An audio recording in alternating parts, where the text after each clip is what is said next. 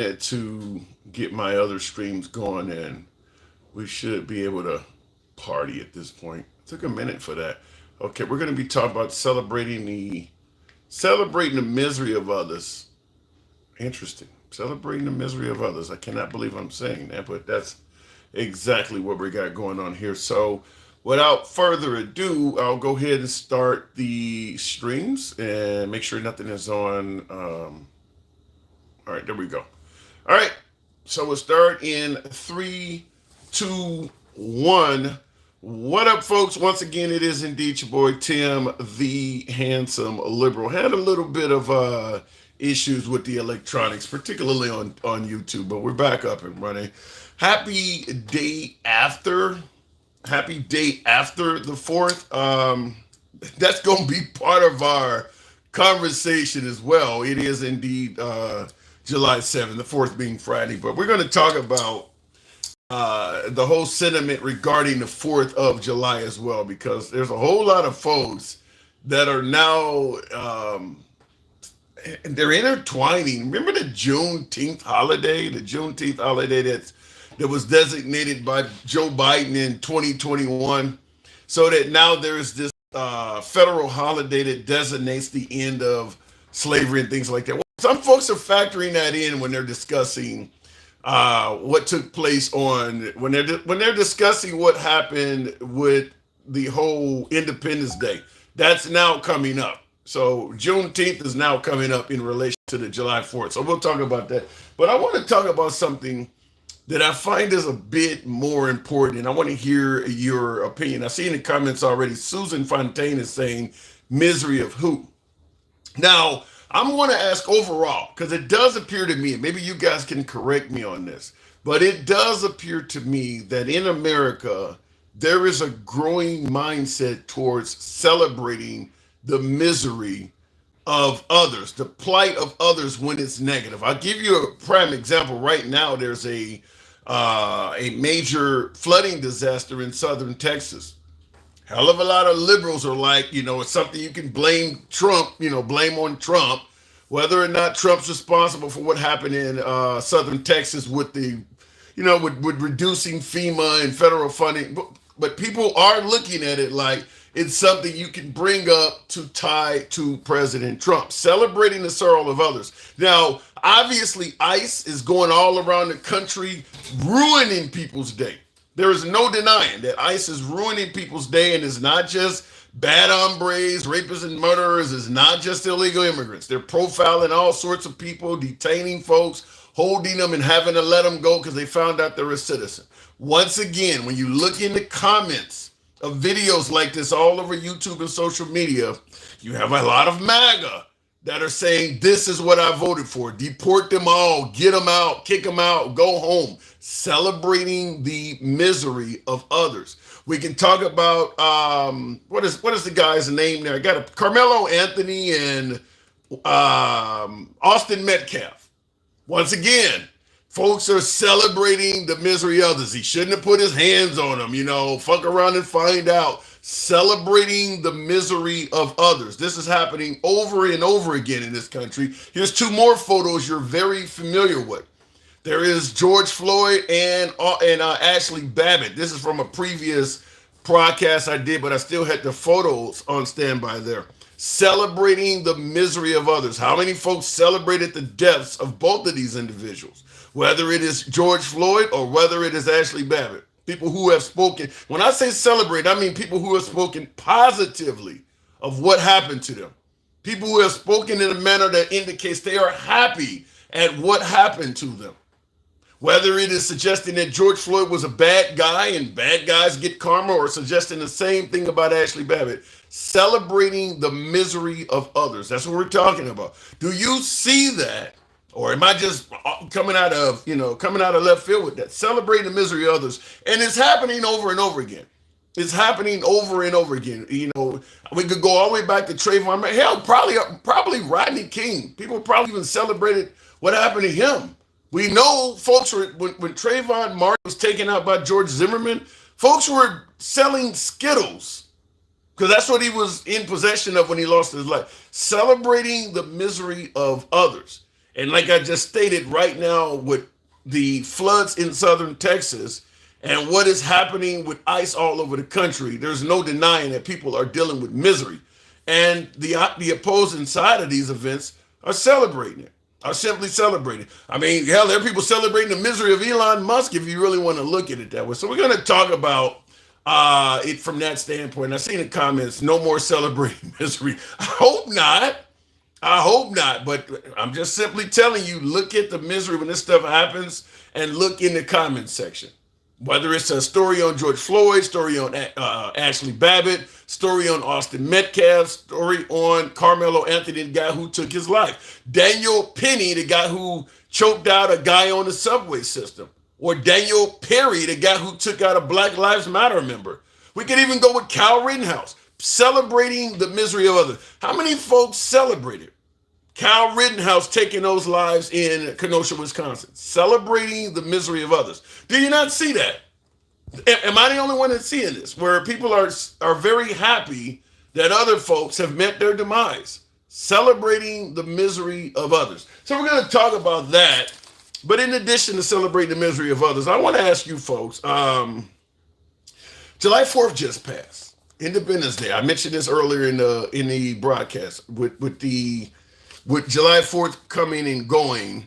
There's a lot of folks in this country that are suggesting they don't feel so independent.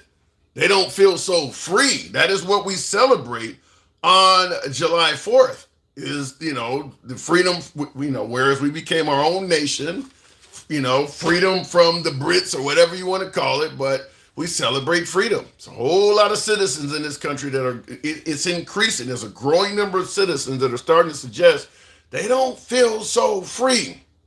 And then, of course, I mentioned earlier that Juneteenth is now starting to come up in conjunction with July 4th because a lot of the African American community is certainly saying, and I think with a little bit of accuracy, that July 4th was never meant for people of color anyway. I mean, 4th, 1776 certainly did not designate anything special if you were a person of color. So they're now starting to also say that July 4th don't mean much to me.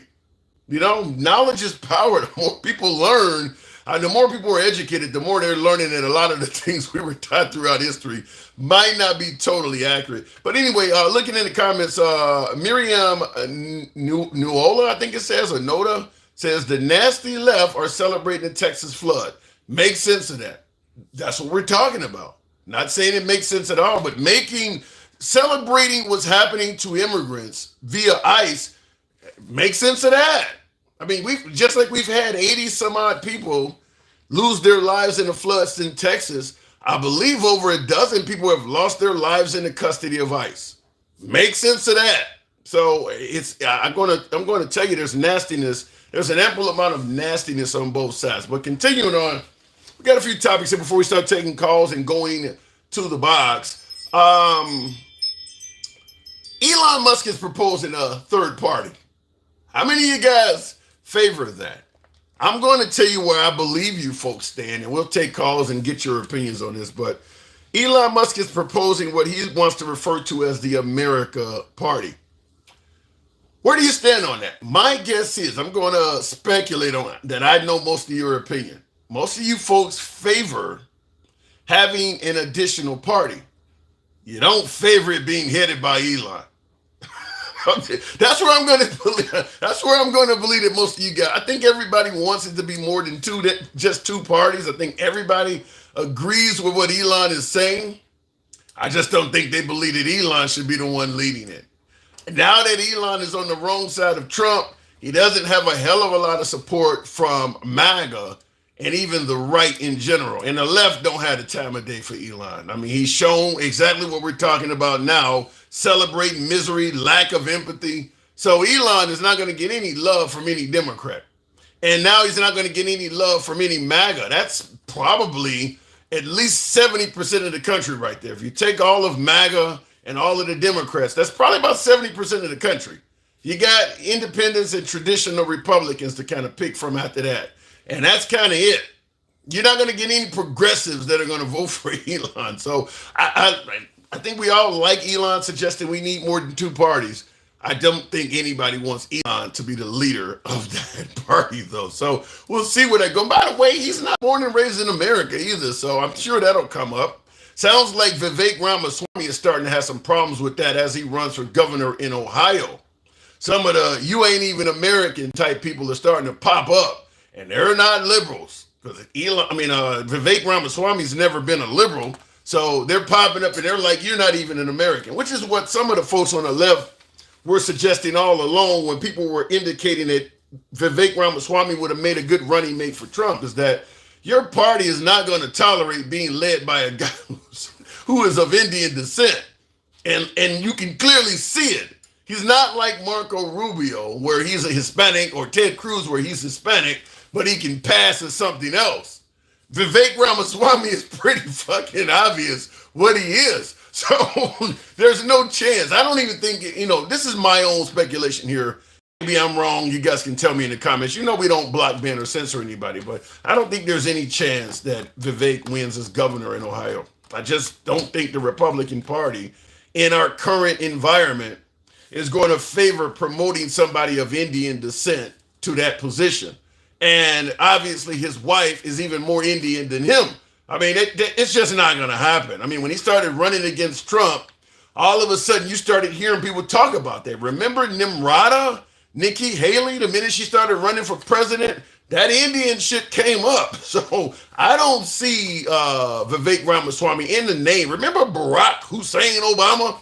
Vivek Ramaswamy? Come on now, let's be consistent. Let's be consistent, folks. Anyway, so something else I did want to talk about, but I think this one is interesting. Last topic. We'll cover all these, and certainly we'll let the callers take this where they may. As you've seen earlier, I had the Gadsden flag up. The notion that having Second Amendment rights helps stave off tyranny. What is tyranny? A government that turns against the people. Well, many would argue, certainly among the Hispanics, African Americans, we had our time when the government did not like us, but times have changed. African Americans can somewhat live the American dream now. Right now, it's the Hispanics. Right now, it's the LGBTQ community. So I'm going to ask, in this current environment, do you believe 2A stops tyranny? Because Trump is now indicating that he may denaturalize citizens. So you are a citizen of the United States. You came legally. You did everything, up to and including Paris, passing an American citizenship test. And after that, Trump is deeming something you did after that denotes we want to take your citizenship away and kick you out the country. Now, as a citizen, you have 2A amendment rights. You have Second Amendment rights. Does 2A rights prevent tyranny? Ask people. Ask these people. So we're going to go ahead and start tackling the show. Looking in the comments, it's funny that Vivek would think MAGA would vote for him. Too much melanin. Yikes. You're saying, well, they voted for Tim Scott, but I don't think I think it's a ceiling there. I kind of agree with you a little bit there. I kind of agree with you there, Delana. There is a ceiling. You can get so high, but as a governor of the whole state, I don't think Vivek has a chance. I don't think Vivek has a chance. So, and I agree with you, K220 or whatever. It is speculation. So going to the box, I'm asking that question. Why are we celebrating misery? We'll start out with Captain America. You should be here to save the day. Good morning. I'm about to say good evening because I'm normally on in the evening, but good morning, Captain America. What's up, Tim? It's D Blue. I had to make a new account because one of your viewers decided they wanted to report me for some bullshit. My viewers? My viewers love everybody. Yeah. My viewers love everybody. Not the MAGA viewers, apparently. They don't like when you talk about their orange Jesus. MAGA loves everybody. MAGA's the nicest people there is. Oh, yeah. Definitely, Tim.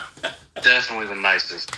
Okay, so why the hell are we celebrating sorrow? And why are we celebrating misery for other people? That's a good question. I don't really have a solid answer to. Us as a human race, we're in a weird point in time. It's not just about race or religion or gender or any of that anymore. People hate each other just based on very simple disagreements. Yeah. And it's a weird deal. I don't want to, I think Trump is a large part of it, but I don't want to put all of it on him, because he is, I feel like he's the product of our environment. If that makes any sense. I can't, let me tell you what I disagree with. Trump is older than the environment. So Trump would be the one that you say Trump is a product of the environment. Trump is like 80 years old. So he was here before most of us were. Well, no, what I mean is his attitude towards, not his attitude, people's, how do I put this? I don't know how to put this. I guess what I'm saying is, well, let me just interrupt you and say this. The reason he's so popular is because of the environment we're in right now. Okay. So he was popular before he ran for president, though. Well, yeah, he was popular as a celebrity. Okay, well, in the comments, Henry Wins wants me to tell you and others, say, can you please tell black people God is a white man born in Africa? So you think language like that may have anything to do with some of this? Yeah, that's what I mean. That's what I mean. I think Trump is he's the face. He's the face of the movement. He's bringing it to the forefront. But this is something that's existed in America for a long time. He's just kind of giving people a voice and an excuse to be shitty. I mean, you see your leader being shitty, and you're like, well, hey, I can be shitty too. That's my leader. So you don't think Trump is a product of the environment? You think we are a product of him? I think our political situation is the product of our environment. There's no trust. There's no trust in our politics. There's no trust in our news. And that where did that come from? It makes it easy for a guy like Trump to say whatever the hell he wants. But I don't remember under the Bush administration there not being a trust in news and all. Where did this come from? A lot of it came from that pandemic era. To be honest, I can't tell you. I couldn't tell you exactly why. But I know that Trump he's a silver-tongued devil. He's really good at making people think. What the hell is that? He's really good at making people. Well, he's really good at making people think that he cares about them, and that he's going to do right by them. Mm-hmm. He's a good speaker. I mean, that's one thing I'll give him. I don't like Trump whatsoever. I don't like his policies. I don't like him as a person. But I will say that he's a good salesman. Okay. Well, he's good at selling the idea, but he's not necessarily good at. I haven't. And I do agree. He is really good at portraying empathy, kind of like Bill Clinton's. I hear your pain, but I think he's able to do it even when he doesn't mean it. But I will say, in regards to where did the distrust of media and things come from? Now I'm speculating. I'm sure I'm going to get some disagreements, particularly from my beloved MAGA audience, but I'm always MAGA friendly. I think it came from Fox. I've been a Fox News watcher for about 20 plus years, and Fox came around as an instrument of countering the notion that most media outlets lean left. To some degree, that there's some accuracy in why they came along, but they didn't just come along to counter the fact that most media outlets lean left. They came along criticizing most media outlets leaning left, and they kept bashing that over and over and over again. So then you all of a sudden had people like Sarah Palin in 2007 saying lamestream media and things like that. That's kind of where it started. Obviously, it got bigger during the Obama administration, and certainly Trump has taken it Trump has done for the distrust of media what Jordan did for gym shoes. I mean, he took it to a whole different level, because every time you hear Trump, he's preaching you can't trust the media. But it was there before Trump. Yeah, and I mean, I'm liberal, but I can also admit it's not just Fox. CNN is a part of it too. But CNN doesn't tell you don't trust the media. Fox personalities like O'Reilly and them, when they were telling you can't trust the other side. That's because Fox News, they have zero morals. These other news stations, they'll fib to you. But like you're saying, Fox is the only one that really pushes this narrative that every other news media is fake except for them. Donald Trump. Yeah, if you watch MSNBC, they don't tell you don't watch CNN. If you watch CNN, they don't tell you don't watch ABC. If you watch Fox, they're telling you to avoid those networks. Yeah. Yeah, and they're also telling you that everything that comes out of Trump's mouth is the truth, and everything that everyone says about him is a lie, and which is insane to me. Like I said, like I started with, I don't understand the situation we're in right now. All I know is it blows my mind that as American people, we're allowing this to happen. We shouldn't be fighting over which news station is right or wrong. We should be upset when any of these news stations lie to it. Well, I mean, while I agree with you, I mean, at the end of the day, that's another reason why I brought Fox up, because Fox is one of the earlier networks that went from telling the news to doing it more based on debates and commentary, where the newscasters are now giving their opinions. It used to just be you hear the news like Brokaw or some of them folks or Dan Rather. They would just tell you what's happening. They didn't add an opinion onto it. Fox News became.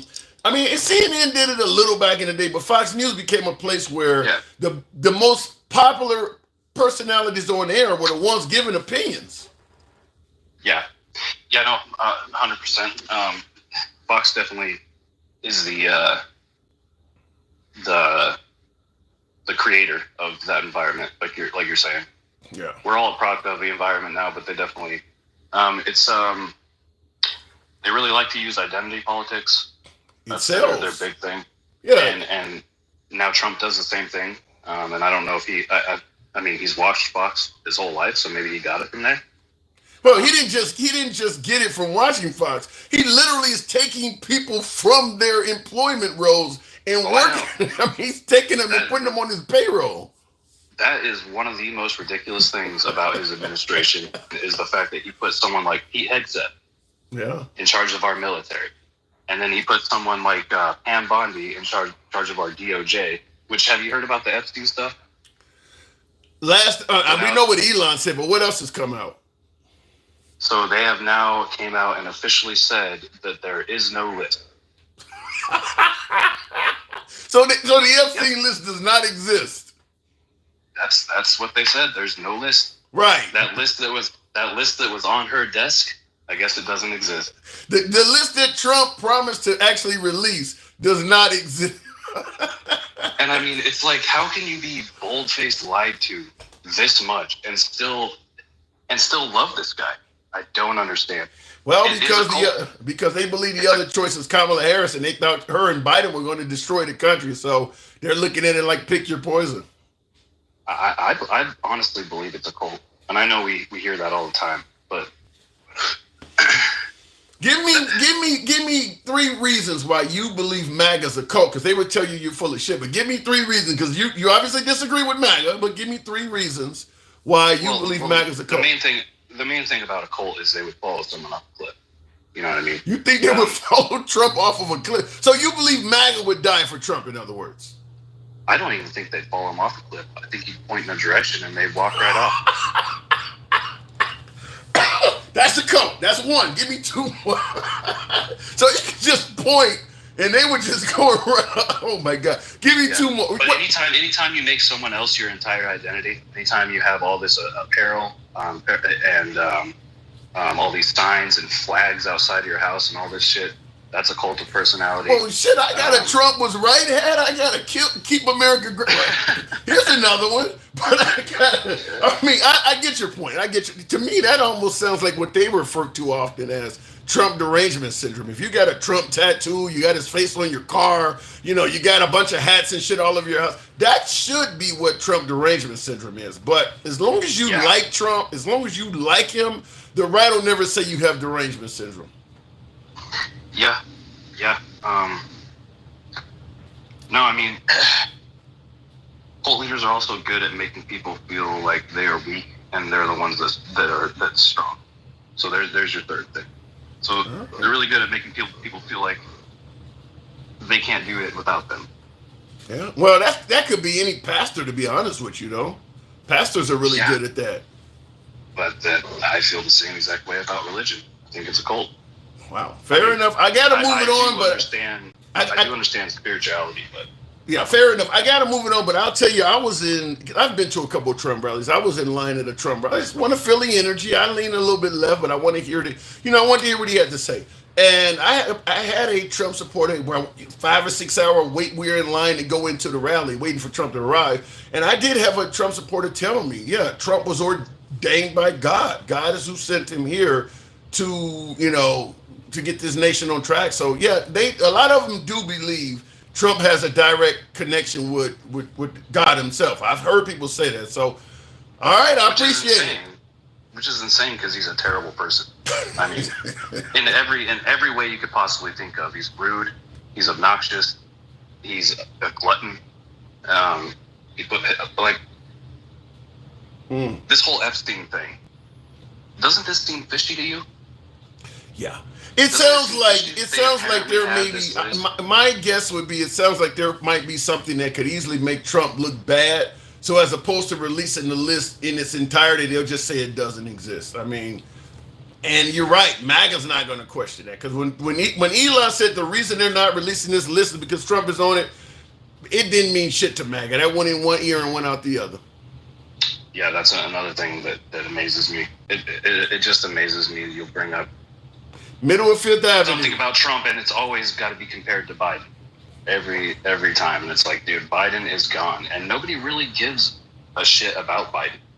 Starting to hear a president that people are attached to. I'm starting to hear more comparisons to Obama, immigration policies. I mean, I'm hearing a lot of Trump, bombing countries. I'm hearing them compare Trump to Obama like almost every day. It's more Obama than Biden. But I got to move it on, Captain America. Thanks for coming through. Yes, sir. Jon Stewart, 2028. Jon Stewart. He needs to speak up. Thank you. He does. All right, we'll see. He needs to speak up in terms of running for office. Looking in the comments real quick, by the way, tap the screen. This is an unusually early broadcast. Decided to take a day off work, and I figured I'd come talk to the folks. Went out of town for the holiday, came back. I'm like, I'm gonna do it live this morning. I don't think I've been on this time of day in a few years. So do appreciate the different audience that's tuned in. Understand, regardless of what you hear in the program, we always have been, always will be MAGA friendly. Nevertheless, liberals are welcome on the program as well. We do not block or ban anyone's comment. Understand that. So we go left of Bernie Sanders all the way to I'm having dinner with Q. This is for a morning audience that may have not seen me before. We don't block or ban comments. This is an uncensored broadcast. Obviously, we don't want to block any damn thing. I don't take people out and all of that shit or mute people, but the apps can do it sometimes. So if you just want to type the N-word over and over again, you kind of force my hand because you'll fuck around and take the whole program down. But other than that, the host is a piece of shit or you're not handsome. I don't care about that. You can type that all day. Type it to your heart's content. Other than that, don't spam. Those are the only rules. Kind of like a fight. Just don't eye gouge. Don't bite. Have a good time, boys. So looking in the comments, how do you choose callers? This is my first time seeing your stream. Adam, appreciate you watching. Adam Contreras. Unfortunately, YouTube doesn't allow me to take callers. So if you're on Instagram or if you're on TikTok, all under the same name, Handsome Liberal, I'll bring you right up. That's how we choose callers. The callers come through, and we don't pick liberals over MAGA. We don't pick MAGA over liberals or independents. We believe in everybody being able to speak. Host seems very respectful, says Derek White. Thank you very much. I didn't get quite that far with the divorce court judge, but I appreciate your comment. Thank you. Thanks for the freedom of speech. My God, censorship is criminal. Well, we try not to do it here. So we're going to go back to the box. Stick the ruler. Good evening or welcome to the program, Stick. Oh, Elon said it when he was pissed. Let me hang on a second, Stick. Let me just say this. This is my whole diatribe, for lack of a better term, on Elon claiming Trump was on the Epstein list. When Elon was finding waste, fraud, and abuse, MAGA was cheering that on. You didn't ask Elon to prove any of that shit. He's finding waste, fraud, and abuse in Africa with USAID, whatever. You knew he had a bunch of investigations coming from USAID. You didn't have any problem with him ridiculing them and getting rid of them, getting rid of any money that was going anywhere. You were okay with him firing your fellow Americans. You trusted Elon. The minute he said Trump was on Epstein's list, he didn't do anything else to lose your trust. He was in your good graces the whole time. Minute he said Trump was on the on the Epstein list, all of a sudden you didn't trust him anymore. Like that's all you have to do is criticize Trump, and your credibility goes away. This guy had total credibility with MAGA. All he had to do was say Trump is on that list, and that's why he's hiding it. And suddenly they don't trust him anymore. Did you see it that way, Stick? Good morning. Good morning, Tim. Nah, I seen it. I seen it just the way you just described it. They was all with it. Long as Trump was vouching for him, Elon could do no harm. Elon was a good person. You know, the kid came in and told him to shut up. And he told him he wasn't the president. And he told the kid, you know, he told the press that he was a good kid. That X was a good kid. So you know, and then in hindsight, you know, Elon showed his little Trump part, which was he told a little bit of truth when he said that the big beautiful bill, the BBL, you know, really the big bad legislation. It's the big bad legislation. That's what it really is. It's a BBL.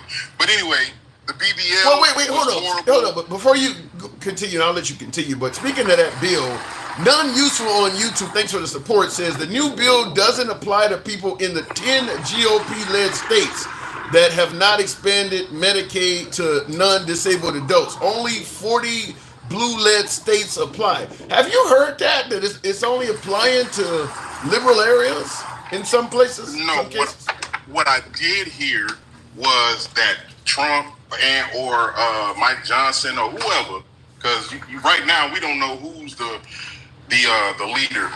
So we'll just say Trump's people got with the Arkansas, I think it was the Arkansas governor or senator or whatever, and said, hey, look, if my people going to lose Medicaid, you ain't going to get my vote. Mm-hmm. If they lose Medicaid, you don't get my vote. So they exempted Alaska. I don't know about any other state getting exemption. Yeah, I don't know about any other state getting exemption. But that definitely came out because the bill hadn't been passed yet. And they were like, okay, they keep going in for meetings with Alaska. What is Alaska getting out of this? And that was the thing that was in the bill. They're exempt from that. So that's how they got that vote. But regardless of the fact, back on Elon, Elon told you that it's kind of ridiculous for me to do all the thing I did with Doge and then for Donald Trump to come back with this bill and then like it was asinine. It made no sense. All it was, maybe he told Elon that we're trying to look for waste, fraud, and abuse. Okay. But in actuality, he was just going to do what Ms. Harris said, which was purge the federal government. Yes, he did take care of one of Elon's foes in USAID. Like he did some things for people personally. Right. But other than that, he did nothing for the actual world or the United States citizens. Because I know people are going to say America. Like even Elon coming out with a third party. Being honest, if you don't have the Democrats joining that party, or if you don't have some independents, because we already have a third party, if you don't have the independents joining, all you're doing is basically saying, I'm going to take some of your voters over here, and you're going to lose. That's all. It's not about him actually trying to win or those candidates trying to win. So you believe that Elon is kind of like a Ross Perot, where he's just going to divide the Republican Party up. Yeah. Wow. And for the ones that still like Elon or like his money, should I say, those folks, because he is richer than Trump, regardless of how much he lost. He's still richer. Yeah, he's still richer than Trump. So at the end of the day, he knows how to take a punch. You know, we seen he had. But wait a minute. What about the notion that Trump is flirting with not only sicking Doge on Elon, which essentially will have him swallow up his waste, fraud, and abuse, but he's even joked about possibly deporting the guy. Could he run anything with Trump using the whole system as a weapon against him? No, because All Elon has to do is those intricate things that Trump touts himself about, like Space Force and all of this, and rockets, and just technology, period, that he really knows nothing about, but he had an inside guy in Elon telling him about it and showing him things. Once Elon told him that he would decommission his rockets, Trump kind of fell back and didn't really have anything bad to say, remember? But it took probably his base to say, hold up, man, you gonna let this foreigner come over here, this African, you gonna let this African American come over here and tell you what it is? Boy, you better get back out there and kick his ass. You know. So Elon is, I mean, technically you're right, but just the notion of calling Elon an African American has a certain amount of humor to it. But so you think of Elon? You think Elon could actually be competitive with Trump? I tend to think that if him and Elon, if Trump went after Elon full blast, Elon's going to lose. I think that Trump people would try to do something. Trump himself is just Trump. Trump is a walking, talking curse. Everything he touches, it ends in disaster. First term disaster. He's a fucking winner. Let me he's a fucking winner, Stick. I think that everything Trump touches may have problems. You know, Mike Lindell, Rudolph Giuliani, Elon Musk. Yeah, the stuff turns to rust and corrodes, but Trump wins. He keeps winning. No. It's not a win in the sense of it's perception, because it's not a win. When you got so many people losing their lives because you use waste fraud to get rid of USA ID, that's not a win to me. I get it. It's perception. You look at it as, well, this is what he wanted and he got it, so he won. But in actuality, no. 4 years ago. Go ahead. Mm-hmm. Go ahead. No, I was just going to say, if it's a win, you wouldn't have somebody like Elon saying that they're going to start their own party. If it's a win, you wouldn't have people getting on TV and or these lives saying, some, not all, I regret my vote, and or I voted for Trump because I thought he was going to do this, but now in hindsight, that was a horrible mistake. That's not a win. It's a win in the sense, yes, you're the president. It's a win for you, but it's not a win overall. A win overall is like Barack Obama. Yeah, you're talking about a win overall. Yeah, you're talking about a win for the people. I'm talking about a win for him. And by the way, somebody just put in YouTube, Erykah Badu passed away, huh? Wow. I didn't know that. Yeah, I don't know about somebody that. Says at 54. I hope not. I hope not either, but I don't know why that person would just make that up. Yeah. But anyway, I will. Here's what I mean when I say a win, how Trump is winning. 4 years ago, he was dealing with a host of criminal charges. Ultimately, he not only dealt with a bunch of criminal charges, he ended up being found guilty and convicted for 34 felonies. Not only did he survive and emerge victorious after those 34 felonies, what was his name? Jack Smith, that guy pretty much is gone completely from the public eye, had to step down. Just about everybody who has risen up against Trump is damn near unemployed from what they used to do when they rose up against. I don't see how you don't see him as winning. Now, you're talking about winning for the American people. That's a different argument. But Trump himself, he's getting richer, he's getting more powerful, he's succeeding. I don't see nothing but victory. Well, I'll say this. If he don't get a third term like they want him to have, is it a possibility that those charges that Jack Smith had can still come up? Yes.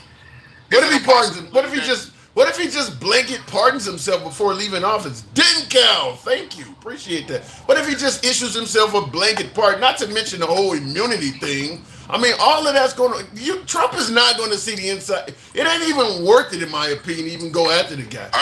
I'm going to say it like this. To you, it ain't worth it. Just like to me, it ain't worth it for MAGA to want Democrats to suffer or cry or even be hurt.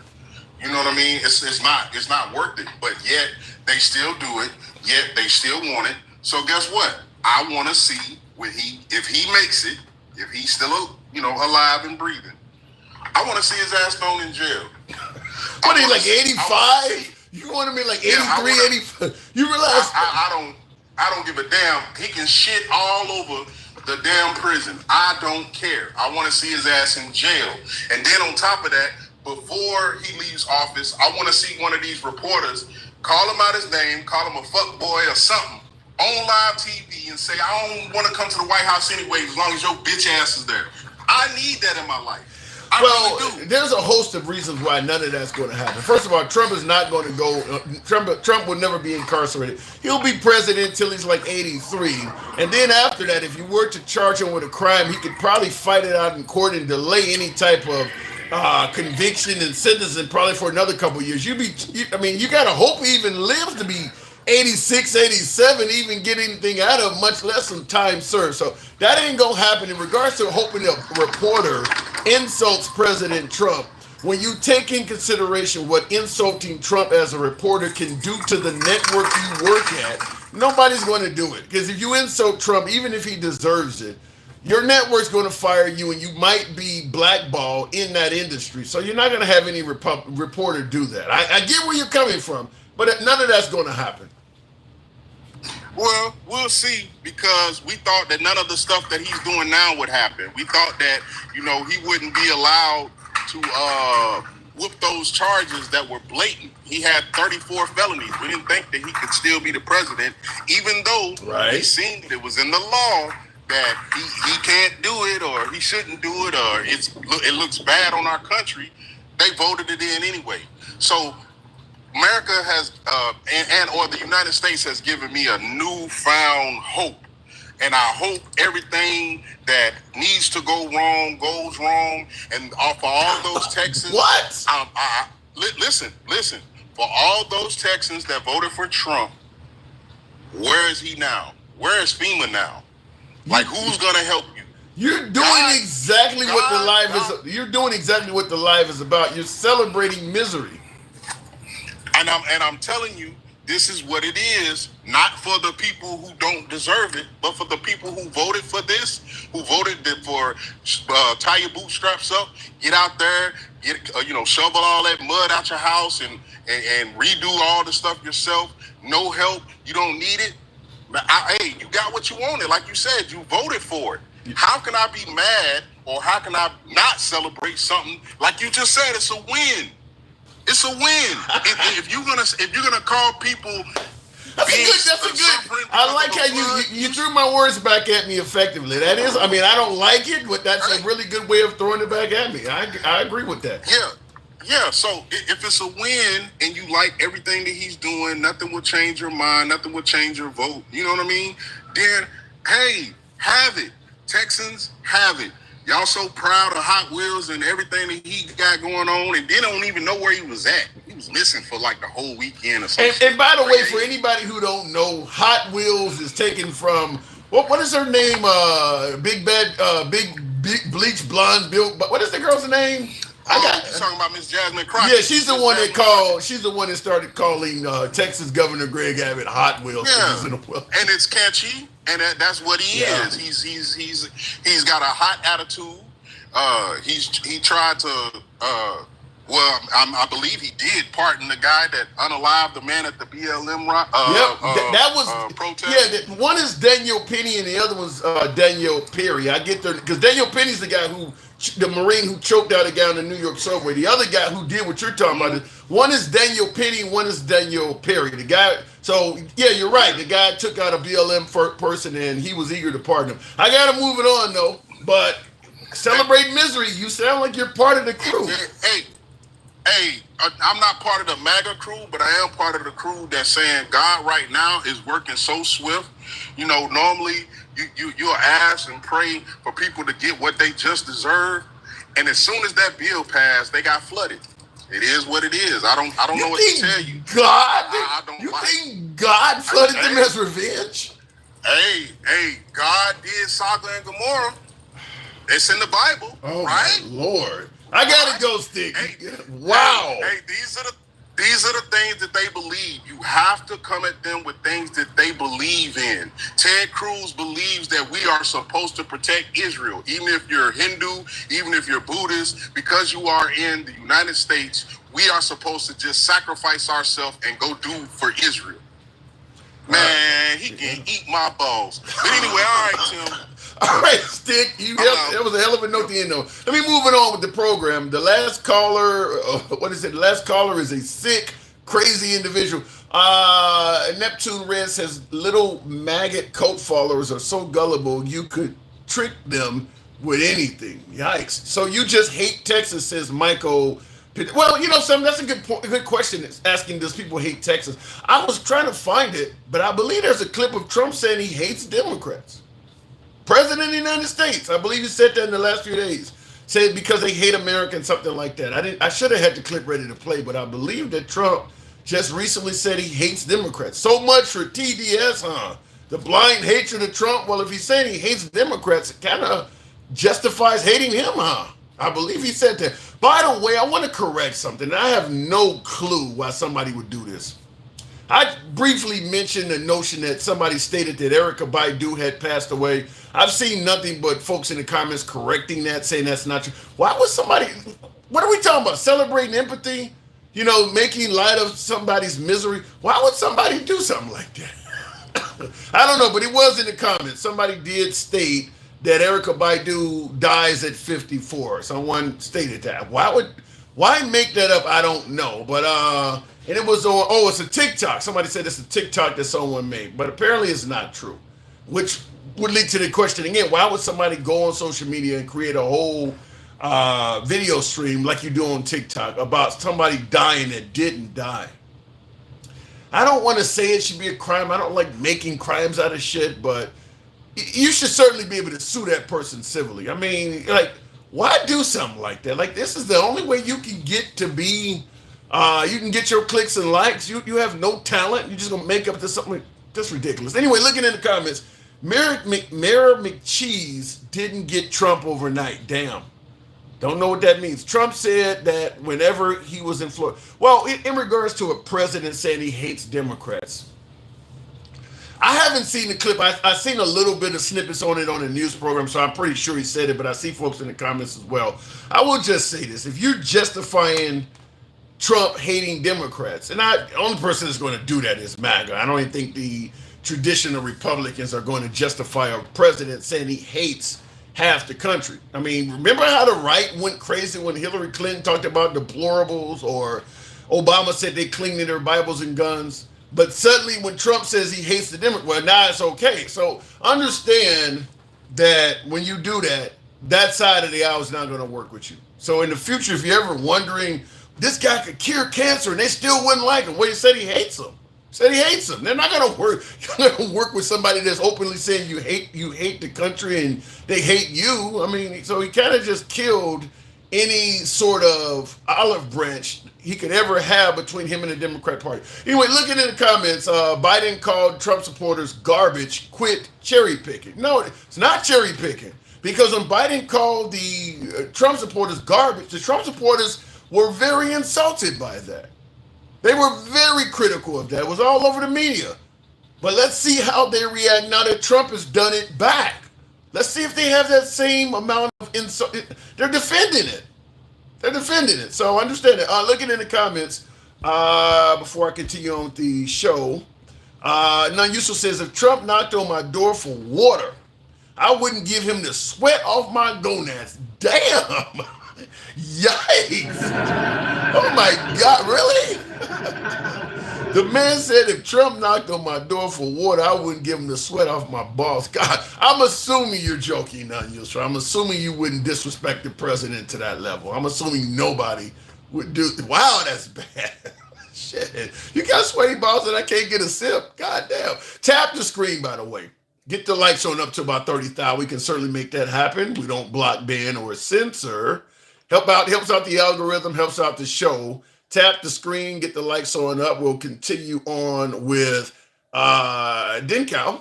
Good evening, Denkow. Trump supporters are just as sensitive as he is. Me too. I don't disagree with that. You hear about the liberals being snowflakes. Yeah, if you say the wrong thing, the Trump supporters will. I mean, they believe in censorship and cancel culture. You know, even going all the way back to the Dixie Chicks about the Iraq War. The right believes in that as well. They would happily censor Taylor Swift if they could. Denkow, good evening. Good evening. Or, no, more afternoon or whatever. I'm on a different time. Oh, yeah. Afternoon.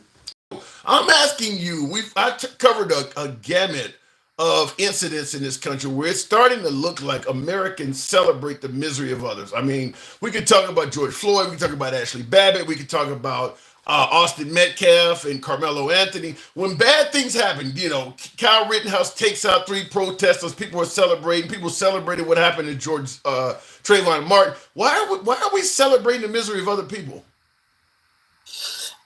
Right now, it's almost fashionable. I mean, when the president of the United States comes out on Christmas and Thanksgiving and New Year's and says, happy holidays, except for the radical left-leaning Democrats that hate America. Yeah, right. It's normalized now. It's a fad, and of course, his fans, the people with the real TDS, they go right along with it. Are you suggesting the real folks that should be diagnosed with TDS are actually MAGA? Yes. I was just in the chat talking to Johnny, and he's talking about he's upset because Democrats don't compliment Trump. Like, what? Yeah, I don't know where that's coming from. He said we can't have an intellectual conversation if you guys can't, give him, if you can't be giving him compliments. I'm like, that's the stupidest shit ever. Yeah, maybe he was just trolling because obviously Trump doesn't compliment Democrats, and Trump said Obama didn't do anything right. I mean, he was obviously very critical of Biden as well, so I don't know why Trump would expect Democrats to be complimentary to him. I mean, he didn't even want to give up the election in 2020. Right. So, hey, I'm not sure if you know, and I don't mean to derail the topic of your conversation, but somebody down there in Texas, they took a shot at some of them border patrols. I mean, I'm going to say this with the utmost respect for Border Patrol, but damn, I'm trying to come up with a better way of saying this other than about time. I mean, I'm surprised because let me tell you something. Let me tell you why I say about time. I know I'm going to get hammered for saying about time because I don't want any Border Patrol to be injured. But I asked the question, does having Second Amendment rights prevent tyranny? What some of these folks are doing is nothing short of tyrannical. They're running up in businesses without any warrant. They're wearing masks and no nameplates and things. I'm surprised that ICE, most of that's ICE, but I'm assuming the Border Patrol is connected with them. But I'm surprised that people haven't done that already. True. And look, it falls right back with the topic of your conversation.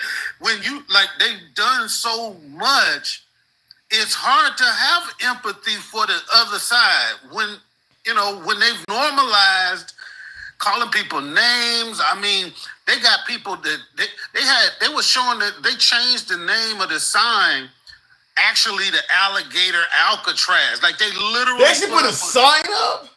Yes, and they had people out there with their kids, and Trump had MAGA hats taking pictures in front of the sign. You know what that reminds me of? Yes, I know exactly what it reminds you of. Standing around watching a black man dangling.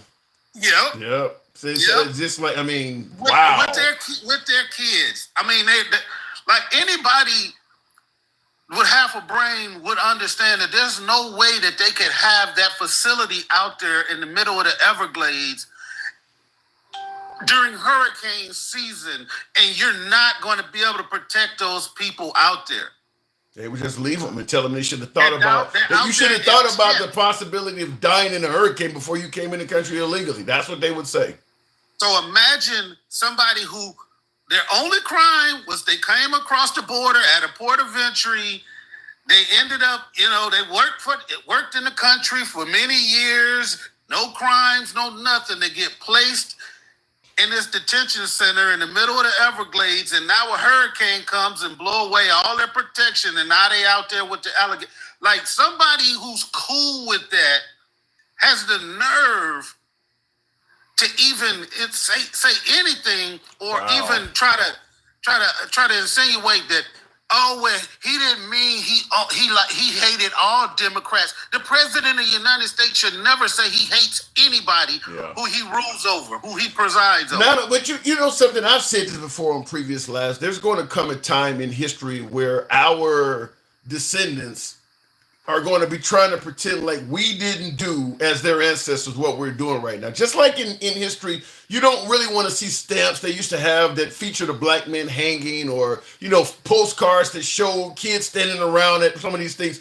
This taking pictures and selling alligator Alcatraz merchandise, that's going to be one of those things in the future where they're going to want to hide that it ever happened. I mean, no adult is going to want to admit as a kid I took a picture in front of that sign and was smiling. And they're not going to want to. They're not going to want to have it known. Just like what is it called? Gator bait, of how they used to take a black infant and use it to bait the gator, to make the gator come up and bite the baby so you could catch it. Nobody wants to actually tie themselves to that in modern times. They're not going to want to tie themselves to this stuff. Just like the German army, nobody is celebrating that their grandparents used to be, in the German military. Like, they disassociate themselves with it because it's so horrible, and people are doing the same. They're emulating those behaviors now, and not even thinking about the consequences, not even thinking about when. Like, I would be horrified if my kids grew up one day and say, "You were a part of MAGA, like you were a part of that whole movement. Like, you was okay with the president saying he hated half the country. You were cool with him just detaining grandmothers and going into college, high school." Well, let me tell you something, sir. There was a guy before him named Biden. Now, he's long dead. He said something about they were garbage. This is what I mean. This is how it works. 100 years in the future. Well, I read in the history book before him there was a guy named Joe Biden who called the country garbage as well. So maybe they'll still be fighting back even in the future. And that's where, if you cannot, if you cannot put people's statement into their perspective, just saying he said they were garbage. What did he actually say? Wasn't this in regards to Trump or Trump's comedian at Madison Square Garden saying that Puerto Rico's like a sea of floating garbage or something? And so Biden was mad that they would host a comedian that would refer to Puerto Rico as garbage. And then Biden said, well, they're garbage for saying that. And they ignored the comedian from Trump and just ran with Biden's statement as if it was a solo statement. Right, but you're equating what he said about people laughing at a concert with the entire, Republican Party. Well, I'll agree with MAGA often on this. They took Biden's comment out of context because Biden didn't just get up there and say that MAGA's garbage. It was in relations to a statement made at a Trump gathering, and he said, "Well, if you think Puerto Rico's garbage, then you're garbage too." I mean, that's really what the context of it is. But they took out the comedian part and just left Biden with this garbage standalone statement to make him look like he just got up there and called MAGA garbage for no reason at all. Right. Well, what we all know.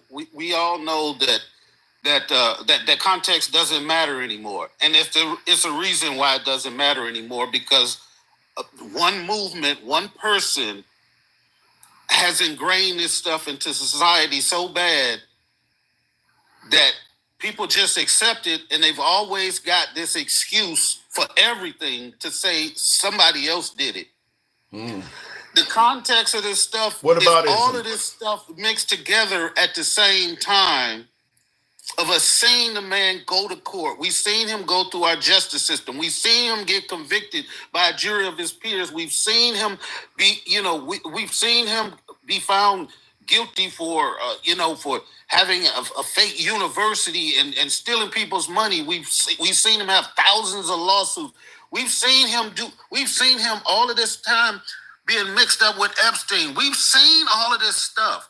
And so if we can't take the full package into context and go from, well, Joe Biden said they garbage too, to equate it to the same thing as Trump, I don't know the man said, you're going to get tired of winning if you follow. I want you to hear this, though. This is coming from Just Me in the comments. We were talking about alligator Alcatraz and some of this other stuff. He says in all caps, they should have came in legally. In all the years he was here, he had years shaking my head off. Illegally get gone. So what he is saying is, if you're here illegally, there should be no outcry. You either come legally or you got to go. How do you respond to that? Once again, he's not thinking about it in its entirety. A lot of those people were here legally. They were going to their immigration court proceedings. They were trying to attain citizenship. They had come into the country through ports of entry, some of them, and they were here illegally. Once he got in office, he changed the fucking rules. Yeah. He said all of these people that were here on protected status are now illegal. They fall into the illegal bucket. All of these people who were brought here, the Haitians were brought here, like by us, flown on planes. They are now being rounded up and sent back or put in these concentration camps, and they were here illegally. They were here legally. They were here legally. Yeah. We're not beefing. We're not beefing with the ones that committed heinous crimes and or sent to these people. But they are sending people to these detention camps like Seacott, where the worst criminals in the world are, and their only crime was crossing. American made in the comments, in addition to saying America first, he's saying, but listen, they got denied by the court. So you got arrested at a court. You went to your court hearing, but the courts denied you. So now it's time to kick you out. So he's saying it, but they did get denied by the courts. Yes, if the administration changes, those people that were going to court, you know what the government told the courts? What? To dismiss their cases. Yeah. To dismiss their cases so they could catch them outside. They were not illegal. They were not even adjudicated by the courts.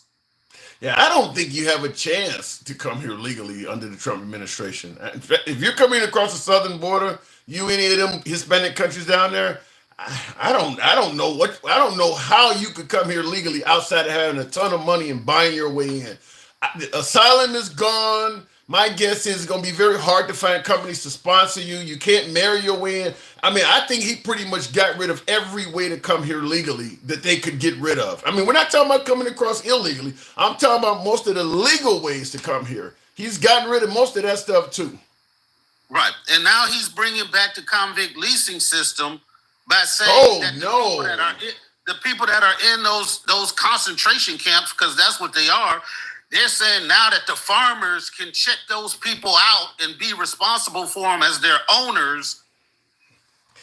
Maybe I'm going to defend Trump and say maybe that's bad language. I don't think Trump really wants American farmers to be able to own brown people. Is that what you're indicating? I'm telling you what the man said on TV. He said we're going to roll out a program where they'll be able to keep the people. I heard him say it, but I'm going to defend Trump and say I don't think he meant it. It sounds awful. I get it. It sounds awful. I don't think he meant that. Now you want to add a little bit more context to what he said. The man said the owners. He said the owners will be responsible for those people. Can I get a man at least a Freudian slip? Look, you can't slip that many times. There's not that many. A Freudian slip is something. Listen, I got a couple kids. You can slip a lot, okay? I'm just gonna tell you can slip. Not when you're talking about slavery. Not when you're talking about indentured servitude. Talking about they're gonna pay them, but. He's talking about if they've been working on your farm for like 15 years and you know them, then you will be responsible for them. But let me just ask you to get clarity. Do you really honestly believe Trump wants to let American farmers own people? Do you think that that's how he meant it? Or do you think it's closer to what I'm saying? It was a slip of the tongue. No, I believe he wants those business people, just like he is one, because he's talking about that for the hospitality too. So that means those people that work at his golf courses and resorts will, yes, be under his ownership. You can call it what you want to. You don't have to call it ownership. You can call it what I said before, the leasing system. So it's not involuntary the person has no say. Once I own you, you don't get the chance to leave. I mean, I can do whatever I want with you. You believe that? Well, I mean, you can give them the opportunity to leave, but how leave where? Those people, some of the people been here 15, 20 years. Where they gonna go? I hope you're wrong. All right, DeCal. I hope you're wrong. Convict leasing and indentured servitude, those people had a choice too. But there wasn't really a choice when you have nowhere else to go. Yeah. I'm about to look that clip up and play it. I gotta move on, but man, you really depressing the hell out of me with that. I don't want nobody owning my ass. Shit. And then we on here talking about have people lost empathy. You're damn right we lost empathy. It's definitely looking that way. That we're lacking empathy in this country. It's definitely looking that way. But the liberals are doing it too. I mean, you couldn't let it go. All right, man, I'm gone. All right, DeCal. I tried. You drive a hard bargain. Let me move it on. Real quick in the comments. None Useful says the recent bill allocates over $100 billion to ICE and border enforcement, $45 billion for detention centers, $29.9 billion in paychecks, maintenance, transportation through 2029. Here's what's crazy about that. Remember, we're going to bring money home. We're going to stop sending money to the Ukraine. We're going to stop sending money to USAID and other foreign entities because we wanted to help out Americans. Notice that Trump is in office. He's cut out all of that shit. And when do we get to the point where we're starting to help Americans out? Have you heard? I mean, there's a big, beautiful bill no tax on tips for 2 years. And that's only capped at $25,000. I mean, I haven't been in a environment since I was in the union jobs, in the union trades, where I worked and earned overtime pay. But I'll tell you this, $25,000 in overtime ain't a whole lot. I mean, if you really go out there and work some real overtime, let's say you're making a base salary of 60, 70 grand a year, and you really work over, I mean, 25 grand is not that. I mean, they capped it at that. That's all you're not going to pay tax on tips or overtime, but it's capped at 25,000. So if you make 60, 70,000 a year, the majority of that's going to be taxed. Not to mention, in addition to that, it only lasts for 2 years. Whereas the stuff he's doing for the upper portion of our, the rich, I'll just say the rich, their shit lasts a lot longer. All of the stuff he does for the people at the bottom have caps and it expires really quick. But the stuff he does for the people at the top, it lasts for a long time. Why is that? I don't know, because people celebrating the no tax on tips like it's something huge. I don't see it, and not to mention, like I said, myself being an independent contractor, it doesn't change my life at all because I don't get tips and I don't get overtime. My guess is also if you start allowing more companies to put their employees on salary, you may start seeing a lot less Americans getting overtime too. I don't see it. And I see in the comments, Mr. Mobetta says he made theirs permanent. I tried to bring up one of my viewers on Instagram. I don't know if it's allowing me to here. Adam Contreras, we'll give it a moment. By the way, tap the screen, get the likes on up if you're on TikTok. Smash that like button if you're on YouTube as well. Helps out the algorithm, brings in more MAGA. What do I say? We are MAGA friendly. Been that way since day one. We don't block, ban, or censor. Adam, good evening on Instagram. I'm going to say evening because I'm used to doing evening shows, but good morning, Adam. Good morning. First time watching your stream. I have so much to rebuttal with some of the people you've, I guess, had speaking on your show. Sorry, I'm unfortunately driving currently, so I'm going to be... Let's get into it. Okay, give me what you got. What did you hear that you don't like? Now I'm assuming you lean right? So I'm more center right. So I'm technically still a registered Democrat, but I cannot claim that party anymore. When is the last time you voted for a Democrat in the national election? Did you vote for Trump all 3 times? Obama. Okay, so it's been 4 elections or more. Okay, so what have you heard so far that you disagree with? Okay, let's start with everybody has opinions. For example, a lot of people on your show tend to have a good amount of opinions. Does anybody on your show have any experience working with government? I'm 14 years in the United States Army. I've had a top secret clearance. I've worked at Guantanamo Bay, Cuba. I have worked in Al Udeid Air Force Base. housing, Afghans. Let me interrupt and tell you the last guy who just hung up retired from the U.S. Navy. I got a lot of military and people would a lot. I have a ton of very recent military experience. I just got back from a deployment. I'm actually on leave right now. I've worked on the Texas border with several letter agencies. The last Okay, I got the resume. Now give me what you disagree with. Okay, so a lot of people are having an issue with migrants and the cost of the housing of migrants, but they had no problem when it came to giving out benefits, such as Ukrainians that were essentially filing for asylum and coming to our country, collecting Social Security income they never paid into. You have immigrants coming into the country, collecting benefits they never paid into. And then you have people who, in my community, so I'm Puerto Rican, I live in New York, my family is very multicultural, but we work for everything we've ever had. I don't know if you saw one of my previous comments. There was a time in my life where I was working 40 hours a week, living in a car, and refused to take benefits because I was an able-bodied person. Well, let me interrupt you let me stop you by saying immigrants are coming in the country taking benefits they never paid into. Do you realize how many immigrants pay into our system? If you work under a fake name, for instance, they take taxes out of your check that you can't file to get back. You realize how many immigrants are leaving money in the system and never getting it back? Are they net taxpayers? What?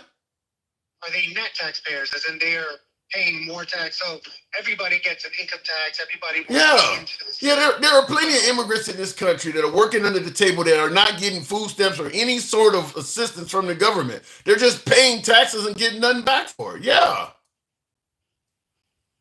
And those that are, such as, for example, I have a 93-year-old grandmother. We are Puerto Rican, so technically we're a commonwealth. But when she immigrated to the United States, that was prior to when Puerto Rico was a commonwealth. She came here and started working in a factory at 16 years old. So when you have those who are doing it the right way, I have family members that waited 25 years to get their citizenship, or they joined the United States military to fast track it. When you have tens of millions of people coming in and cutting the line, you have guys that have been waiting decades, and now they have to wait. Well, but think about it there, Adam. Maybe if people didn't have to wait 25 years, they would be willing to stand in line.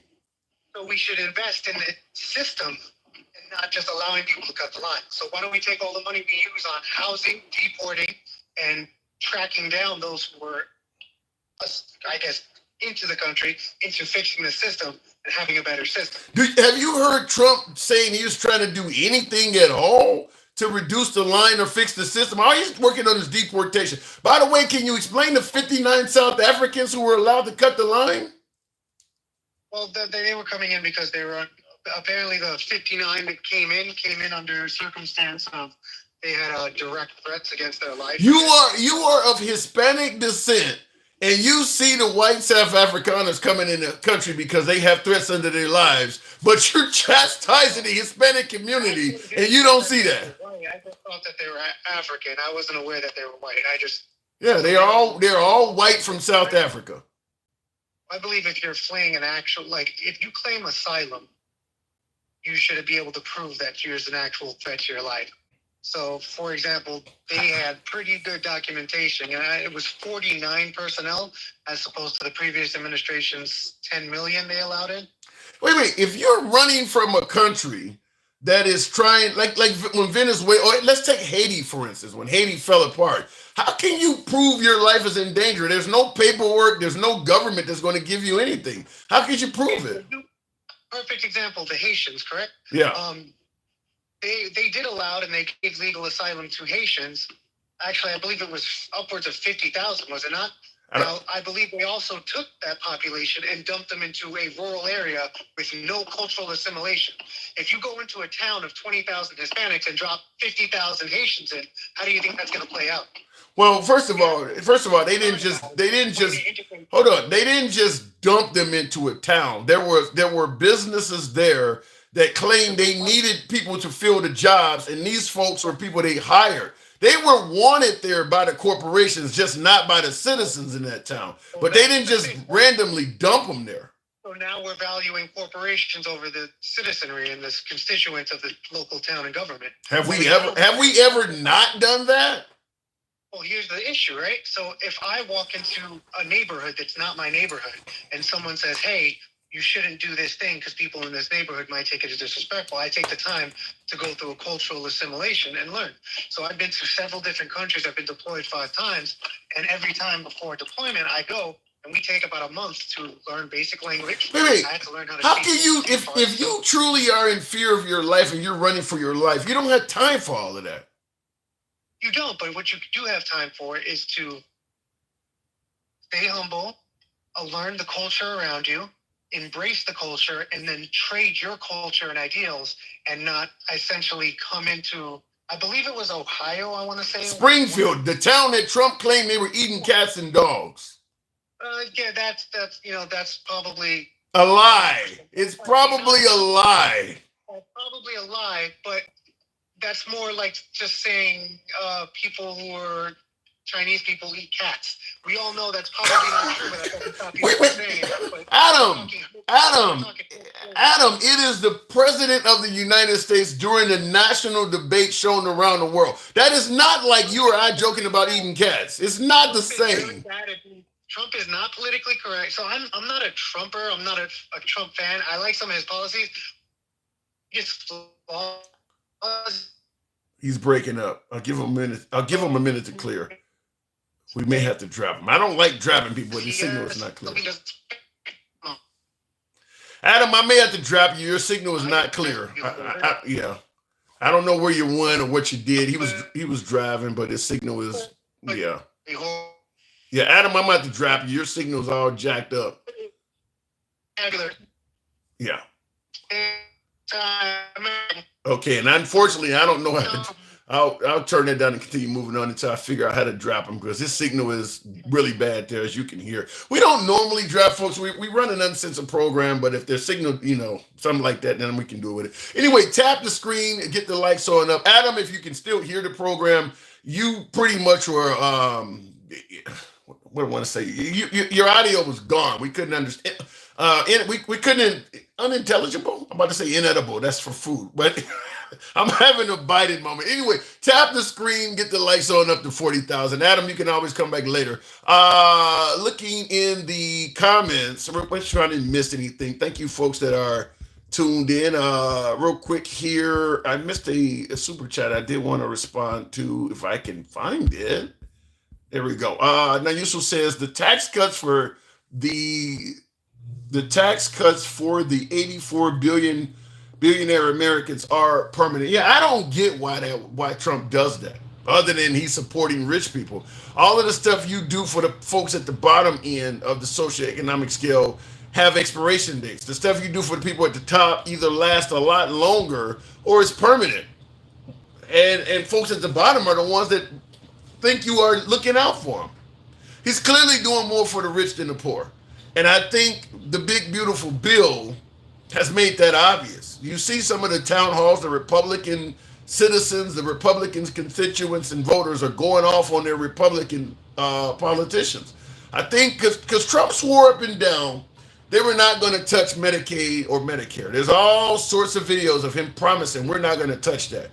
They touched it. They touched it a lot. They absolutely. So once people start getting denied, I'm sure those clips will come up. People often suggest that the Democratic Party has no platform, no leaders, and they have no chance. I'm going to tell you, the Democrats don't always have to do anything. Sometimes the other party can move too far in its direction. People talk about the LGBTQ being shoved down the throats of kids and some of the things the Democrats are doing, which is what made people vote Republican. The Democrats went too far to the left is what many suggest. Well, you can go too far to the right. You can do that as well. Bibles in schools and things like that. You start talking about throwing women in jail for murder if they exercise pro-choice rights or whatever. You can go too far to the right. And that's kind of what's starting to happen. Real quick, Big Dog, yeah! Appreciate the hat and mustache. Thank you. The 1% pays 60% of the country's taxes. Bruno, you said the 1% pays 60% of the country's taxes. My guess is they probably have more than 60% of the country's wealth. They got the money. I mean, of course they pay more in taxes. That's who has all the damn money. They pay more in taxes. Looking in the cover, somebody's name, Mr. Luigi, just followed me. Is that Maggiano? I do see somebody in the comments named Mr. Luigi. Says Mr. Luigi follow. Let me go back to the box. Mr. Luigi follow me. Teenagers are what it says. Teenagers who are not Christian are going to push back. I'm gonna tell you something. The way things are going in this country, the number of teenagers that are not Christian is probably growing because they're seeing a bunch of deplorable activity by people who are claiming to be Christian. Folks that are okay with all of this ice and shit, as one of my viewers talked about, taking pictures on Alligator Alley and buying merchandise that says that, and then you're in church on Sundays. If you're Christian, I don't want to die and go in heaven and hang out with you. So my guess is you're probably growing that base. Continuing on with the program, though. Thank you, folks that are tapping the screen. We'll go to Miss Mo. Wait a minute, Sunflower. Good evening, a sunflower. Or good afternoon, sunflower. Welcome to the program. Hello. Hey, what am I getting How wrong? are you? What am I getting wrong this afternoon? You're not really. I mean, it's the idea that empathy is kind of gone in America. It's how it feels. I'm down here in Florida, so I'm seeing it, and it's just disgusting. And then, watching even the president go on and say that they're going to be treating the people like they want the farmers to be responsible for the people and called them the owners of the people. It's crazy. Hold on, sorry, my Alexa's going off.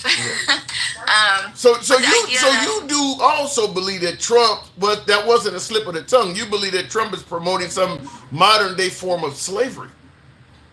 Well, yeah, because once you make the farmer responsible for them, and you have people who are scared to be sent to places like El Salvador and stuff like that, you give the farmers full control over the people working their farms. What's the difference? That's a right? good point.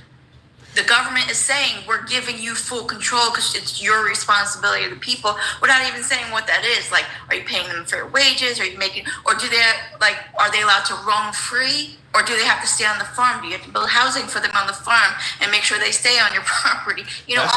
That's a plantation, basically. That's a plantation.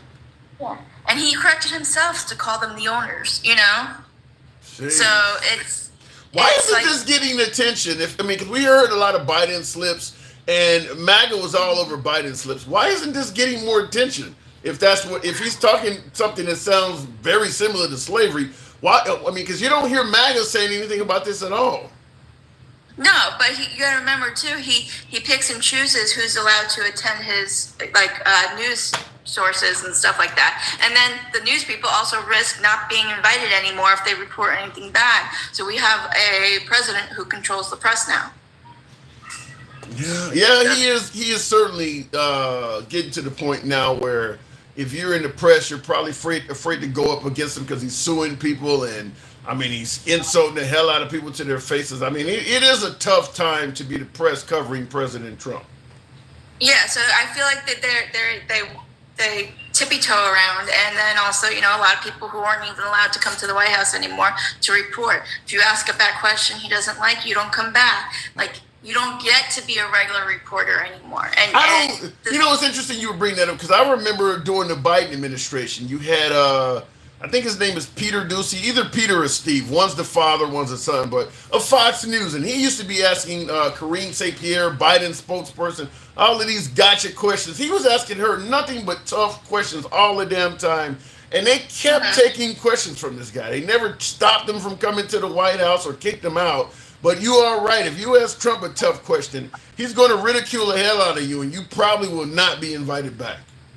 Yeah, and the fact that people are just okay with that idea, and they'll defend it too. Well, they shouldn't have done that. They didn't have a right to ask that question. So the fact that the right side also condones it and accepts it, that's a really big problem. That's like the definition of what they normally refer to as a snowflake. You can't take tough questions. Are you a snowflake? Yep. And right now, as far as like, even like when he's talking in the press conference about alligator Alcatraz, and they're asking him about detainees, and then he thinks he's talking about him and how long he's going to be in Florida for, and he asked them to ask the question twice. And he answered it as if how long he's going to be personally staying in Florida versus how long the detainees are going to be held up in this place that no person should be held up in. And it's just disgusting. And the amount of people cheering on Facebook and hoping that these people get eaten by alligators is just disgusting. Why do you think that is? Because you're right. People are, because first he was talking about reopening Alcatraz off the coast of San Francisco and indicating that people who escaped in the past were bitten by sharks. So they do have this mindset seemingly that it's okay for bad things to happen to illegal immigrants. Same thing with the alleged drowning machines they had in the Rio Grande, whatever you want to call them, but people were drowning trying to get in the country. They do seem to be okay with a bad outcome happening to people who are trying to enter the country illegally, even if that outcome is death. Why do you think that is? Whoa, shit. Thank you, Ed. Well, go ahead. When you look at, our history and the history of the world, people like that always existed that followed people who believed like that. So to think that these people don't exist in the world is crazy. When you look at another country back in the day that convinced a whole bunch of people to murder a whole bunch of other people, people were okay with that. Yes, you're going to have the ones who aren't, but you can't ignore how many people that were okay with that idea. Do you think something like, I mean, obviously you're talking about Germany in the 1930s. Yes. Do you think that could happen here in modern times? It's plausible. It's not, when you have somebody who can, like, we sit there and say, oh, this is unprecedented or this is against the law, and that person continues to do it. And when they bend the law to fit themselves, because you can even look at our governor here in Florida, when they bend the laws to make it work in their benefit, it could happen. You get enough people that have problems and you convince them that other people are their problems, then you could easily fall right into that. So if you wanted to have a magic wand and turn back time, how do we get out of this? I mean, if we're getting to a point where we have no empathy for our fellow man, we're okay with up to and including death just because they entered the country illegally, or like El Blago Garcia is here and he's allegedly affiliated with MS-13, so we're okay with sending him to a draconian prison where he did not have an exit date. So we were okay with sending him to prison for the rest of his life because he had MS-13 tattoos. How do we reverse this cycle of I don't give a damn about my fellow man? I think that was always there, right? We just now have a platform for it. I don't think that didn't exist in the past. When I hear people all the time, they're calling these people animals, right? Not because they did something that warranted it, like they hurt people, stuff like that. Just because they consider them in this country legally, that comes right out of their mouth. Oh, they're animals. Like I had to unfriend people that were talking like that because I'm like, well, what makes them like that? What did they do? I'm like, oh, they should have came into the country legally. Like that mindset is just there. And it's not that you can just take that mindset away, but you need somebody in charge who doesn't accept that. Do you go, okay, if you take two people, one came in illegally and one came in legally, does the person who came in illegally just turn into an animal? Like Michael J. Fox in Teen Wolf or something? I mean, like, why is it, I get coming here illegally is breaking the law, but where does the animal part come in? That's the thing, though. It doesn't matter. They don't see the difference between the two. It's like if you look at somebody who's religious that says all sin is the same sin. Whether you're a murderer or somebody who steals something, it's all the same, right? So they're taking it into that aspect of pretty much like no matter what the crime is, it's a crime, and you deserve the same level of punishment. I don't get that because I'm going to bring up what the left often brings up is that Trump himself has 34 felonies, and then he pardoned a host of criminals from January 6th. So is it really a concern about making sure you're law-abiding? Because there is plenty of folks that broke the law that are orbiting around Trump. I mean, so all of a sudden, when you're talking about the Hispanics, you need to follow the law. But if it's people he cares about, suddenly, I mean, everybody from Sheriff Joe Arpaio on down, Trump has been favorable to plenty of folks who have not followed the law. Well, if you look at this, when the conspiracy theories and all that stuff goes across, right? Everything's always Democrats are hiding, stuff like that, right? Look at Epstein, for instance, right? When that all went down, like, how come we're not seeing the list? How come this isn't happening? It doesn't exist. According to Pam Bondi, the list doesn't exist now. Yes, and now they just accept it, right? So now it's like, yeah, well, I guess there wasn't. Even though Musk went out there and said Trump was on the list, all of a sudden this list doesn't exist anymore, right? And his followers just accept it. Like, they're too I think they're too deep in. They're too far in to go and say, hey, you know what? Maybe we were wrong. Like, this is a problem, I think they're just way too involved in the, hey, this is my team. I can't go against my team no matter how many times they kick the goal in the other direction. Why do you think they just, because you're saying that, okay, because Elon, you're right. Elon said the reason Trump is not releasing the Epstein list is because he's on it. And you said MAGA just followed it. Why do you think that they would just blindly follow it, that the list doesn't exist like Pam Bondi is saying? Why do you think they would just do that? I think the environment that was created around politics during the Trump's, like when he was running even for his first term, right? Because you always had, okay, your politics sides and what you believe and stuff like that, but it became more of a sporting event. And when you look at it like that and how people will support, your favorite football team, you can move to a whole nother state and still support the team that you grew up with. True. And they could suck. They could be like, fumbling the ball all the time, not scoring any goals. They never win a championship, never do anything. But you're going to support them no matter how bad they do because you've owned them. Like, you own them as part of your life. So they just so locked in that even if Trump does something wrong, they can't let go. Yes. And you know that because when you have debates with them, you talk with them, and they're telling you things they don't like in general, and when you can literally play videos of that happening, they're like, it's not that bad, How do you get voters? Hell, I would run for office if I'm jealous of Trump. How do you get people to lock into you even when you're doing things as wrong as you say? Well, think how many people he invited to his table through an open platform, right? Twitter or X, whatever you want to call it. How many people can say, hey, I have the ear of the president, right?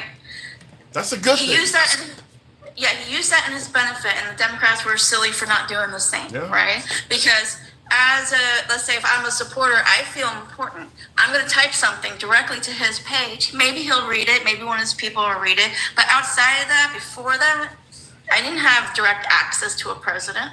I didn't feel like I mattered. You know what I'm saying? So he gave that platform for people to matter, which is a good thing if you use it the right way.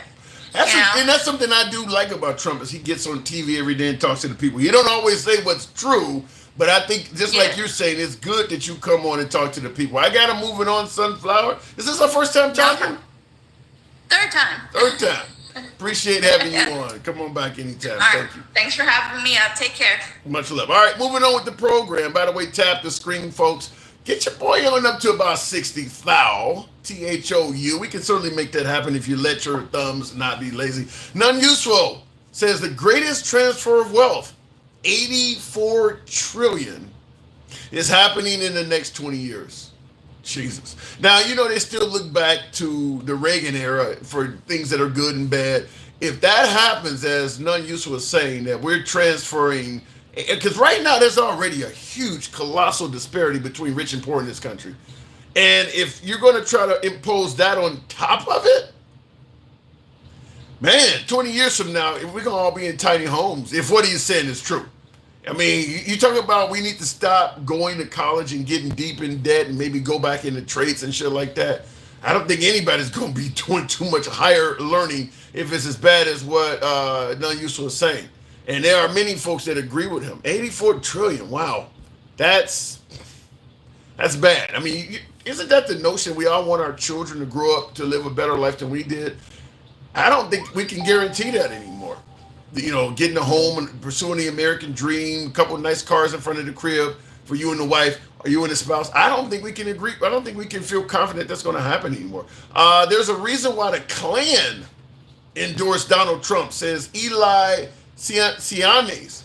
Did they really? Now, I know David Duke did in 2016, but is there any, I mean, because the Triple K is not really around in any large numbers anymore, are they? Really? I haven't heard that. Looking in the comments, we'll continue on. The Klan, huh? Wow.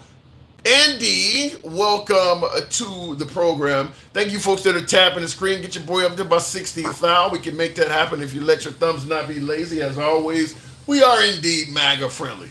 Nevertheless, liberals are welcome as well. I don't get as many MAGA callers. We don't run from MAGA. We give you plenty of time to state your case. We're not going to block, ban, or censor you because you got a difference of opinion. So if you're watching on TikTok or Instagram, feel free to come on up. Andy, good afternoon. Hello, what do you mean? Like, Donald Trump has literally recreated the Confederacy. The Triple K is still out there, they just have new names. What are their like names? the Moms of Liberty. Moms of what? I haven't heard much about the Moms of Liberty recently either. Well, they're still here in Alabama. They're all over the country.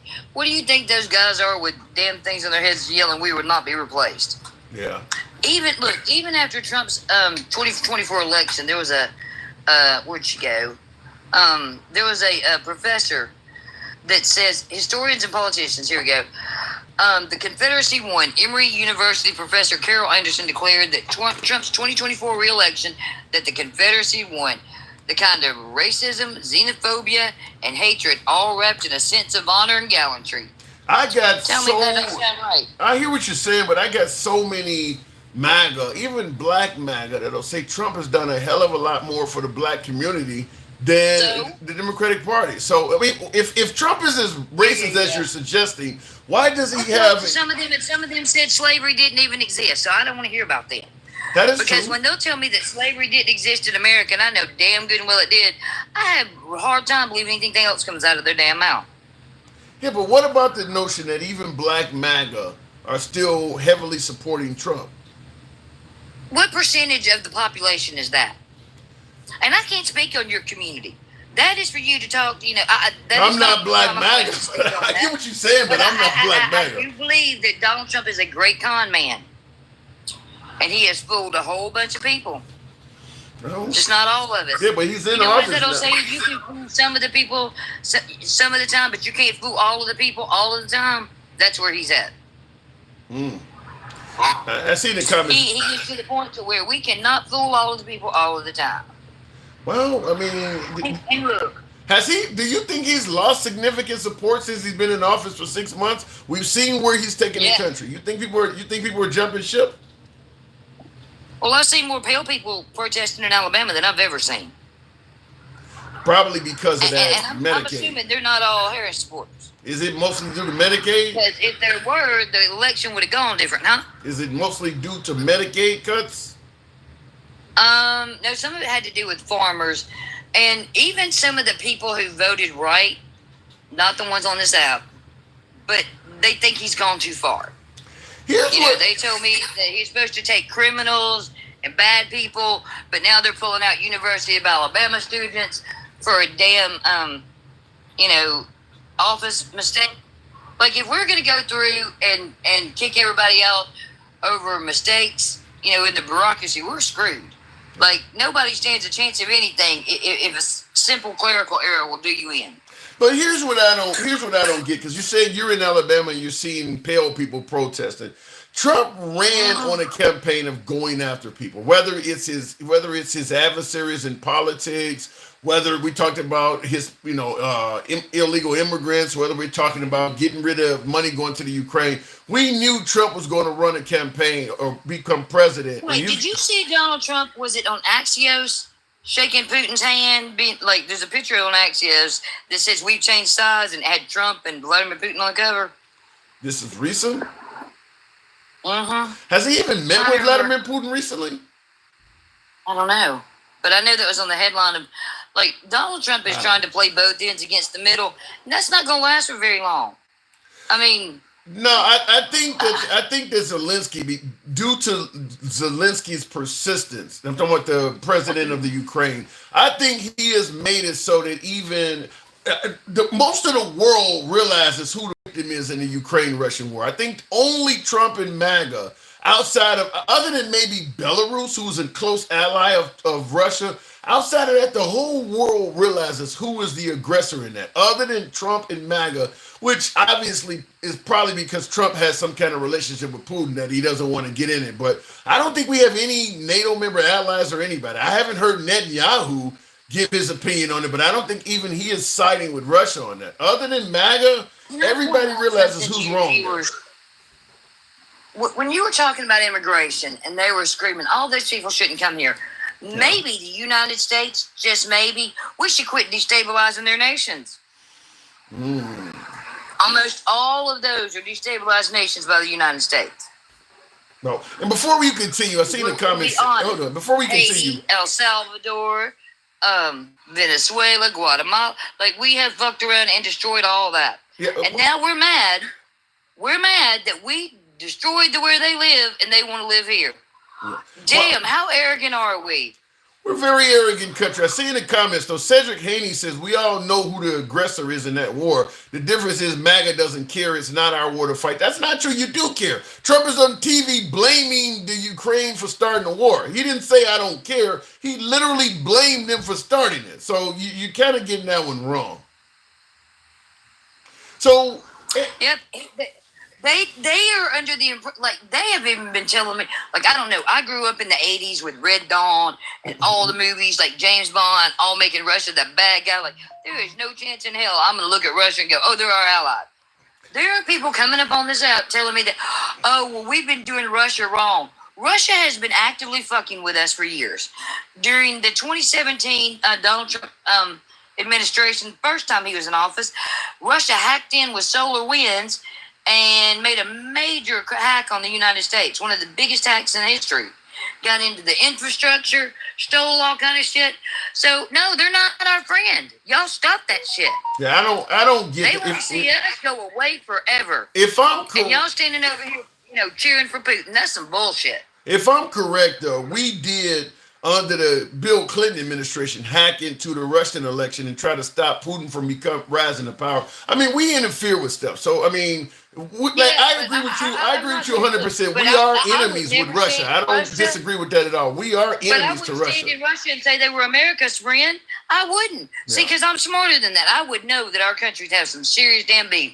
And look, there's a guy in the comment, oh, Andy gets her movies from 80s movies. No, that was the culture of the day, sir. Yeah.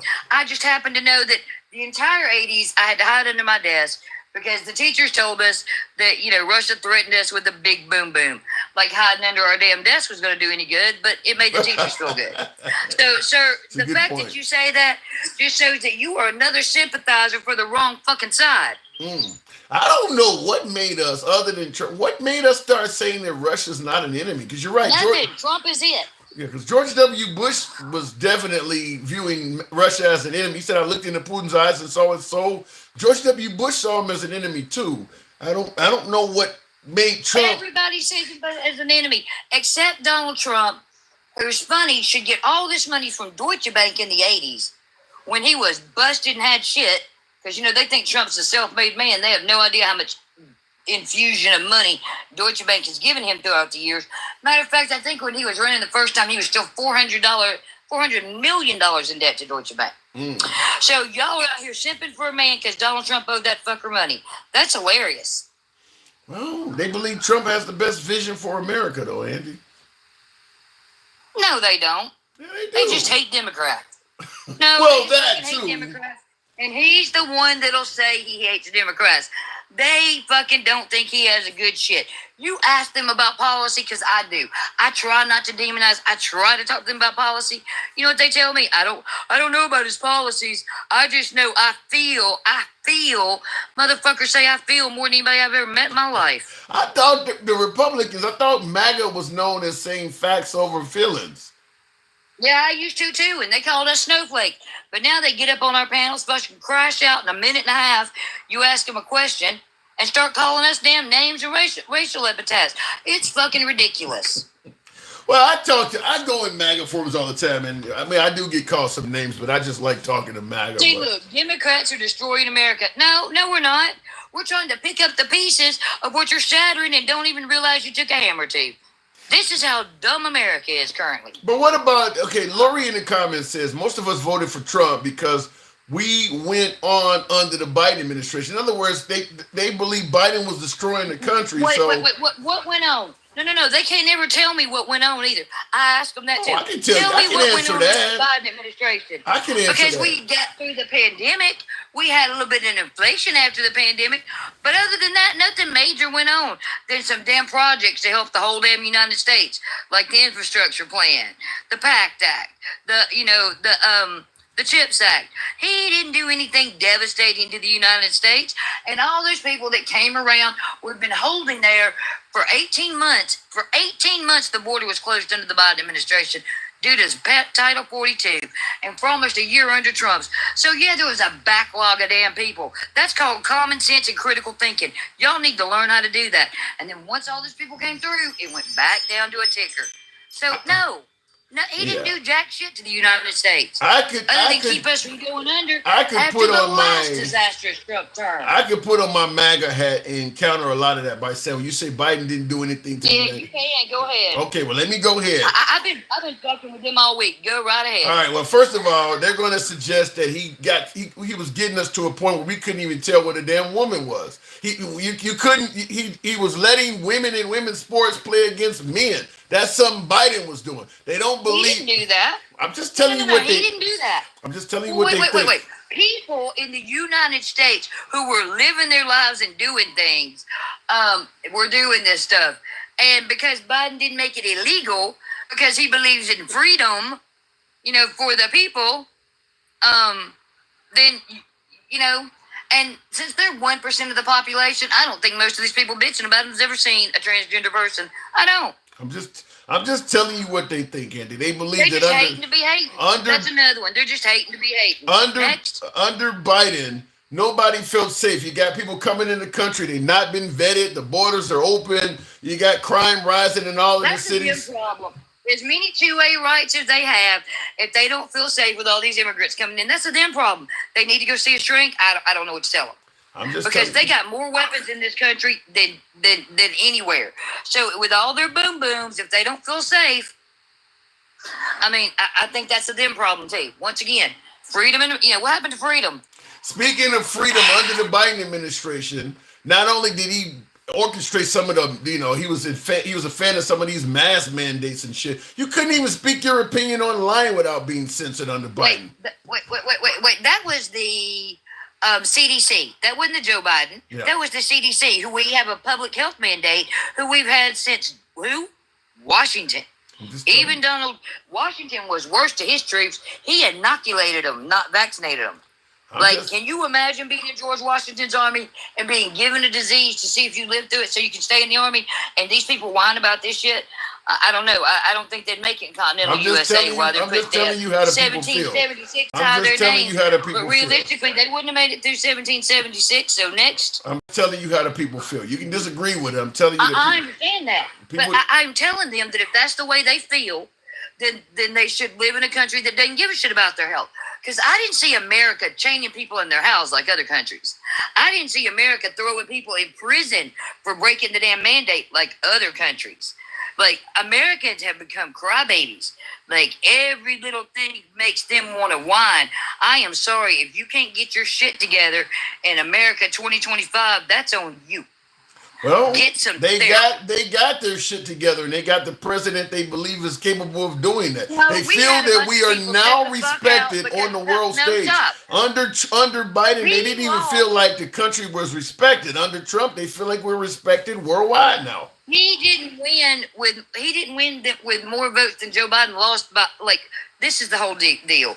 Joe Biden's only got more votes because he was a man, and the Palestinian people, I understand why they felt the way they did, but a lot of them set the fuck out or voted third party. It's not that Trump got all this huge surge of voters. What, he got a few extra He million? won, Andy. I don't care about that. I don't care about that. Enlisted He won. under the demographic. Yeah, those are uneducated Americans who never voted before. I don't care about all that. At the end of the day, he won. Period. He won the election. He's the president. Yeah, well, and I'm going to tell this to America. Next time, don't sit your ass on the couch.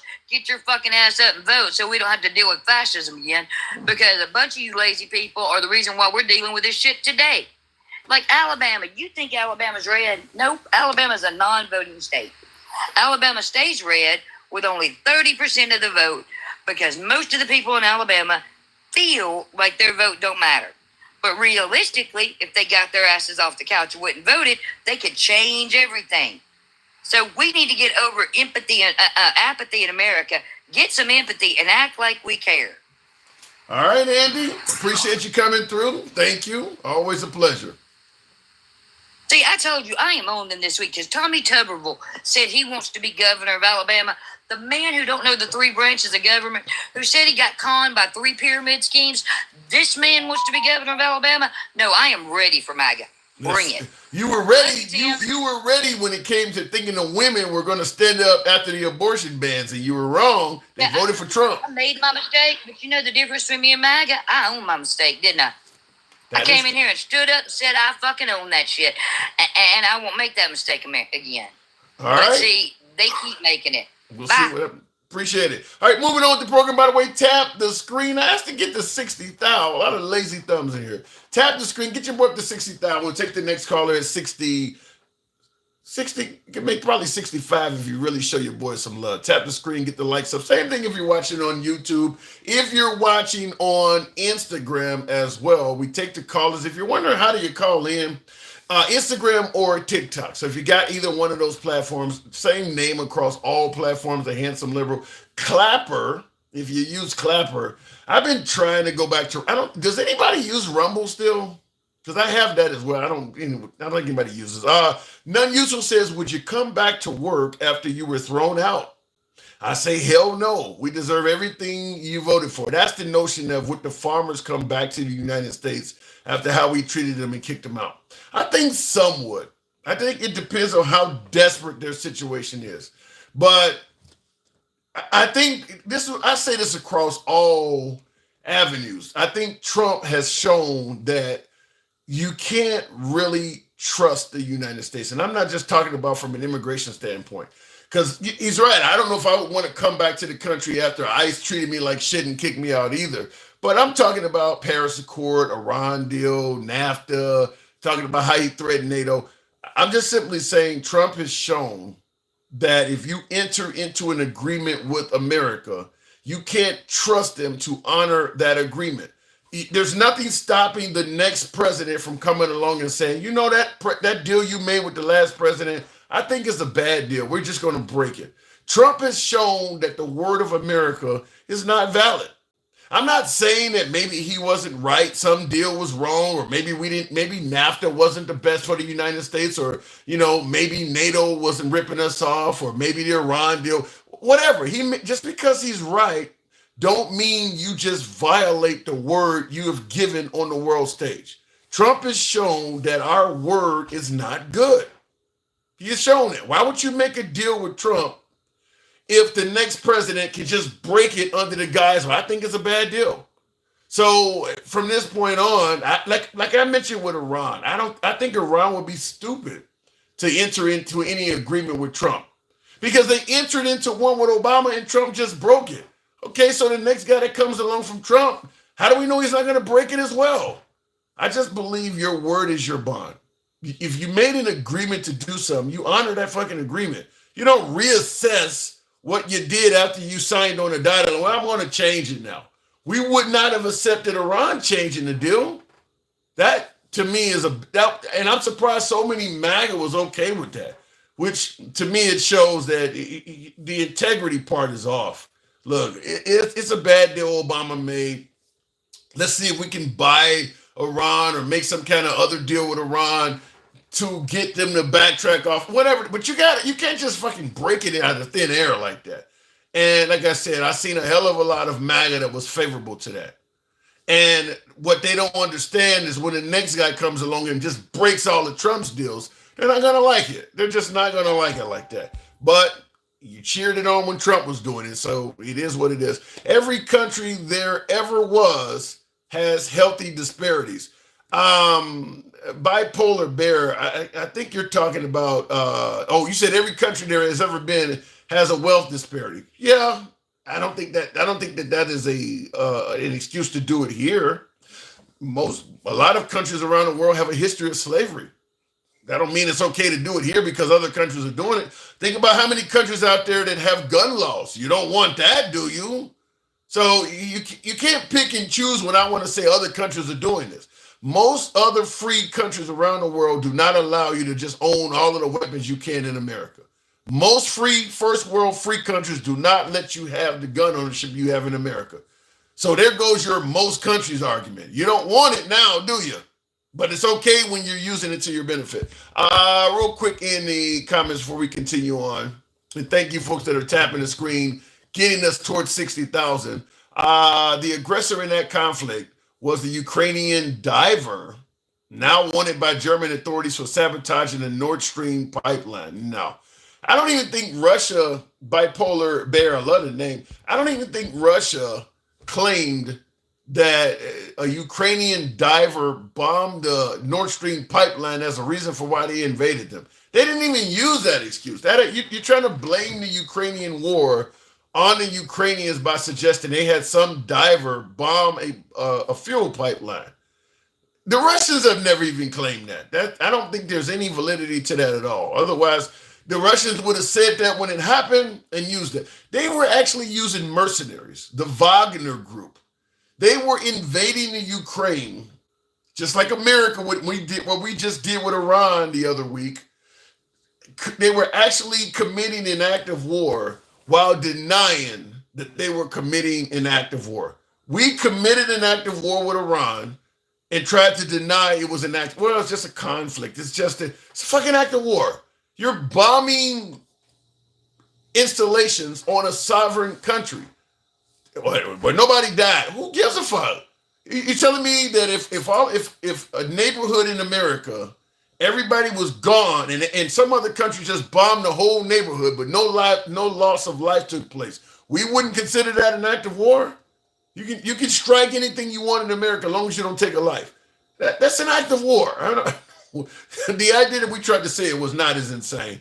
But yeah, I definitely think that people try to reword things for their benefit. And that's what Russia was doing. They were using the Wagner group to invade the Ukraine. And the folks did not have any uniforms on or any markings on to identify themselves as Russian. We had people in that country at the time. We knew who they fucking were. But the Russians were denying that they existed. No, we're not in that country. Yeah, you are. We know who these people are. Anyway, looking in the comments, Non-Useless says Trump gave the first pole dancer a genius status to U.S. citizenship. Under ICE policy, she should be deported. That is one first lady known as Melania Trump. She has a visa known as I think it's called an Einstein visa. She doesn't have the qualifications to get that visa. But because we like her, talking about the MAGA side of that, well, she is an artist, just making up shit for. She was showing her body off naked. You don't get an Einstein visa because you know how to show your titties. But because we like her, we'll give her a pass on it. But yeah, technically, if you want to say that you should enter this country legally and you should do things right, Melania Trump should be deported. I mean, if you're going to go by this real tough stance that you got to enter the country legally, Melania Trump is here on the wrong visa. She should not be allowed to stay based on that. And she almost certainly skipped the line.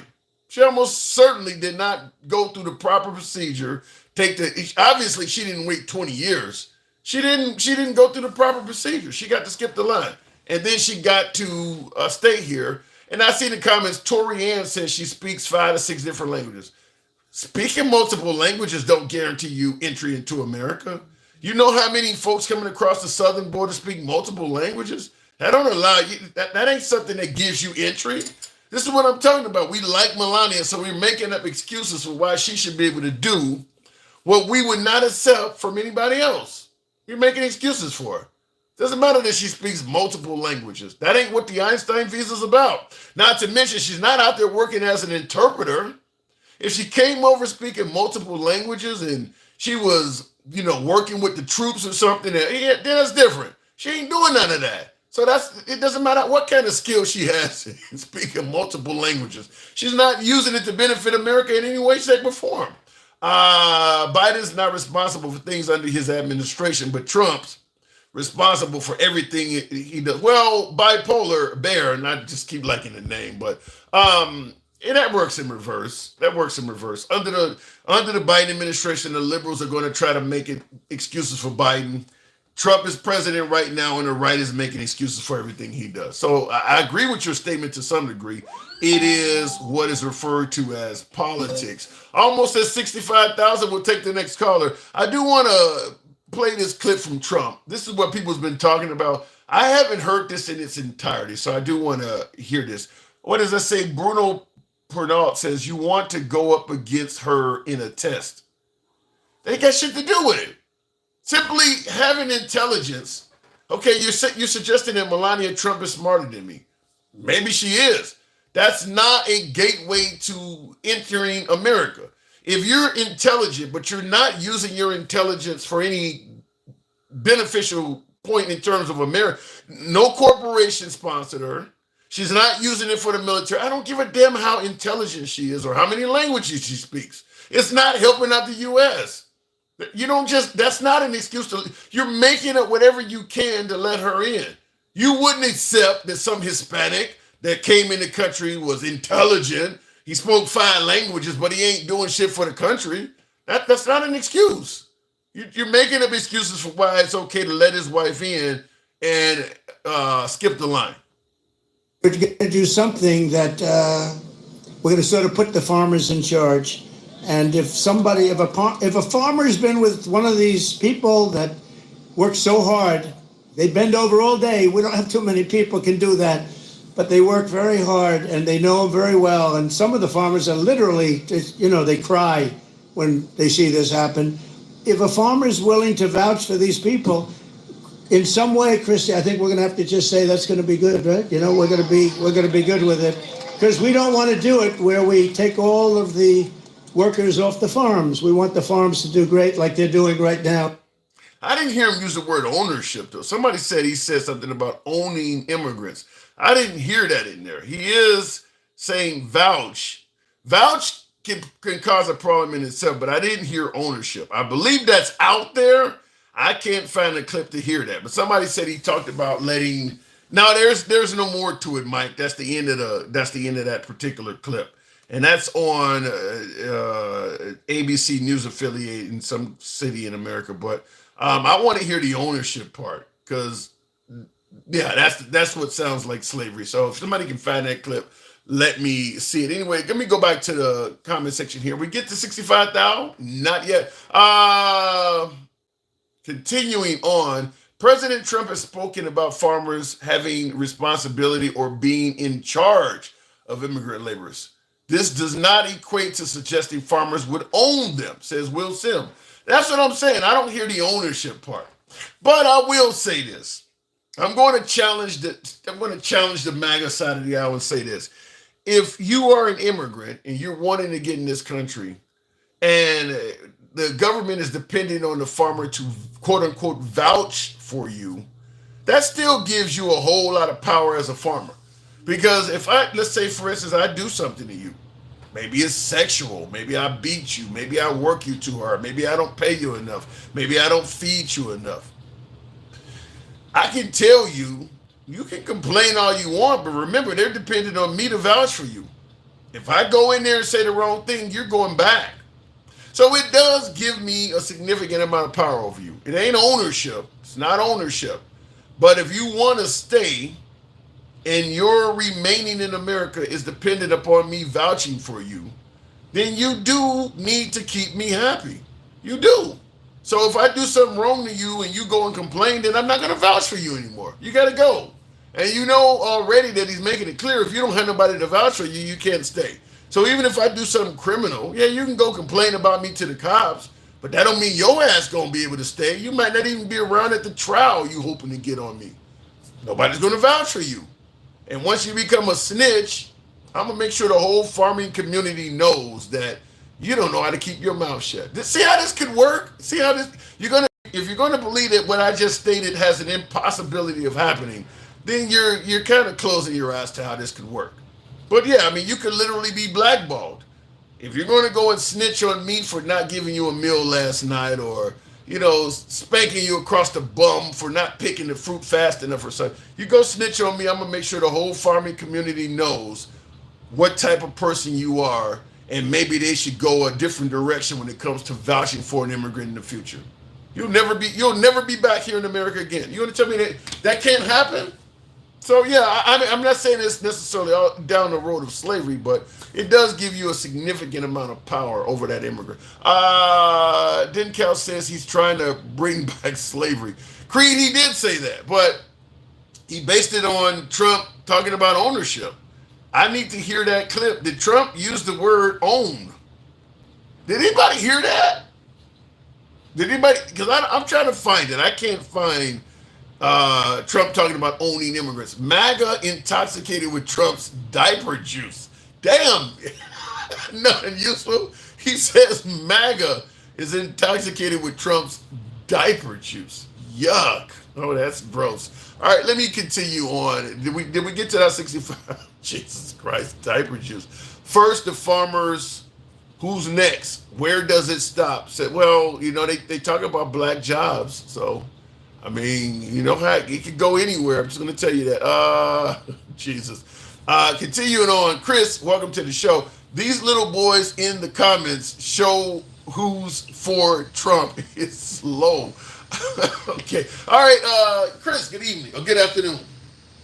Good afternoon, Tim. Hey, what am I getting wrong today? I like to hear where am I screwing up on this now? What am I saying that? I think you're doing pretty good. I think you're pretty much hitting it on a hammer, to be honest.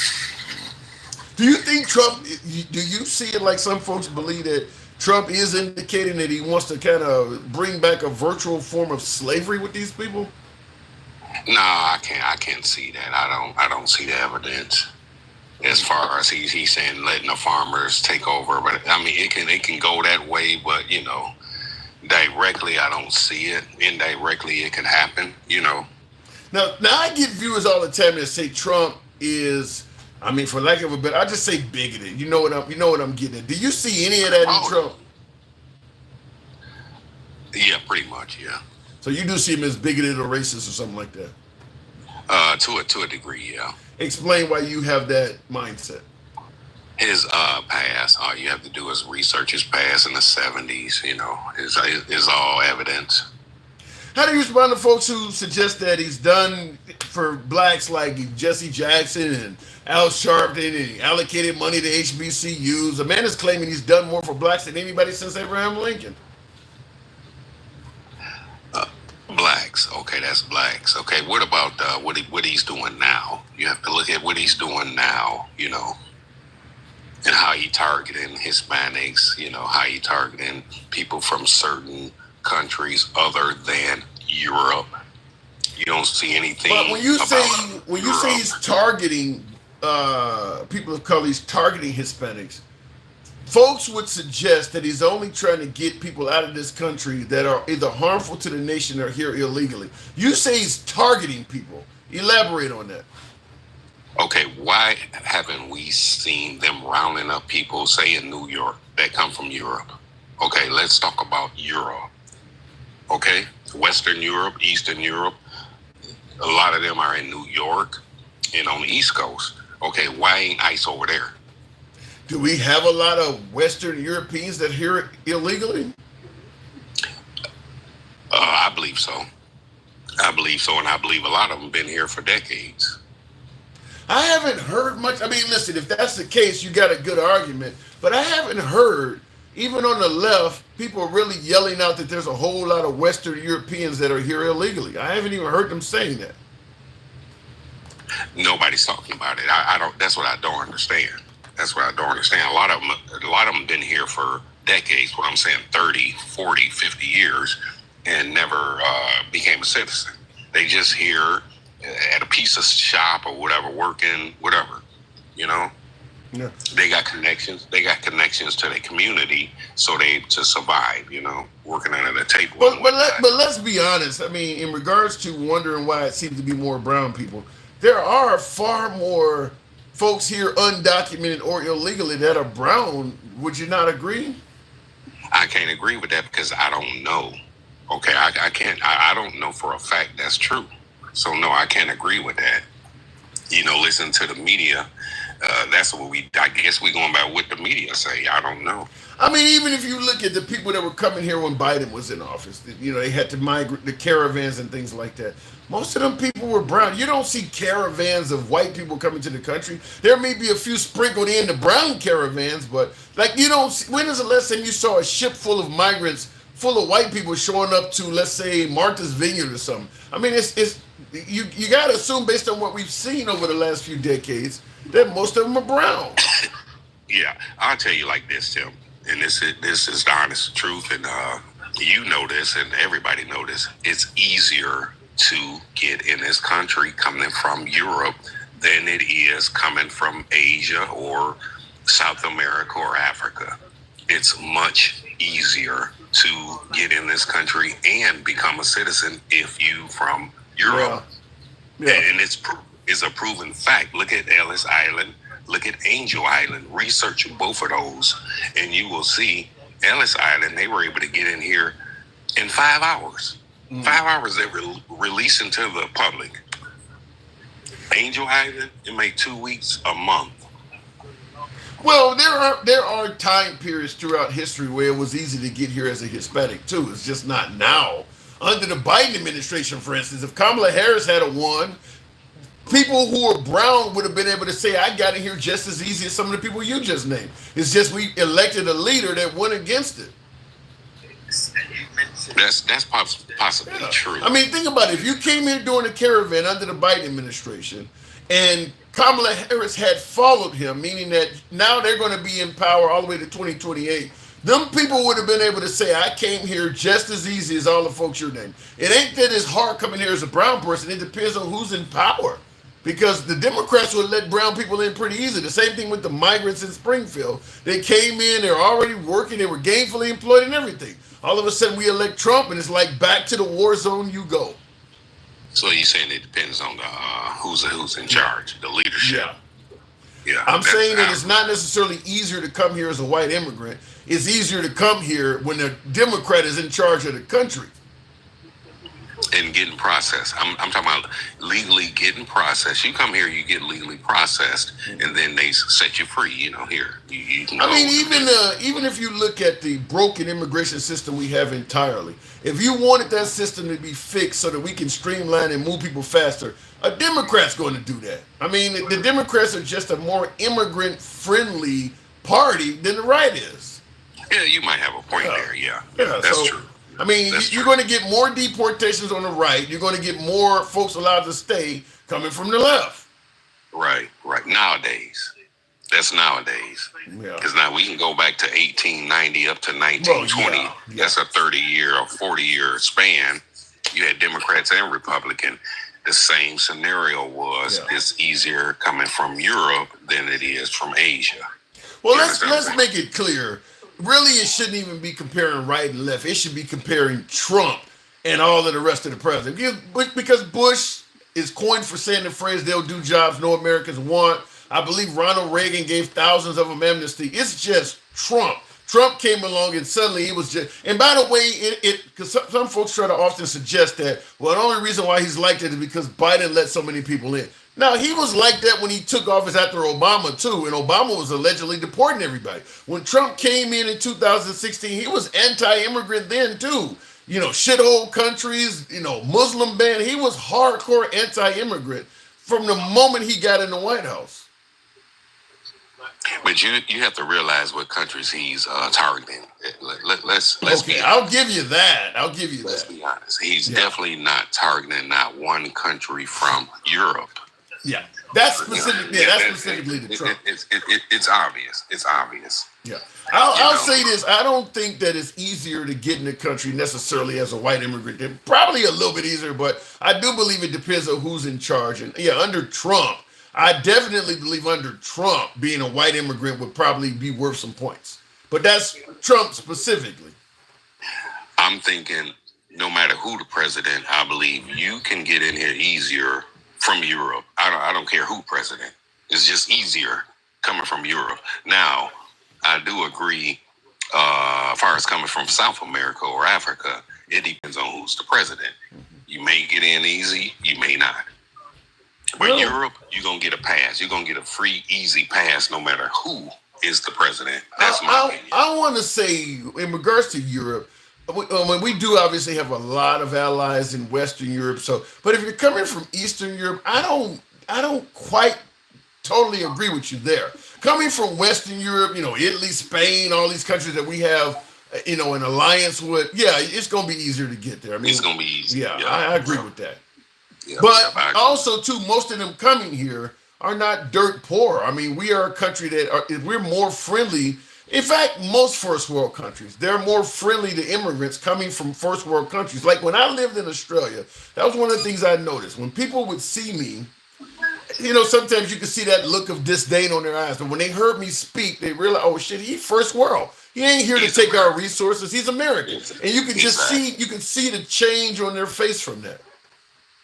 Exactly. Yeah. So the Europeans are generally not here where we feel like they're a threat to resources. I get the race. It sounds shitty as hell, but that's how we look at it. We don't like, people who have don't want to be around the have-nots. And we are a country of haves, and we don't like countries, poor developing countries. We favor people coming from countries that are first world. They need to make that clear then. Just be upfront, make it clear. You ain't invited here. You're not invited here if you're from a certain country. Make it clear. They're not going to make it clear because then it sounds evil. I mean, just like even during the height of the Jim Crow movement, nobody admitted to being racist. Oh, that we just think they carry diseases or we just want to be around our own. Nobody admits it because it makes you sound like a fucking animal. So you come up with other ways to say it. So they basically hypocrites. Just be honest. Yeah. Be honest. Something like that. Something like that. That's kind of how it goes, though. It's kind of like, racism is like Fight Club. You don't talk about Fight Club. You come up with a different name for it. Yeah, that's true. Yeah. And that's how it's always been. All right, well, Chris, thank you for coming up. I do got to move it on, but I appreciate you coming through as always, man. Good talk. Okay, my brother. Thanks a lot. Always a pleasure. All right, moving on with the program. I do want to respond to a super chat. Bipolar Bear says if Latavians, that's what, there's an A in there missing, but he says if Latavians were the dominant group immigrating illegally, then we'd see Latavians being rounded up. But Latavia isn't next door, Mexico is. Some validity to that. I just think that as opposed to Mexicans being a dominant group coming here illegally and leading to Mexicans being rounded up, I do believe it's just a lot more to do with Trump getting elected. I don't think if we had have elected, think of all of the Republicans that ran when they tried to primary Trump. Let's think of all the Republicans, say since 2008, when John McCain ran against Obama, Mitt Romney, then you had all of the 9 that ran against Trump from Tim Scott, Nikki Haley, Chris Christie, maybe Ron DeSantis. I'll tell you what I mean by maybe. Vivek Ramaswamy was in that group. We had whatever the governor of North Dakota is. I can't think of the guy's name, Tom Broman or whatever. None of those folks. If any of the Republicans I just named, from McCain to Romney, all up to the 9 that tried to primary President Trump, with the exception maybe of Ron DeSantis, none of those folks would be rounding up immigrants like this. None of them. Ted Cruz wouldn't be doing none. Marco Rubio ran for president. None of them would be doing this. So it's not necessarily about folks coming here illegally and, as you say, bipolar bear, they're coming from Mexico. No, it's Trump. None of those folks were running on the campaign of doing what Trump is doing right now. That is something unique to Trump and probably why he got elected. because a lot of MAGA wanted that done, but none of those other folks that were running against Trump were going to get in office and just start going gung-ho and giving billions of dollars to ICE to go catch as many illegals, and they're not all illegals, undocumented illegals. Now he's talking about possibly denaturalizing U.S. citizens. None of them were going to do no shit like that. None of them were going to do that. So it's unique to Trump. It has not. It ain't even a Republican thing. It's a Trump thing. Real quick in the comments, you're correct. That's why they're not president. Yep, Greg, I agree with that. That's why they voted for Trump. It's because they wanted these people out of the country. I'm just going to tell you, a lot of that is racism. Call it what you want, but just look in the comments of some of the videos when you see this stuff. It's racist shit being said about these people. A lot of it is racism. I don't know what percentage of the party is that way, but a lot of the eagerness to get rid of these people is based in racism. Because we can talk about MS-13, bad hombres, rapists, and murderers. We can talk about folks being here illegally or undocumented. But when this shit happens to Hispanics that are American citizens, it ain't like MAGA sympathizes with them either. I mean, as long as he's getting rid of brown people, he's going to get an applause from MAGA. You don't have to be here illegally to get that applause. He's talking about denaturalizing citizens of the United States right now. That means that person not only came here legally, they went through the whole fucking process, up to and including taking the American citizenship test. He talked about possibly denaturalizing. MAGA's not complaining about that. So it sounds good to say, well, he's getting rid of illegals. No, I really want him to get rid of anything that's brown. Legal or not, anything that looks brown. I'm good. I'm a cheer on getting rid of any of them fuckers. That's the way, that's the actual sentiment. But as I told my last caller, you can't come out and say that because it makes you look like a piece of shit. But that's really what it is. Anybody brown can go. You don't have to be here illegally. You don't have to be a rapist or a murderer. Birthright citizenship. Them folks don't fall in any of those categories. They're not here illegally. They're not, obviously, the little kid ain't out joining MS-13. None of that. And you can get rid of them too. So, yeah, it's anything brown that gets deported is a win. Doesn't have to be illegally, doesn't have to be undocumented, none. It's brown, you can go. Now Yusuf says America was never great. We still strive for a more perfect union, and that strive continues, none Yusuf. So let me go back to the box.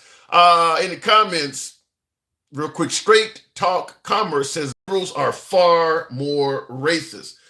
You know, I hear that all the time. Vote for me or you ain't black. The crime bill of the 90s is another good example. In regards to the notion that the Liberal Party is far more racist than the Republican Party, I'll just say, just for shits and giggles, I'll say maybe, but you'd have to be blind to make it work, though.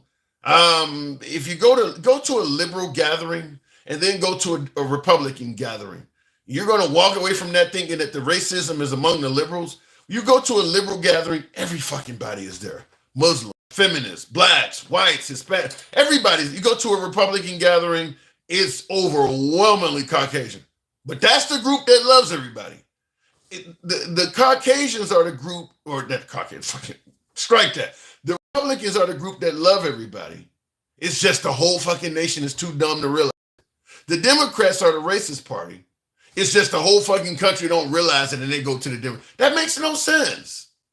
It just makes no sense at all. All of the big liberal cities are ran by a lot of minorities. I think the 4 top largest cities in this country are ran by black mayors.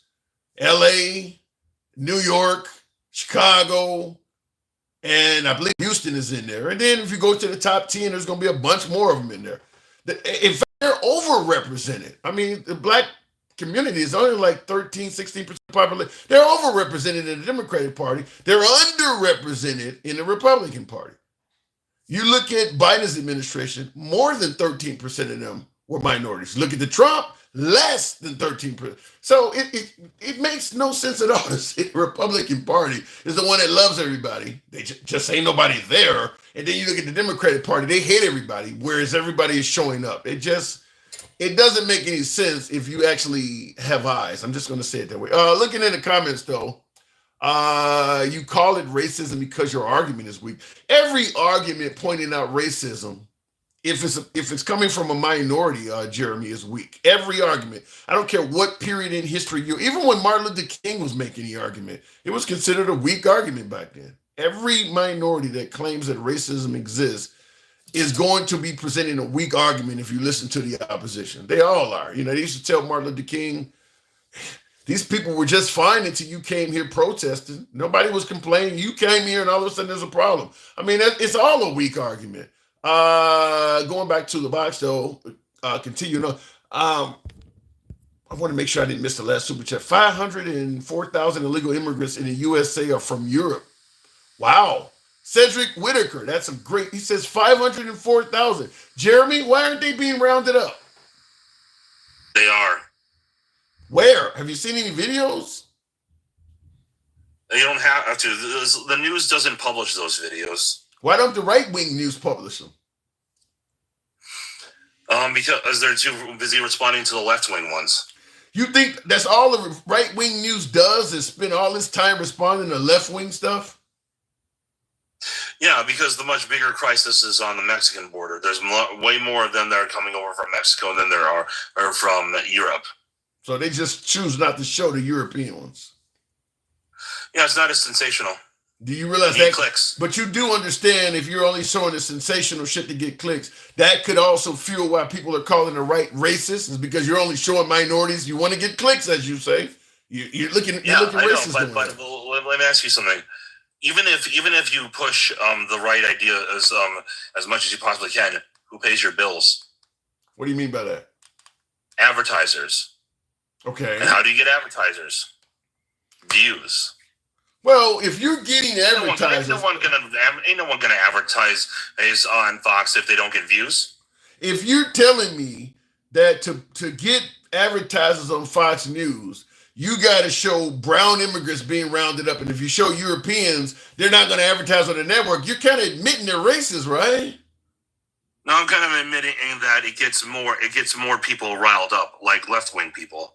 Yeah, it gets them. It works well when you show it happening to brown people, but when you show it happening to white people, they suddenly don't like it. You do.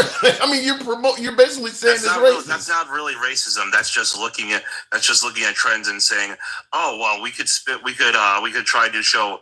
Like, why do you think it is that they don't show many happy stories on any news outlets, even if they are happening at the exact same time?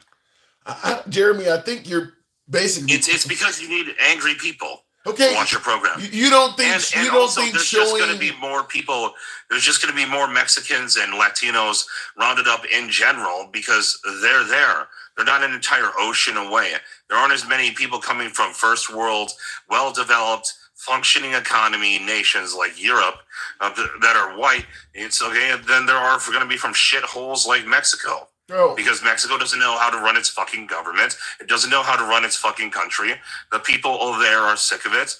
But every single time that they try to do anything about it, we in the United States say, oh no, but then they won't come over to our country to be slave labor. So we have to give them aid and stuff and keep supporting their government, keeping them on the teat.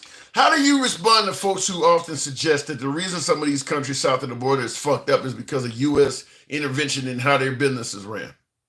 Very rarely is that the case. There's been one or two incidents. Give me an example of what you even. Give me an example of the one or two you even admitting exist. Who are they?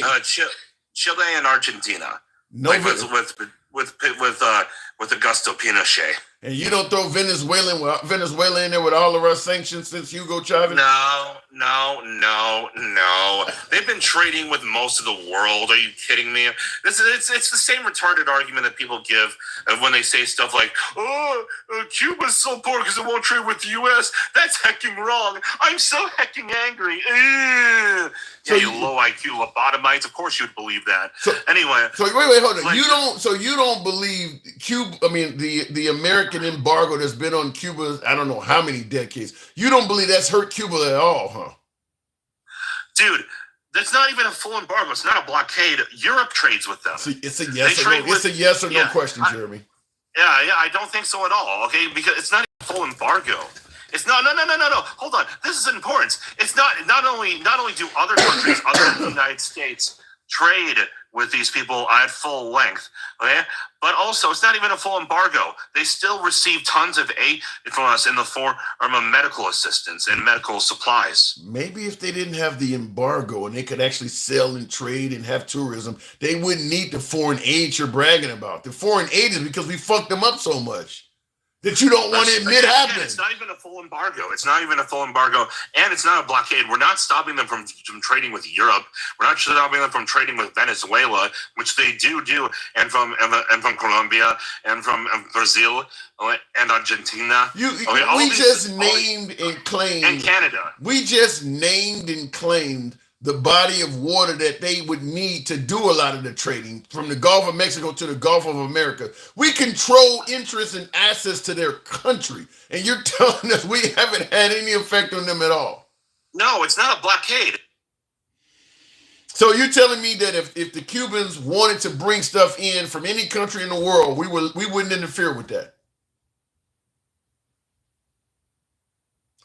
He dropped. I don't know what happened. Jeremy, you apparently dropped out. We'll move it on. I always enjoy talking to Jeremy. We don't agree on a damn thing, but you know how we run an uncensored program. And he dropped out. So we'll continue on. Jeremy, if you're in the comments, feel free to come back. He and Sue stated that you had low IQ and that their response made that, okay, you guys are talking amongst each other. Tap the screen, by the way. Get the likes on up to about 80,000, THOU. We could make that work, if you will. Real quick in the comments, bro, up until last night there, I don't know what that means. Been an estimated 20 million since 2006. Okay, you guys are, let me go back to the box, continuing on with the program. I thought I saw, okay, apparently she left out. Gangsta Grandma. Good evening, or good afternoon, rather. It took your ugly ass fucking how many minutes, hours, shit. What did I do? Jeremy's so weak. That is a true racist right there. Jeremy is a true racist right there. A shithole Mexico is a shithole. Bitch, you can't even afford to go to Mexico with your $15 hour job, bitch. How about that? How about that? With your dishwashing ass. Now, real quick, just to interrupt you real quick, she is correct about his career choice. He actually has admitted, my last caller before her, he did admit he makes $15 an hour as a dishwasher. So $15 an hour, they call Mexico a shithole, and he can't even get over there. He can't even get a room with his 15. So actually, after taxes, is $9. You're working for the white man, aren't you, bitch? See, people, when they work for me, they work for a black woman. See? So, yeah. Oh, God. Yeah. So, you don't know shit with your poor, ranky-dinky looking ass. I almost want to have you guys talk to each other. I swear to God. But you can't. Oh, let me. Oh, I would tear his ass up. I would hand his little dingalingy back to him. And I can't say it. But let me tell you something. Yes, let me tell you, all this shit is racism, okay? All of it is, okay? MAGA is racist. They are. They always do it. And now guess what? They made fun. MAGA made fun of California when it was burning, right?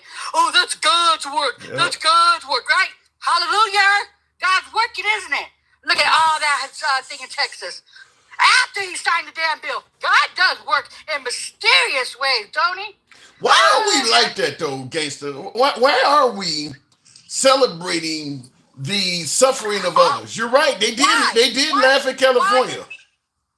Why is the maggot celebrating when they destroy when they going after the babies, when the ISIS? Why? Huh? Why? Even and celebrated a baby having cancer. Yeah. Getting deported and was an American citizen. Oh, they was good. But now we're bad. Because little white T-girls got unaligned. By who?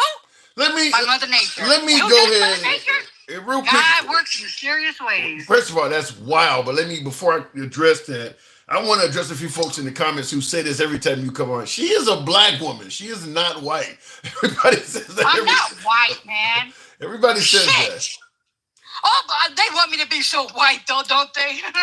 Oh, hallelujah, I'm not. See, my mom and my daddy knows what color I came from, okay?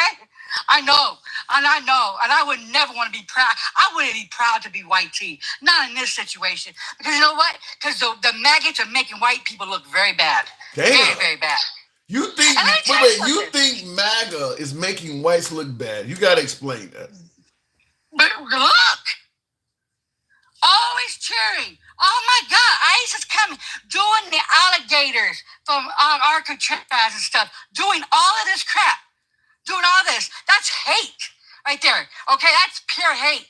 And you're all rooting for them and every damn thing else. And I'm good. Yeah. You think all MAGA, though? I mean, what about the economy? You think all MAGA is racist? That's the only thing. They can't have other reasons why they voted for Trump. You talk like a duck, you act like a duck, you a duck, quack, quack. All of them are. They don't all talk like that, though, gangster. Well, let me tell you something. Do you think a racist will come to you? Well, honey, I am a racist. I'm a racist. I don't like you. Do you think they're going to have to do that to you? Do you really think a racist is going to do that? They are racist. When they can laugh about alligators and stuff, and every damn thing else, you know they're racist. And now, all of a sudden, the left, they are rejoicing because babies got on the line. No, that was God. Like they said about California, that was God. Yeah. I swear to God, they were talking mad shit about California. Well, that's God doing it. Well, I guess God's doing it now too, huh? So God is now in Texas. God humbled their asses. God humbled their asses. See, let me tell you about God. See, God, they say, oh, God's a loving God. Yeah, God is a very loving God. But God will humble your black ass too. You feel what I'm saying? God will humble you. God will do things to humble you and tell you, hey, now, who's the more powerful one? You feel me? He humbles. And I guess he humbled the white tea people because all they asses are white tea that got unaligned. Hallelujah. What about the notion that some are claiming on the left that it's because Trump cut back everything from FEMA to the weather services, and that's why these folks were not given a proper warning? They did. They cut everything. And they all said it. They said it. They told them. The meteorologist came out and said, if you do this, people's going to get unalived. People is going to get unalived. And what did they do? They did it. Now I hear Trump is trying to phase out FEMA entirely. Well, guess what? The red states are going to get unalived because they're the ones that are going to get hurt the most. Is it Florida, North Carolina, Georgia, Texas, Louisiana, Mississippi? All red. Oh, honey, it's going to be bad. And you know what? I'm going to throw them a cookie. Well, you also got to keep in mind that they do have the alligator Alcatraz now. So if all of a sudden these folks could actually die on that island if there's a hurricane. Well, you know what? That's all behind the racism. All behind racism. Okay? All that was behind racism. He's not going after the white tea people. He's not. He is not. If he was, why are they not showing? Why are they not showing it? Be proud. They are. They have a lot of them. They overstayed their visas. What about getting? But maybe there's some logic to him getting rid of FEMA. Lorianne in the comments says FEMA didn't do anything for Western North Carolina, so is FEMA inefficient? That's not true. They gave. Jeremy, you don't want to debate me because I'll make you cry and I'll make you go hurt yourself. Jesus. And I'll cut your dick between your legs. You'll be my whole B word. Don't do that. And you little white boys, you love that. But I'll make you my B word. You feel me? I really would. And give you back to your little homie. So don't come for me. Because I will put you in your place real quick. See, I'm not like you, Tim. What did I do this time? No, because I can't give these people sympathy and I'm so sorry. I gave you a little bit of compassion because you're ignorant. Fuck you. Well, I like to I literally hate the maggots right now. I literally hate the maggots because they voted for all this shit. They voted for the big so-called beautiful bill when everybody's gonna be affected by this shit. Okay, everybody. I don't get food stamps or nothing, but I'm gonna get affected because my insurance will go sky high. over $26,000 a year. You know what else? My kids is going to go into medical school. They got to take a test next month. They just found out they capped them. Capped them how? To be doctors. They capped them to be doctors. Okay? Okay? They capped it. Because you know what? They don't want your damn kids to learn anything. So they capped it. Wait. What are you suggesting? That Trump wants society to be ignorant or something? Yeah. And yet people voted for him? Why would he want society to be ignorant? Why would he cap it? Why would he cap it? Why? Why would he cap it? Why? Well, he knows damn well it's over 250,000 to become a doctor. But he took that from all the pre-meds. He took it from him. But guess what, though? And it's all in Project 2025. But guess what, though?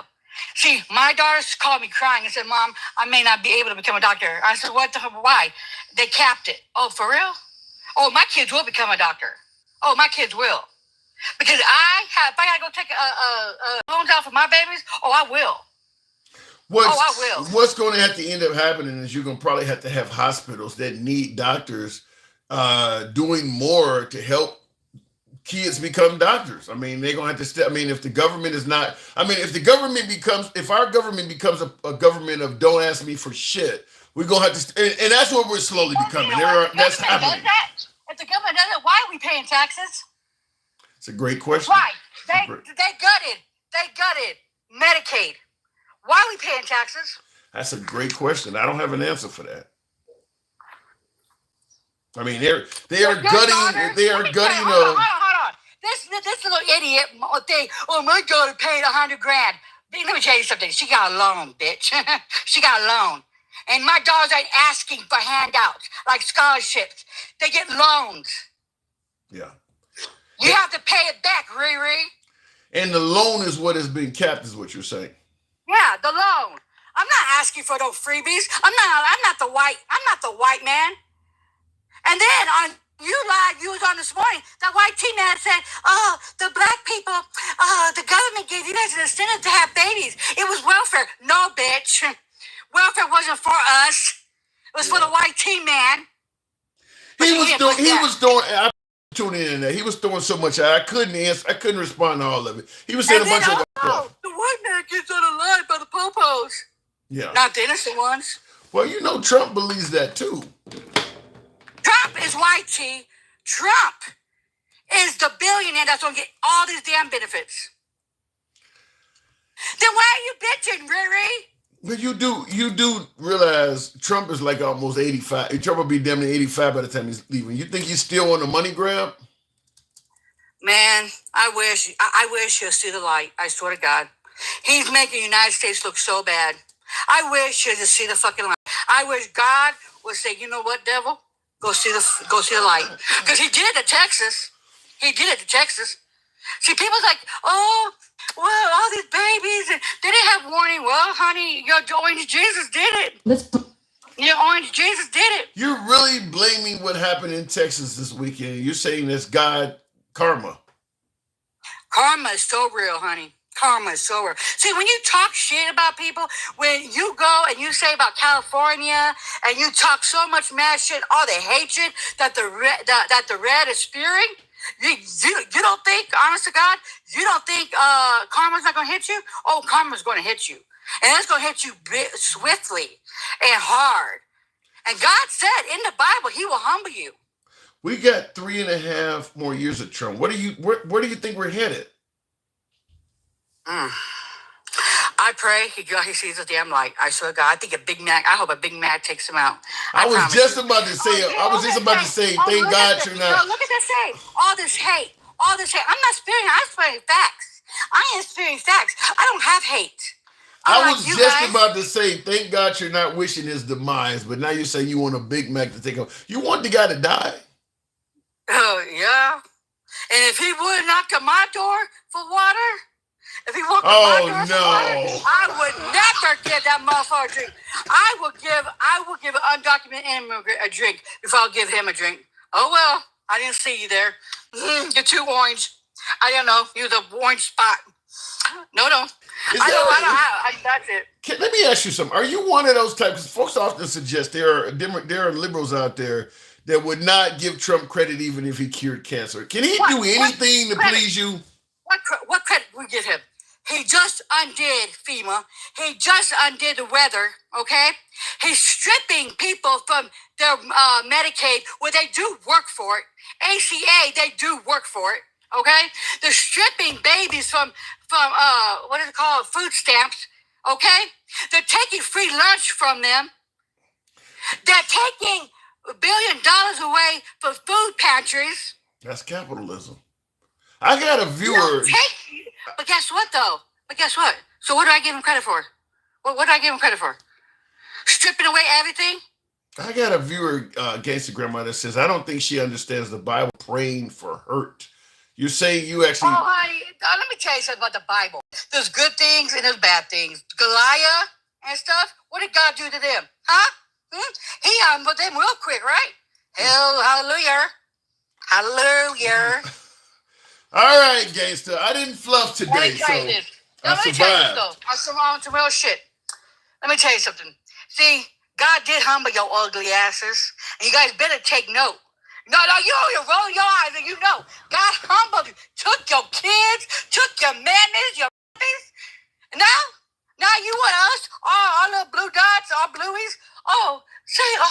Apologize? Fuck no. Because you guys didn't give two fucks about California. And nope. So, well. Folks are suggesting you got nothing but hate in your heart. I don't have no hate. I'm giving a karma. See, I'm doing what they did to us when they talk so much crap about California. Okay? Yeah. So much crap. That happened. Okay? That did happen. You're right. They did talk a bunch of crap. Yeah. But hey, it's not okay for us. All right. God humbled them. God took their babies. You're answering. And you know what it was, though? You know what the shit was? It was a Christian. It was Christians. All white tea. And guess who they voted for? Trump. You're answering hate with hate. Trump. Fuck y'all. All right, Gangsta. You drive a hard bargain as always. Thanks for coming through. Gangsta Grandma there, indeed. Real quick, in regards to something she was talking about, I wanted to play a couple clips before we go to the next caller. And by the way, tap the screen. We might be able to reach 100,000 if you guys show the program some love. As I always say, let your thumbs not be lazy.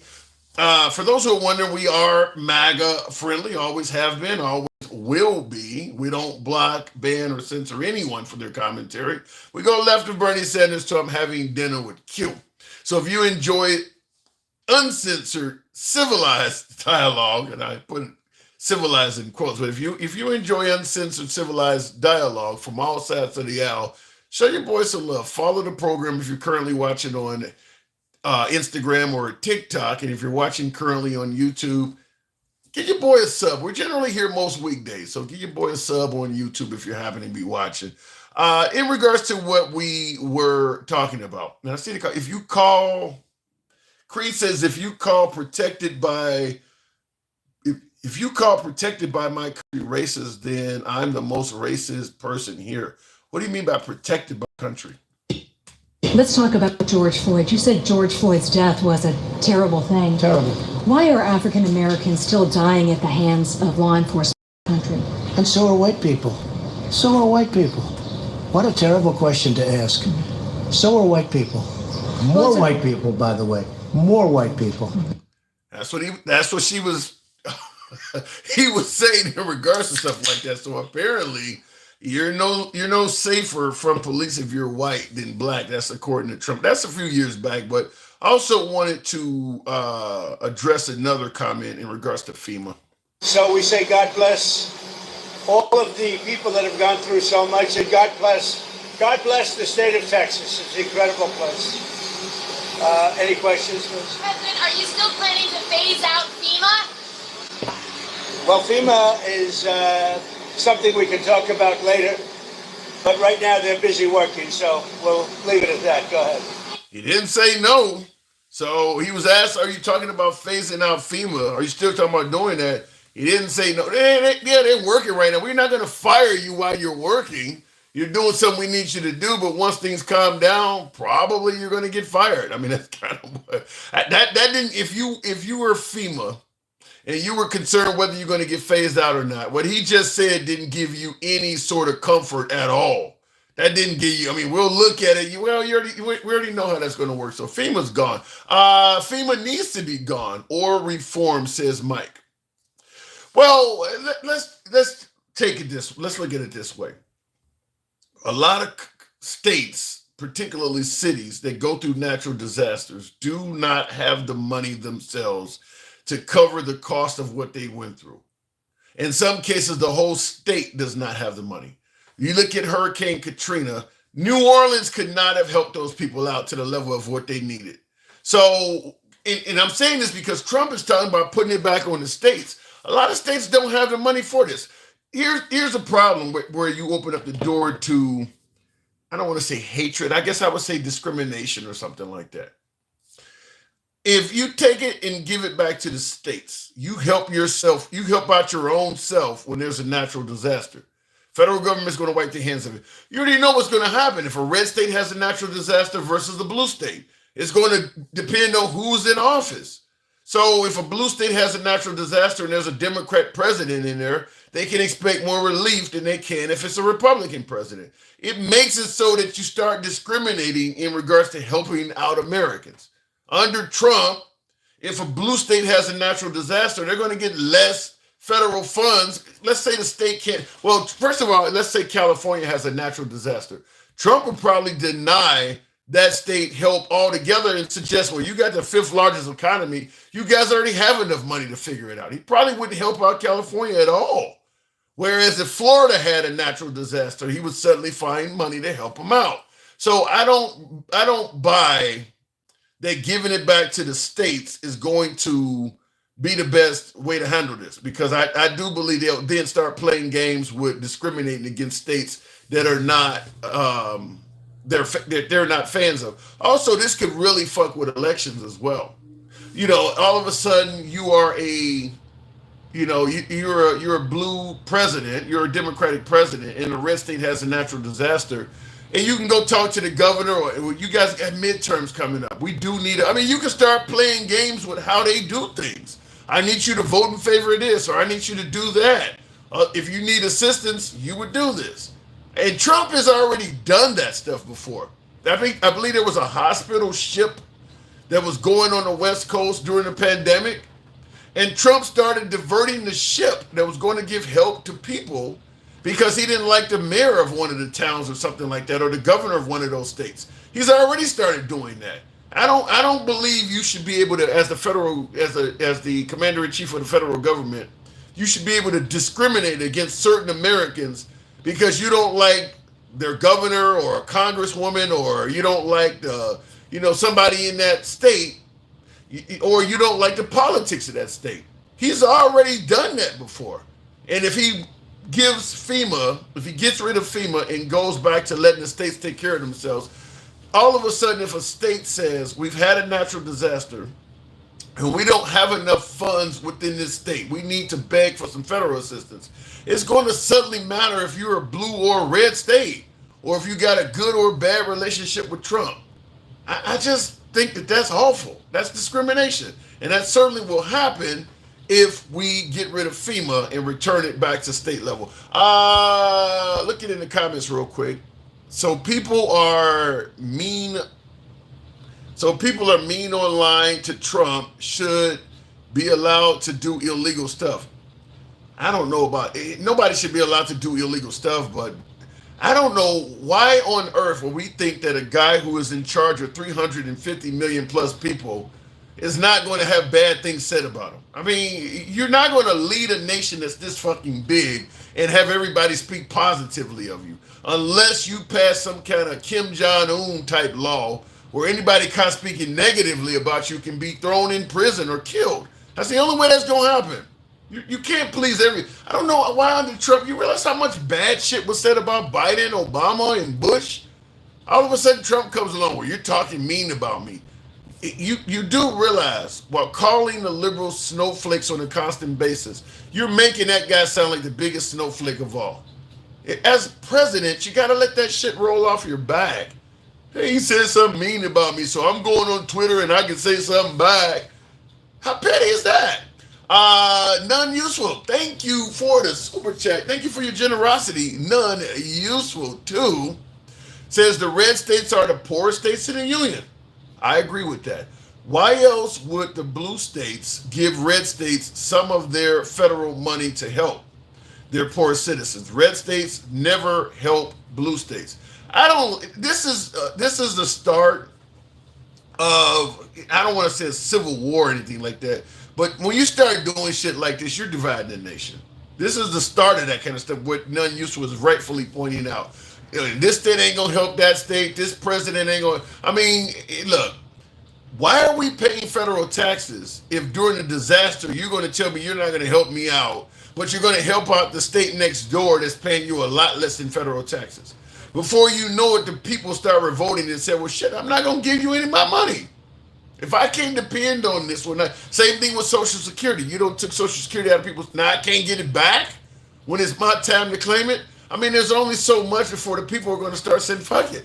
I mean, it's almost like the old taxes, taxing without representation argument. You're taking money from me that is not going to help me out at all. When I'm at my most dire circumstances, your response is, fuck you, you're a liberal. I wasn't liberal when you was taking my goddamn money. That ain't going to work long. That's when you start having real problems doing stuff like that. But I do agree with you, None Useful, that the red states are where the poverty is. I totally agree with that. Infinity says, when Biden helped the Ukraine, MAGA cried about billions wasted. That is true, they did. Now that Trump is back and your own aid is being cut, so why is your guy hurting you now? Well, they don't believe that. I mean, most MAGA do not believe the big, beautiful bill is going to hurt them yet. Not yet, until it actually happens. I'll just tell you this before I go to the next caller. Trump ran a campaign on going after a lot of people. Illegal immigrants, liberals, colleges that have liberal mindsets, going after the transgender. I mean, regardless of how you feel about Trump, love him or hate him, I think it was pretty obvious he was going to go after people. I think where we have the problem is, like when you're talking about MAGA suffering from the big, beautiful bill, or we talk about Cubanos all of a sudden getting kicked out of the country when they used to have TPS status. Everybody was in favor of shit happening in this country as long as that shit didn't happen to them. That's how this happened. Everybody was okay with somebody else getting put in the bullseye. Everybody who voted never thought, well, shit, I might be the one that gets targeted.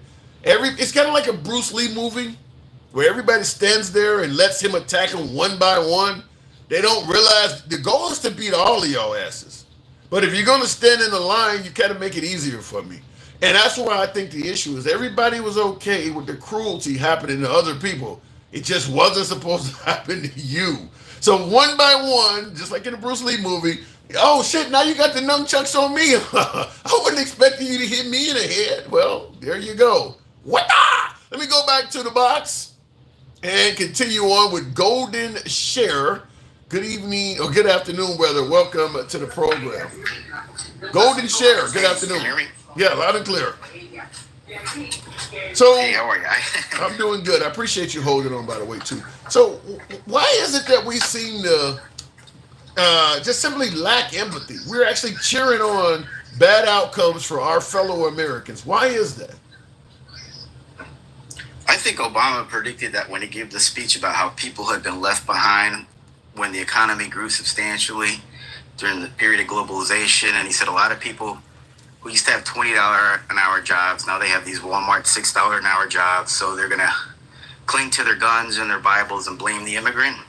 He said that in 2007, and now it's 2025, and how is he off the mark? He said that and then proceeded to be the largest deportation of immigrants? Well, funny you bring that up because I actually worked for immigration before then, and I've been following this issue very closely. The claim that he was the deporter-in-chief is technically not true. He had the most formal deportations because previous presidents had more informal deportations. So Obama had 3.5 million. What is the difference between a formal and informal? So what happens if you're within 100 miles of the border or within 2 weeks of entry, you qualify for technically not being in the country. So the 14th Amendment doesn't technically apply there. It's also true for maritime entry. If you don't stop at an official port of entry for an inspection, the government can subject you to what they call expedited removal, which we know as catch and release. They grab you and they send you back. Okay. You don't get the 3 elements of due process. So Obama was the first to really put an emphasis on the whole due process system. So he had 3.5 million fully due processed, so to speak, deportations of his 5 million. George Bush had about 10 million, where most of those were not due process. They were just expedited removal. Mm-hmm. And Bill Clinton had 12 million. So he was nowhere near the front of the line. Then when Trump came over, he moved a lot of the resources, and people don't believe this, but this is true. He moved a lot of the resources off the border and into more what we call at-large arrests, which is what they're doing now, where you put most of the resources in getting people at their workplace, in their homes, in the courts, and you're never going to make big numbers with that, because it's like fishing in a giant lake versus fishing in the stream when they're all coming by. Wow. You're always going to have bigger numbers, and it's more expensive to do what they're doing now, because I worked in the enforcement division. So when we had to go after one guy, and we only went after criminals, by the way. It was never, and since 1992, it's never been the priority of the immigration to go after what we call civilian deportations. People with no aggravated felonies or felony records. Only, people who basically have misdemeanor at best. We never made those the focus. It was always the people who we get from state and federal prisons on detainer, meaning they're already incarcerated, so we would process the removal on special flights where they're armed guard. Mm-hmm. Or when there's a warrant, we would call those criminal fugitive aliens, and we'd have to go and get them. So to get that one guy, we had to run a detail where it'd be like 8-10 guys. You'd have to go stick out the place ahead of time to do your surveil, and then make sure you're not walking into something. Very expensive, a lot of resources to end up with one guy. And even when we had them in detention, that could tie up a whole day, because there's a whole bunch of legal checks we got to make sure we're not deporting the wrong guy. Well, I think they've been allowed to kind of cut corners on some of those legal checks. Right now, it's anything goes right now, and they know that no one's being held accountable. The fact that they're not even wearing a number insignia, which is really insane to me, because I can understand that they got to cover their faces, right? Because they're afraid that there's going to be retribution, but that they're not wearing numbers either, numbers that would only be known to DHS. That's insane. And when they asked Pam Bondi about it, she said, "Oh, I haven't heard about that. I'll have to look into it." And I'm like, She would have addressed that when they sent out, because there's 33 immigration districts. They would have sent out the protocols to all 33 on how to carry out these raids. And by the way, Obama was the first president that ended workplace raids, so he ain't getting credit for that. But let me just tell you real quickly. Real quick. I'll let you. You're you're a fascinating, Carl. Why do you think that they don't have number plates? I've never heard this. I have a problem with them wearing masks, with this number system where you're admitting that even the number system wouldn't allow the public to know who that officer was, but it would let other officers know who they are. Why do you think they would remove that? Because they don't want any accountability. They know it's going to slow them down. At the end of the day, they have to hit a daily quota of 3,000. So I think that's like 100 per district, right?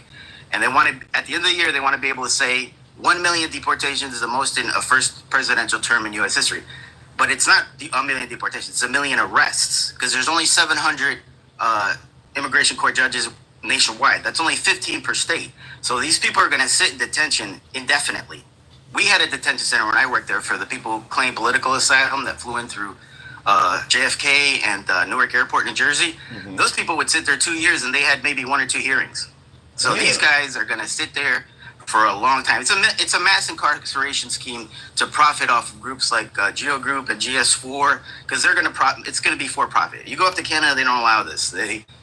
How does the for-profit scheme? Who makes a profit on keeping illegal immigrants detained, and how do they make a profit from that? All right, so each politician from each state is going to lobby, build a detention center in my state. I have a contractor, like I said, Geo Group or GS4. you pay us $20 billion, because remember, they just tripled the budget, but ICE was already getting the largest law enforcement budget of any federal agency combined. If you combined all the other federal agencies combined, it doesn't come anywhere near the ICE budget, and they just tripled that. So each state is going to lobby for a piece of that, 70 billion or whatever it is they just added, to bring that money back to their state for the mass incarceration scheme. But that's what that's all about. So you're just being given federal money to keep immigrants housed or keep them detained. Right. While they wait for a docket. And by the way, after I left immigration, I worked in federal criminal court because there was too much dysfunction in the immigration court for me. That whole agency was in total disarray, even back then. So I went into federal court, and then I saw what night and day it is. They had enough judges, they had enough cases, everybody was very professional. It's like, what you would expect in a first world nation. This immigration court has a backlog already of 3.5 million cases, and they just added another 500,000 on top. So 700 judges now have to get through 4 million, and they want to add 1 million a year. So we'll be at 10 million by the end of the Trump term. For that 700, will take into the so they didn't put any extra money to hire more judges. That was supposed to be in the border bill, but they didn't do that. And in this bill, if you read the fine print, you don't see that they explicitly say X percentage has to go to the judges. They leave it open so that they can send more money to these private for-profit. So it's an intentional backlog that is deliberately designed to keep these folks in a detained state because they make money while they're using the bed while they're being detained. Yes, not only that, they will transfer them from one detention center to another so that they make money off the transport, and they spread money from one detention center to the other. That's a big tactic that they use. As soon as you're arrested, they'll move you to 3 different places. I don't doubt anything you're saying, because this stuff happens in the regular incarceration in our prison systems as well with American citizens. But why aren't there more folks that are sympathetic to what the immigrants going through saying what you're saying? Because I believe what you're saying is true. Why aren't they saying more of this? Because there's a lot of misinformation, and unfortunately, a very large percentage of the electorate are not capable of understanding all this stuff. It's, I've worked in this field for 30 years because even when I moved out of it, I continued to work on behalf of people who are pleading asylum, like Haitian refugees and different groups. And I'm amazed at how complex and hard it is to follow for even somebody like me with experience. Like, I'll sit down with a lawyer and I'll take about 3 pages of notes, and at the end of it, I'm like, I don't understand it. Still, there's so many caveats and exceptions and little carve-outs and timelines that are different. You could have 2 people who are coming from the same country more or less around the same time, but because one has like a son that's 18 and married, the other, it's like, it becomes a mess. You really need a really good lawyer, and most of these lawyers are very poorly compensated, and they have huge backlogs in their own case files. They will not even take a case. I brought a case recently to a guy. I said, this guy, help him out. And he calls me back and he goes, sorry, I couldn't take his case because he's got no chance. I will be taking $10,000 from him when I know that that'll help his family. And by the time he gets the call that he's been considered formally, I will have retired from the legal profession. I can't do that in good conscience. So a lot of them can't even get legal representation. But what I wanted to tell you real fast. Go ahead.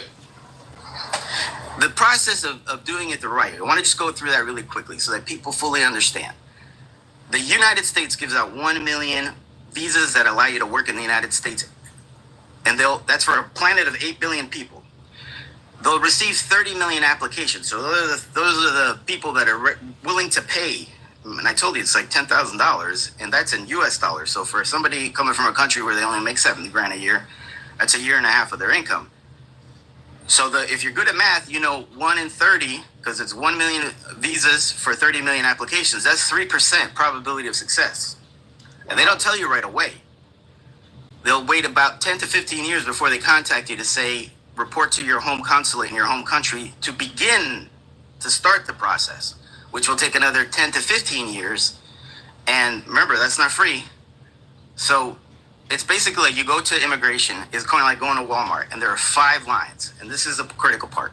The first line is for pro athletes, wealthy investors, celebrities.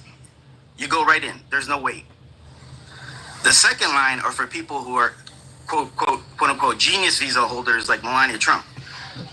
Those are your, don't spit out your coffee. Wait, do you think she's a legitimate case for that visa? No, she had to have a major achievement. She had none. It's not just that you're smart. You have to have been noted in your field of profession for some achievement, right? Well, she might have been noted for having nice titties. I don't know. Maybe. So that category are your physicians, your engineers, your tech workers who have a corporate sponsor, whether it's a hospital or a SpaceX or a Google, that say we can't find enough qualified Americans to do this job.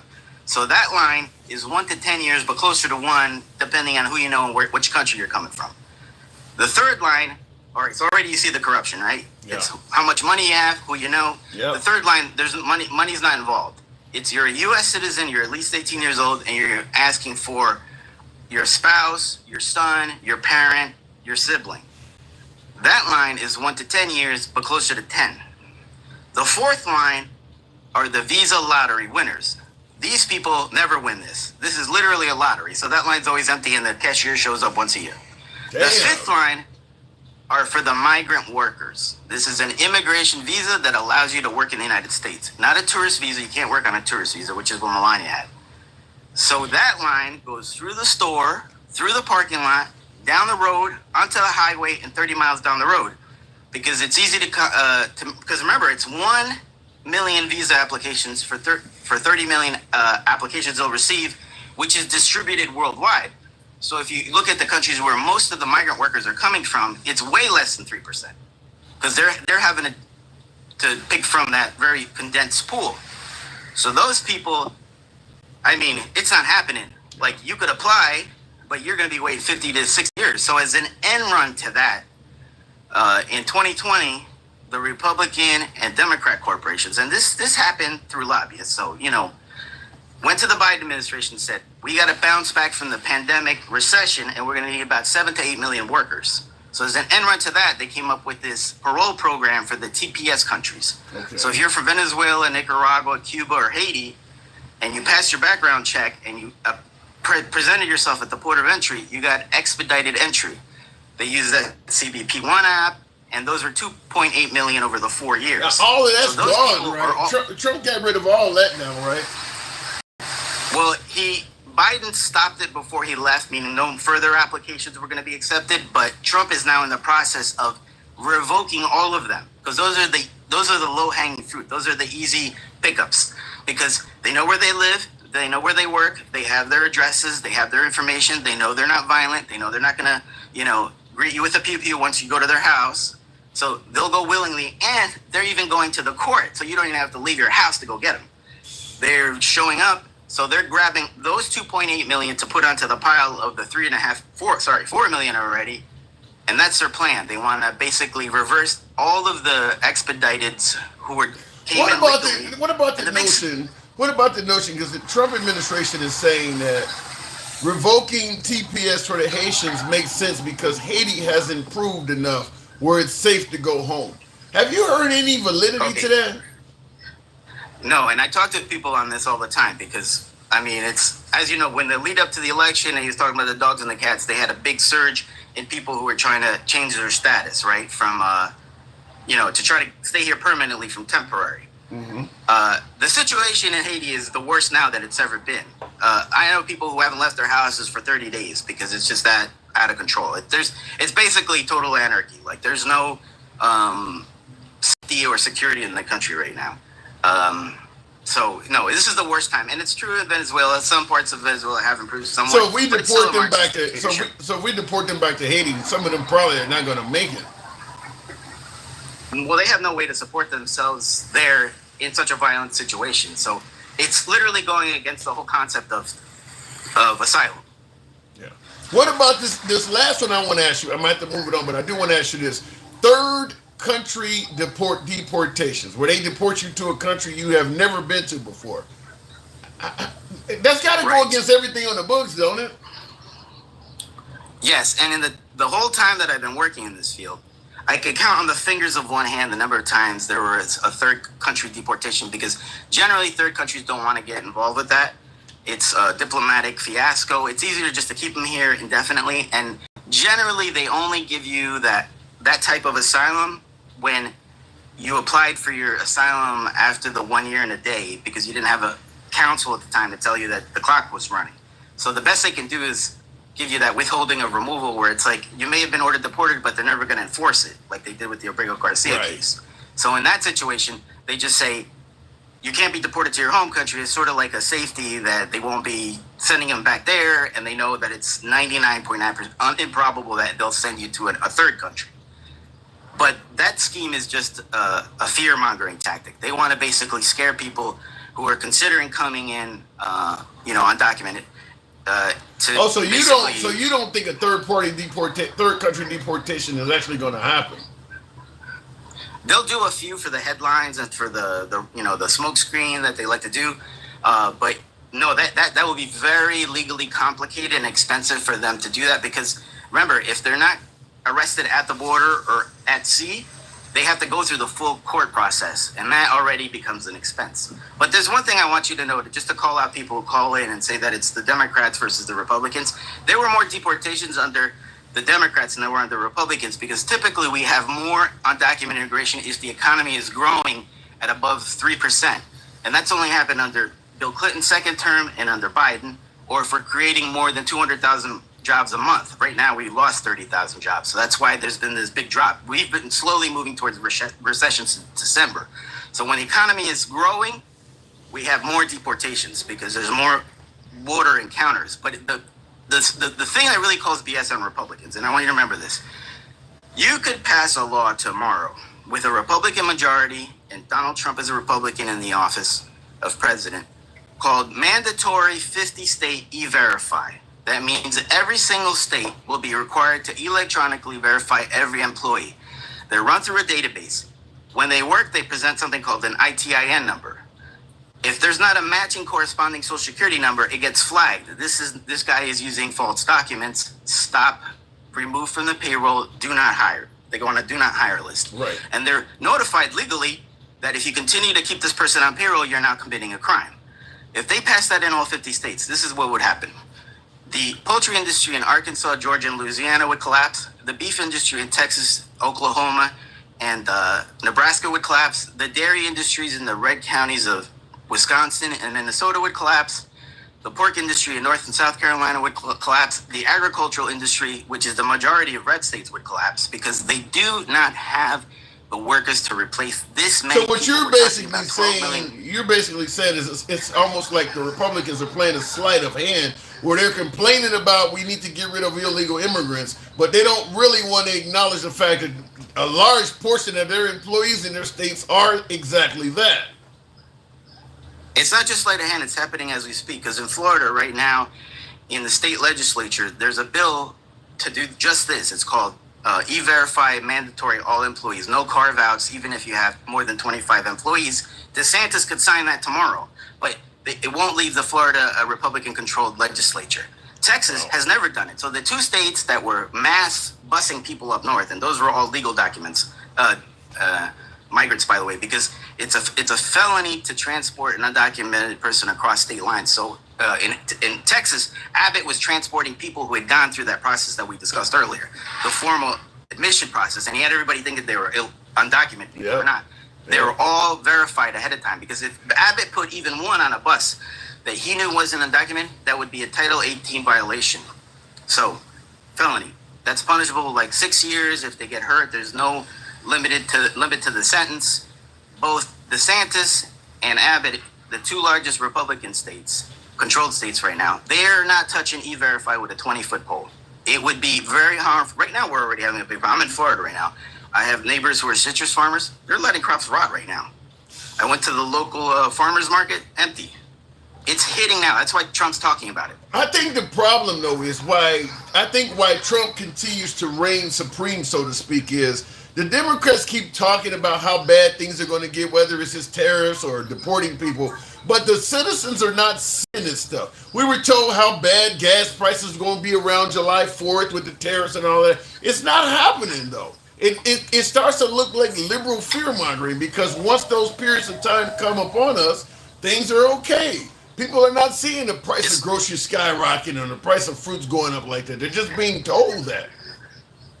It's like you said, until it hurts me, I don't care or I don't realize. Yeah. And that's going to happen with Medicaid too, by the way. In the red states, with this big, beautiful bill, it eliminated something called the provider tax. That was the way the red states were able to raise the state funds to unlock the federal matching funds. The big, beautiful bill eliminated the state's ability to impose that tax. And that tax, like when you go see your doctor, let's say you're well off and you got good insurance, the doctor charges you $500. When the next patient who is on disability comes in, he would have to pay a portion of that $500 into a fund that pays for that disability person, so that once, like I said, the pool gets to a certain dollar amount, it unlocks the federal funds. So all those red states now don't have that tax, so they're going to have to provide raise a separate tax, and you know they're not going to do that.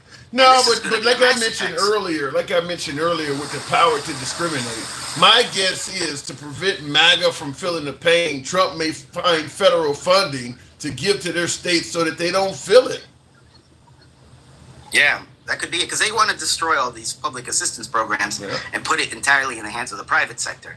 And the private sector will then start using their all that bullshit they use, like the pre-existing conditions, or like even now I'm seeing it because my father, he's fully disabled, and his nurse came today and she said they took away all their company cars, and this is the largest home care provider in the state of Florida. So half those nurses are like, there's no way I'm going to drive all around the county and the state on my dime, breaking down my home car and my personal car. So I'm out. Like, we're not doing this. And they were already short-staffed to begin with.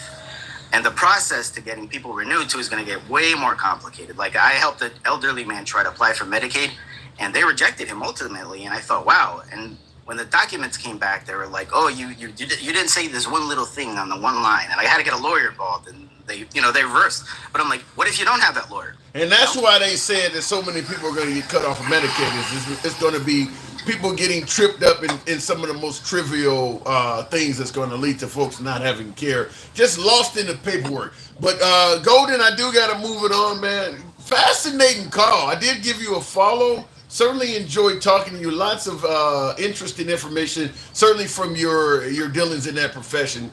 Come on back anytime, man. Good conversation. Let me just give you some advice, though. Sure. Check your blood pressure when MAGA people call, because it has a cumulative effect over time. Really? Okay. I'll keep that in mind. Don't be a stranger. Come on back anytime. All right, you're doing good work, man. Thank you. Appreciate it. That was a good call. I like that. That's very informative. Looking in the comments, though, most MAGA voters feel like Trump hasn't done enough. Well, in regards to deportations, I'm sure they feel that way, because I think most MAGA viewers wanted almost to be like in America. What are the chances you'll bump into a Native American? I think they wanted the Hispanics to be like that, where it's only a few of them. Remember, let me just say this. Replacement theory is a real thing in the minds of a lot of MAGA. They do believe that's a real thing. So one way to reverse replacement theory is you start getting rid of 3,000 brown people daily. That's going to change. That's going to roll that back a lot. I do believe that a lot of folks, but when I say replacement theory, understand, when I say brown people, nothing to do with illegal immigrants, nothing to do with rapists and murderers. No, any of them. If they're here, they hurt the whole notion of replacement theory. If they're not, things get better. So any of them. That's why anytime you hear of a Hispanic that is an American citizen getting fucked with, man, I don't have a problem with that either. I mean, you're getting rid of one of them. It doesn't matter if he's legal or not. Just get rid of them. I think it's more of that. We can say illegal immigrants because it sounds better, but if you get rid of a legal one, that's just as good. Birthright citizenship, denaturalizing folks, all of that's legal people. Like you heard what my last caller was talking about. They're just as good as getting rid of somebody who came here illegally. Just get rid of them. Doesn't matter. Doesn't matter if they're here illegally or not. They don't mind getting rid of legal people too. Making up a story. Well, this person went to the wrong protest, or this one was hanging around a gang member. Any excuse is good enough to go. We'll take any of this stuff. They're not defending. I don't think I've seen anyone I don't think I've seen anyone that's brown where MAGA was saying what you did to that person is wrong.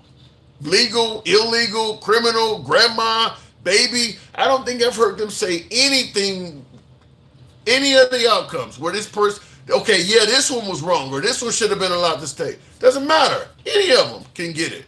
Any of them can. That's how you replace. And look in the comments. Look in the comments section. Well, you were here for 30 years on a green card. You should have knew to get citizenship. You can go. Anything. Doesn't matter. Anytime you're getting rid of one of them, there are people in the comments that are happy to see them go. Doesn't matter what the circumstances are. Real quick in the comments, she's in the hospital right now from exposure. And what are you guys talking about? Okay, I don't see that. Duck season, rabbit season, maggot season. What are you suggesting? Whoa, somebody said duck season, rabbit season, maggot season. What are you suggesting there, non-useful? What are you suggesting? Some of this year's harvest will not be done. It will just stay in the fields. That's what I was telling the last caller, though. Until people see that, it sounds like liberal fear mongering. Until people actually, because the liberals have been saying under Trump all sorts of shit is going to happen. Country's going to be destroyed. The economy's going to suck. Groceries going to shoot up. I heard somebody say by Independence Day, gas is going to be $5 a gallon. Until that stuff starts happening, it just sounds to MAGA like liberal fear mongering. And most of that stuff, Trump gets ahead of it and it prevents it from happening. Just like the whole notion that if Trump gets rid of FEMA, you're going to have a whole lot of people in the red states suffering.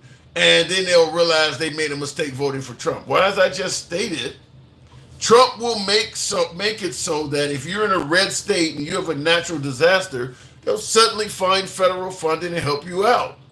Now, in a liberal state, maybe not, but the liberals didn't vote for him. So it'll make it so that the people who voted for Trump never come around to the notion of I made the wrong vote. They may always think they voted for the right guy. He always seems to be there for me. You know, like for instance, he's going down to South Texas on Friday. He's going down to the flood area on Friday. Most likely when he go down there, he'll make some kind of promise to help those folks. And if that help comes, then it looks great that we voted for Trump. And that's kind of how it'll probably be. You can cut out FEMA funding federally, but if you keep looking out for the red states when they have a disaster, you look like a good guy. So the liberals can keep saying what's going to happen by electing Trump, but as long as it doesn't happen, it looks like fear-mongering. And by the way, as Shane Lewis stated, gas has went down in price. The price of goods and services in this country are not that bad. They're manageable. They're very manageable. So this is where the liberals were making it sound like the economy was going to go to shit under Trump. It's not happening. So until they see it happening, it just looks like the Democrats are fear-mongering. These Democrats are so stupid. If more rich people, your wording in this, Moonlight, these rich people are so stupid. If more rich people move over there, the properly weight will go up. That's what happens, and that's the reason why the nurses' home are shutting down. Okay, I don't know what you're trying to go. The grammar of it, I just got to tell you, retyped. I don't know what you're trying to say. Going back to the box, Miss Mobetta, I tried to get to you earlier. Miss Mobetta, good evening. Typical MAGA calling someone stupid. Look, I don't talk to MAGA without getting insulted, but I got some liberals that do it as well. Miss Mobetta, good evening or good afternoon. Hey, Tim. Hey. So what do you think? Does it appear to you like what I suggested that we're seeming to not really have empathy for each other anymore? Right now, there's a flood in Texas. Hell of a lot of liberals are like, fuck around and find out that's what you get for voting for Trump. You don't have federal funding. But then when the immigrants are being rounded up, the right is celebrating that as well. Do we seem like we're celebrating the misery of others? Empathy, what's that? Yeah. What's that? That a lot of that stuff went out of the window a long time ago, Tim. Why? People don't care. People don't care unless it fits them, unless it fits your narrative. Now, with people, especially with states like Texas, people it's the fuck around and find out era. we've been saying that it's going to happen. You understand what I'm saying? Because Texas kind of, tried to be on their own a lot anyway. They always thought they was this super state, and that we are the shit. Yeah. That's why Abbott acts the way he does. And now that they need some type of help, and may the people that lost their lives rest in peace. Now he wants to run and tuck his tail. Yeah. Well, but I mean, Trump is going down there Friday. I mean, allegedly. You don't think Trump is going to go down there? No, he's going to come up with a meeting or something. He's not going to. No, Trump is. I don't buy that. I'm surprised. Why he ain't down there today? He ain't doing shit today. Well, right now there's a rescue mission going on and things like that. Trump doesn't need to be in the way of that. Trump needs to be somewhere in the nursing home. They always talking about Biden and his cognitive skills and how delayed he was. Did you see that interview he had the other day? The lady asked him what's the time limit on people being housed in these places and what? You know what he talked about? What? I love Florida. I live in Florida. The people in Florida love me. I donate big to them. He totally went left. Either he can't hear or he can't comprehend, which I think is a combination of both. Yeah, but you know what the whataboutism is going to be. They're going to say that Biden was far worse than Trump. Of course. That's MAGA's whole thing, is the whataboutisms. Oh, well, what about, Obama? Let me tell you the difference in Obama deporting people and Trump deporting people.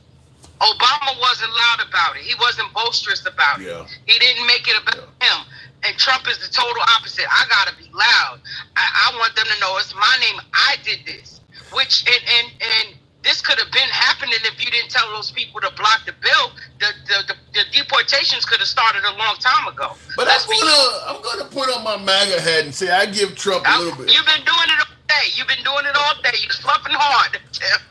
But I gotta give Trump credit when you say that Trump is boisterous. Maybe if more politicians were more gung-ho in patting themselves on the back, like Biden was viewed by the right as somebody who did nothing right, whereas infrastructure or some of the things he may have done right, if he was out there patting himself on the back like Trump, you got folks who are still using, for instance, you got folks who are hold on. You got folks who are still using vote for me or you ain't black or the crime bill against President Biden to suggest he's racist. If he was out there like Trump bragging, he could say, there's millions of things he could talk about he's done for the black community. But he doesn't come out and say anything. Because he's just getting done. He's for the people. When you boasting about things, you make that about yourself. Well, just because you're loud does not make you correct. But people like that. But Trump is proving that people like that. That's those bored people who ain't got shit to do. People like, what's his name, J.D. Vance, who humping on couches and shit like that. That's those folks. Well, that's those folks. Like, listen, some things you don't need to brag about everything you do. So, and all you do is you're creating just as many enemies as you are supporters. Well, he's not bragging about Project 20. He's not bragging about. He didn't brag about Project 2025. Of course he didn't. He has no clue, according to him, about what Project 2025 is. Yeah. He claimed that he had nothing to do with that. And if those people who took the time to read it could see that all of that stuff is playing out right now with this big bogus bill. I don't know if I believe Trump had anything to do with Project 2025 either. I think that he just happens to have people around him that he's willing to do what it takes to make them happy, and they want it.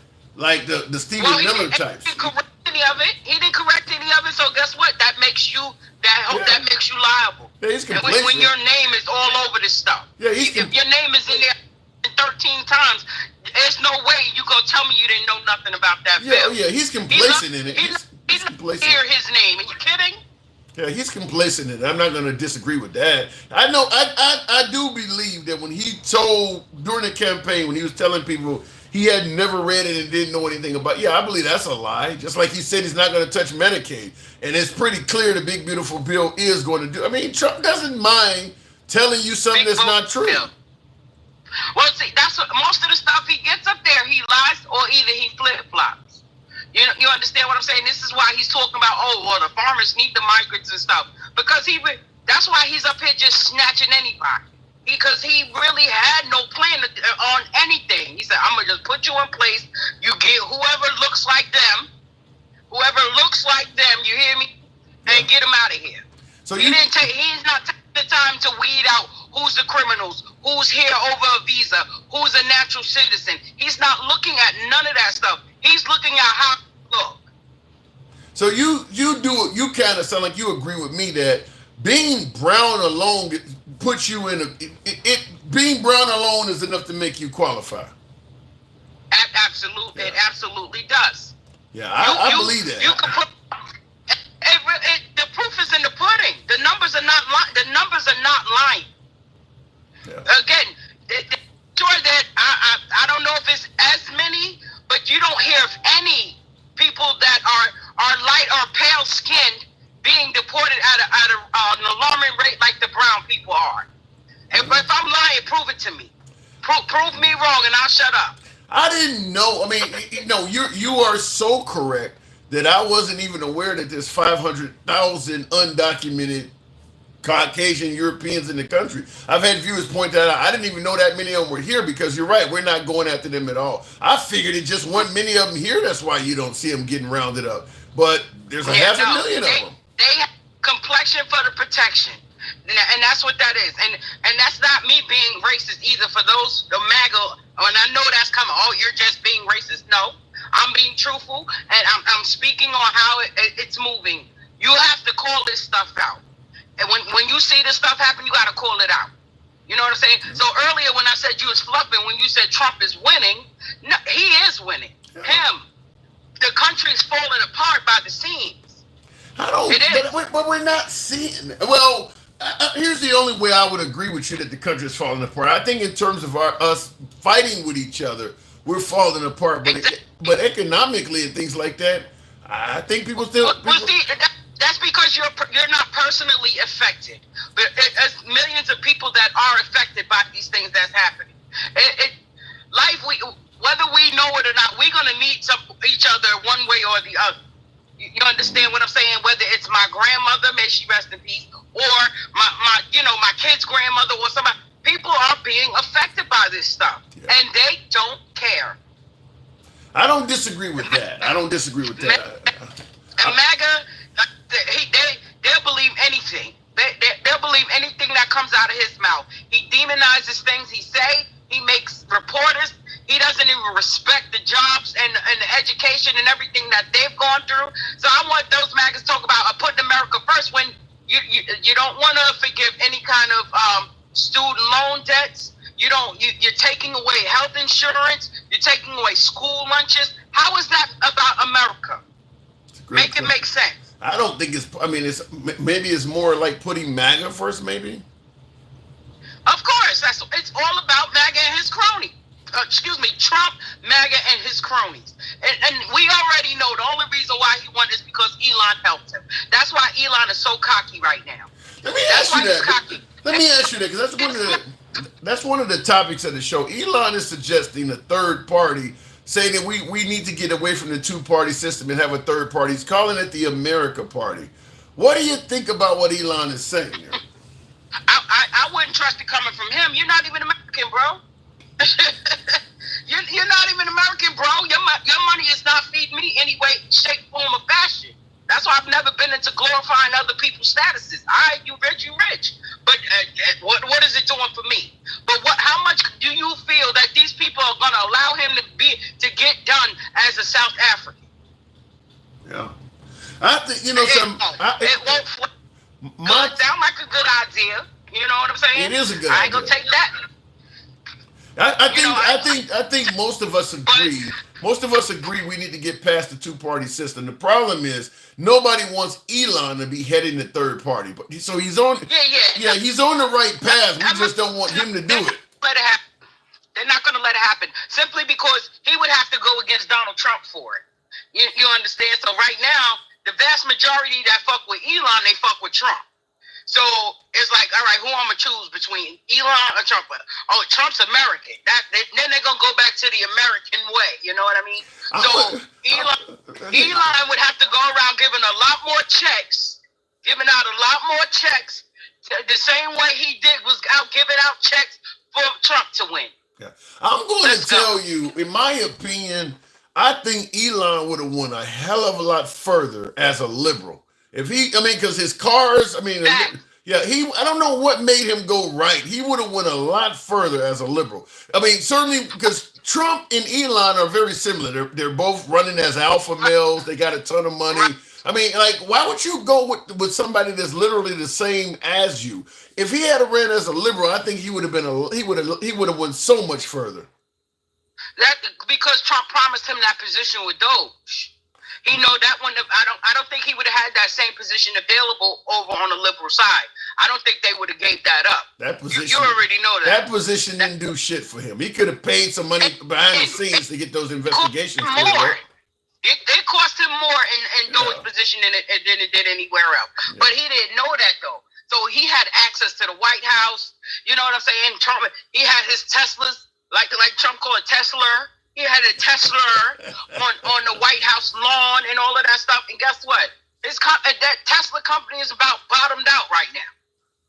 Yeah, I don't know why he didn't. You know, to me, I look at it like this, and I do believe that Trump wins constantly. Trump is a winner for himself. But I don't understand why people of, you know, I want to say significance, but you know, people of stature who associate themselves with Trump, they don't win. I'm talking to Giuliani's. I'm talking to Mike Lindell's. I'm talking now. I don't. Right. It's like, how many people got to try this in overdose before you realize you don't need to try this? Let Trump win, but all these people keep associating with him, and they're losing a fortune doing it. Yeah. You see, one of those senators, I forgot his name, resigned after you signed the bill. Now you want to resign. Yeah. You understand what I'm? Because he know it's horrible. He knows what's coming. The rest of them do too. Like that lady from Alaska, she know it was horrible, but she keeps saying. See, the thing is, we don't know what the backyard conversations they're having. You know what I'm saying? Well, that happens with liberals as well. That's how it works. I mean, Obama got Obamacare passed. He was making backdoor deals, I'm sure. Mm-hmm. And helping a lot of the MAGAs. A lot of the MAGAs benefited off of the Affordable Care Act. It's not the Obamacare. It's the Affordable Care Act. You know what I mean? A lot of them still benefiting off. Well, by the time Trump is gone in Trump has 3.5 years. By the time he's gone, Obamacare will no longer exist. I got to move it on, though, Mr. Mobetta. You're breaking up a little bit, but yeah, by the time Trump is gone, the Affordable Care Act will cease to exist, in my opinion. Yeah, no, a lot of other stuff is going to cease to exist also. That people are going to need. You see how that your caller, your last caller, they're not going to be even having health care for their elderly. Over here in New York, Sloan Kettering, which is one of the major cancer hospitals, they gave the people 90 days to receive treatment. After that, they won't even be able to receive treatment. Let's see how because of this stuff. Let's see how it pans out, Miss Mobetta. Thank you for coming through. Mm-hmm. Thank you. I seen the comment. Somebody said, what does that say? Stop with the heart. You folks on YouTube with the hearts and stuff, thank you for showing the program support. That must be a new feature. I've never seen hearts and things like that pop up on YouTube. So those who are doing that, thank you very much. Bro going full TDS says Sergeant Woodchipper, Drain the Swamp. Love the name. Something I always say in the program, I don't know what TDS is. I know it's supposed to be Trump derangement syndrome.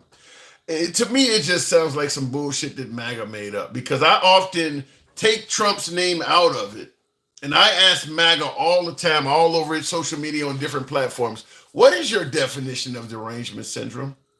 And the minute you take Trump's name away from Trump derangement syndrome and just ask them what derangement syndrome is, and they start giving you the bullet points of what it is, they realize Trump is doing the same shit. Tell me how a person with derangement syndrome acts. And everything you're going to say, Trump is doing that to somebody else. You just don't diagnose him as being deranged. So in reality, the best definition for Trump derangement syndrome is somebody that don't like Trump. That's really it. Nobody else can have derangement syndrome. Only people that don't like Trump That's what you really want to say. But if you actually go down and detail what it means to have derangement syndrome, you'll notice Trump still talking about John McCain 2 years after he was dead. That's derangement syndrome. Trump still is talking about Biden every time you put a microphone in his face. That's the but now we can't give Trump the label. We only can give it to other people. So look, I don't know. Like I said, it's a bullshit diagnosis, but I appreciate folks coming on and saying it. Bullshit is haters without common sense and facts. Well, Shane Lewis, let's go with that. He said it's haters without common sense and facts. Haitian migrants eating cats and dogs. That's not based on a fact. Folks that believe that Biden was sending the weaponizing the DOJ and going after Trump. That ain't based on facts. People that believe Obama was born in Kenya. That's not, I mean, you basically, like I said, once you take Trump's name away from derangement syndrome and ask MAGA, what does it mean to have derangement syndrome? You start realizing a whole lot more people have it now, don't they? But it's you got to put Trump's name on it because you don't want to realize. All of the stuff you just said applies. He said, this person, Shane Lewis, says, Trump derangement syndrome is haters without common sense and facts. That shit's everywhere. I mean, you could probably suggest that the entire Venezuelans and Cubanos for Trump. Now that you see how he's treating them, all of those MAGA folks, you know, all of the Hispanic MAGA that was down in Southern Florida, all of those folks, common sense and facts, they were clearly lacking that. Voted their own parents and friends right out of the fucking country. Voted themselves right into racial profiling. So, yeah, derangement syndrome sounds great until you actually investigate what it actually means. And then it doesn't sound very good. I'm looking in the comments, though. And seeing the comments, James Edwards says he is fixing everything. That makes sense if the things that other people are concerned with you don't think needs fixing. Then yeah, he's fixing everything. If a woman doesn't want to be told what to do with her body, that doesn't need fixing to me. I think she should be told what to do with her body. So yeah, he's fixing he's fixing things that you find that needs to be fixed. You don't care what other people think is important. You care about what you think. He's fixing things that are important to you. He ain't fixing everything. And I see in the comments, someone says, Tim, why you never heard anything that they talked about bad about Trump? If you watch right-wing media, you hear bad things mentioned about Trump all the time. They're playing clips of The View. They're playing any clip they can get their hands on from MSNBC. Yeah, they play. If you watch right-wing media, you'll hear plenty of shit said bad about Trump. They're playing all the time. What are you talking about? Great English and sentence structure, Cal. You guys are talking to each other. Trump denial syndrome. Dear leader does not do wrong. Yeah, it could be some of that. Like I said, though, if you break down the bullet points of what derangement syndrome actually means, MAGA is going to lead a conversation. They just are. We'll talk about Trump derangement syndrome because that means people hate Trump. But if you take Trump's name off of derangement syndrome, now all of a sudden they don't want to talk about it anymore because like I said, Trump has the definition of derangement syndrome. He just has it towards other liberals, and you're okay with that, so you don't call him deranged. But he has everything you would say that falls along derangement syndrome. He has that towards other people as well. Trump has only fixed one thing his whole life, and that's his taxes, says Highway Jew. Damn. He is deranged about every fucking thing, says King Fan. I'm just telling you, if you look at the definition of what it means to have derangement syndrome, Trump has it. Just ask any MAGA person, what does it mean to have derangement syndrome? And if they describe it, there's plenty of ways to point to how Trump has exactly that. If Trump said hamburgers were good with peanut butter, they would believe him. Well, I don't know if he said if Trump said hamburgers were good with peanut butter, MAGA would believe him. I don't know for certain if that's the case, but I think there would be plenty of them that would try it. And you probably would get, because Trump went from, I guess here's a perfect example.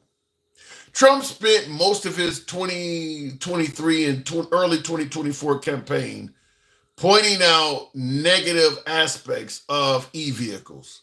Anytime you heard Trump talking about electric cars, they lacked horsepower, they lacked the range. I mean, he was making all kinds of jokes and trolling electric cars. All of a sudden, Elon comes along. And by the way, MAGA was cheering on the trolling of electric vehicles. They were lockstep behind Trump on that. All of a sudden, Elon comes along, puts a ton of money into the Trump campaign. Trump not only stops talking about e-vehicles, he starts promoting them. We've seen the commercial in the White House lawn or whatever, buy a Tesla. And of course, for some strange reason, MAGA's mindset changed on the e-vehicles as well. Now all of a sudden you got cyber trucks where people are painting pictures of Trump on the side of the truck. I don't know how that works. You've hated something for the last couple of years. All of a sudden he speaks favorably of it, and now you like it. The vehicle didn't change at all. Nothing about the Tesla changed at all. It was just simply Trump went from hating it to endorsing it, and so did MAGA. And that also works in reverse. Went from loving something to hating it. And once again, MAGA, I don't know why, but they followed along with it. And that would be Elon Musk. When he was finding tons of waste, fraud, and abuse, he was heavily celebrated among the ranks of MAGA, saving his country all kinds of money, no longer sending it to USAID. Money's not going to the Ukraine. We're getting rid of immigrants that are, a louse to our system. We're doing all of the right things. Elon Musk with the chainsaw, they were celebrating him consistently at CPAC and everything. All of a sudden, him and Trump had a falling out, and he instantly went from a man of high credibility to virtually none at all. Now he tells you Trump won't release the Epstein list because he's on it. He's lying. He's making it up. He's mad at Trump. The same guy had done before he made that statement about Trump being on the Epstein list, he had done nothing to lose credibility. He wasn't caught in any lies, nothing. But for some reason, he criticized Trump, and suddenly he has no credibility. I don't know how that works, but I do give Trump credit for that. I often say on the program, I'm jealous of Trump. I wish I could be in a position where everything I say you follow. I don't know why all of a sudden, once you criticize Trump, you lose credibility. We've seen that and that doesn't just pertain to Elon by any means. We've seen that happen to a host of well and highly respected Republicans that were in the highest esteem among the Republican Party. They got into a spat with Trump, and they suddenly became nobodies with zero credibility. We can go all the way back to the likes of all of the Republican nominees for president of this great nation. John McCain, Mitt Romney, and the Bush family. They were all in such high rankings among Republicans that they were going to propel them to commander-in-chief. They liked him that much. They were going to put him in as president. All of them. McCain, Romney, and of course, the Bush family. They got into a spat with Trump. They now have no credibility. None of them do in the Republican Party. None of them. Same thing with Liz Cheney. Same thing with her father, Dick Cheney. Highest esteem among Republicans.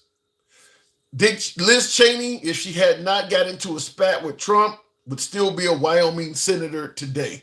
I don't think there's anybody that denies that. That woman would have been a senator for as long. If she had just simply said the 2020 election was Trump's and Biden cheated, she would still be in Wyoming as a senator. All it takes is to get into a spat with Trump, and your whole political career is. I don't understand how that happens. I don't have any explanation for that. How it doesn't matter how much you've done for this country, the minute you get on the wrong side of Trump, you are useless. I mean, now we just had a senator in North Carolina go against Trump on a big, beautiful bill, and Trump started talking about going after the guy, and that guy is now retiring or stepping down or whatever. And it's happened all over the Republican Party. Adam Kinzinger is another one. If you speak out against Trump, your career, I don't get it. It doesn't matter how much you have served your people in your constituency. All you do is need to go against Trump, and everything you've done in the past is irrelevant. That alone is a cardinal sin, and your ass must go. I don't understand that. I don't have any explanation for that.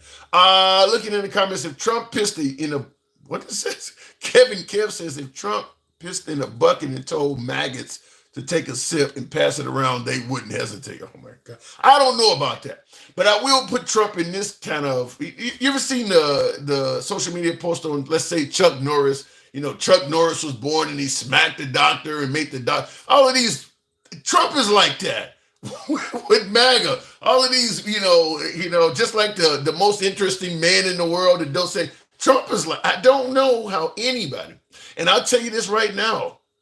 I don't know of any Republican right now. The ones, and I'm talking about the ones that are in high esteem. I'm talking about the Marco Rubios. Who else is in high esteem? Steve Bannon, Tucker Carlson.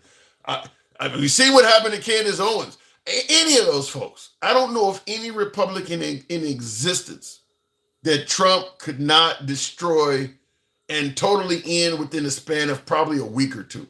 If Trump starts talking negatively about you constantly, your days are numbered. I don't care how long you've been a Republican. I don't care how many likes and views you get and Megyn Kelly types. Doesn't matter. If Trump starts speaking negatively of you, you are done. Doesn't matter what you did. If he don't like you, they don't like you. I don't know how one can get that much power. I just don't know. But I will admit he has that kind of power. I don't know where it comes from. Looking in the comments, the Republican Party is with Trump because they are racist, says Seymour.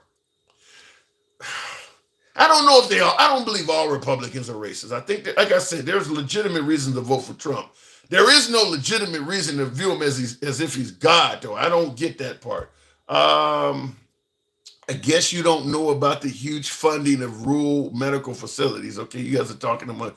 He has absolute power over their feeble mind. I don't know how you get that, but I do believe that if Trump says, let's do this today, MAGA will agree. And if he says, no, I decided to do this tomorrow, most of MAGA will go in that other direction.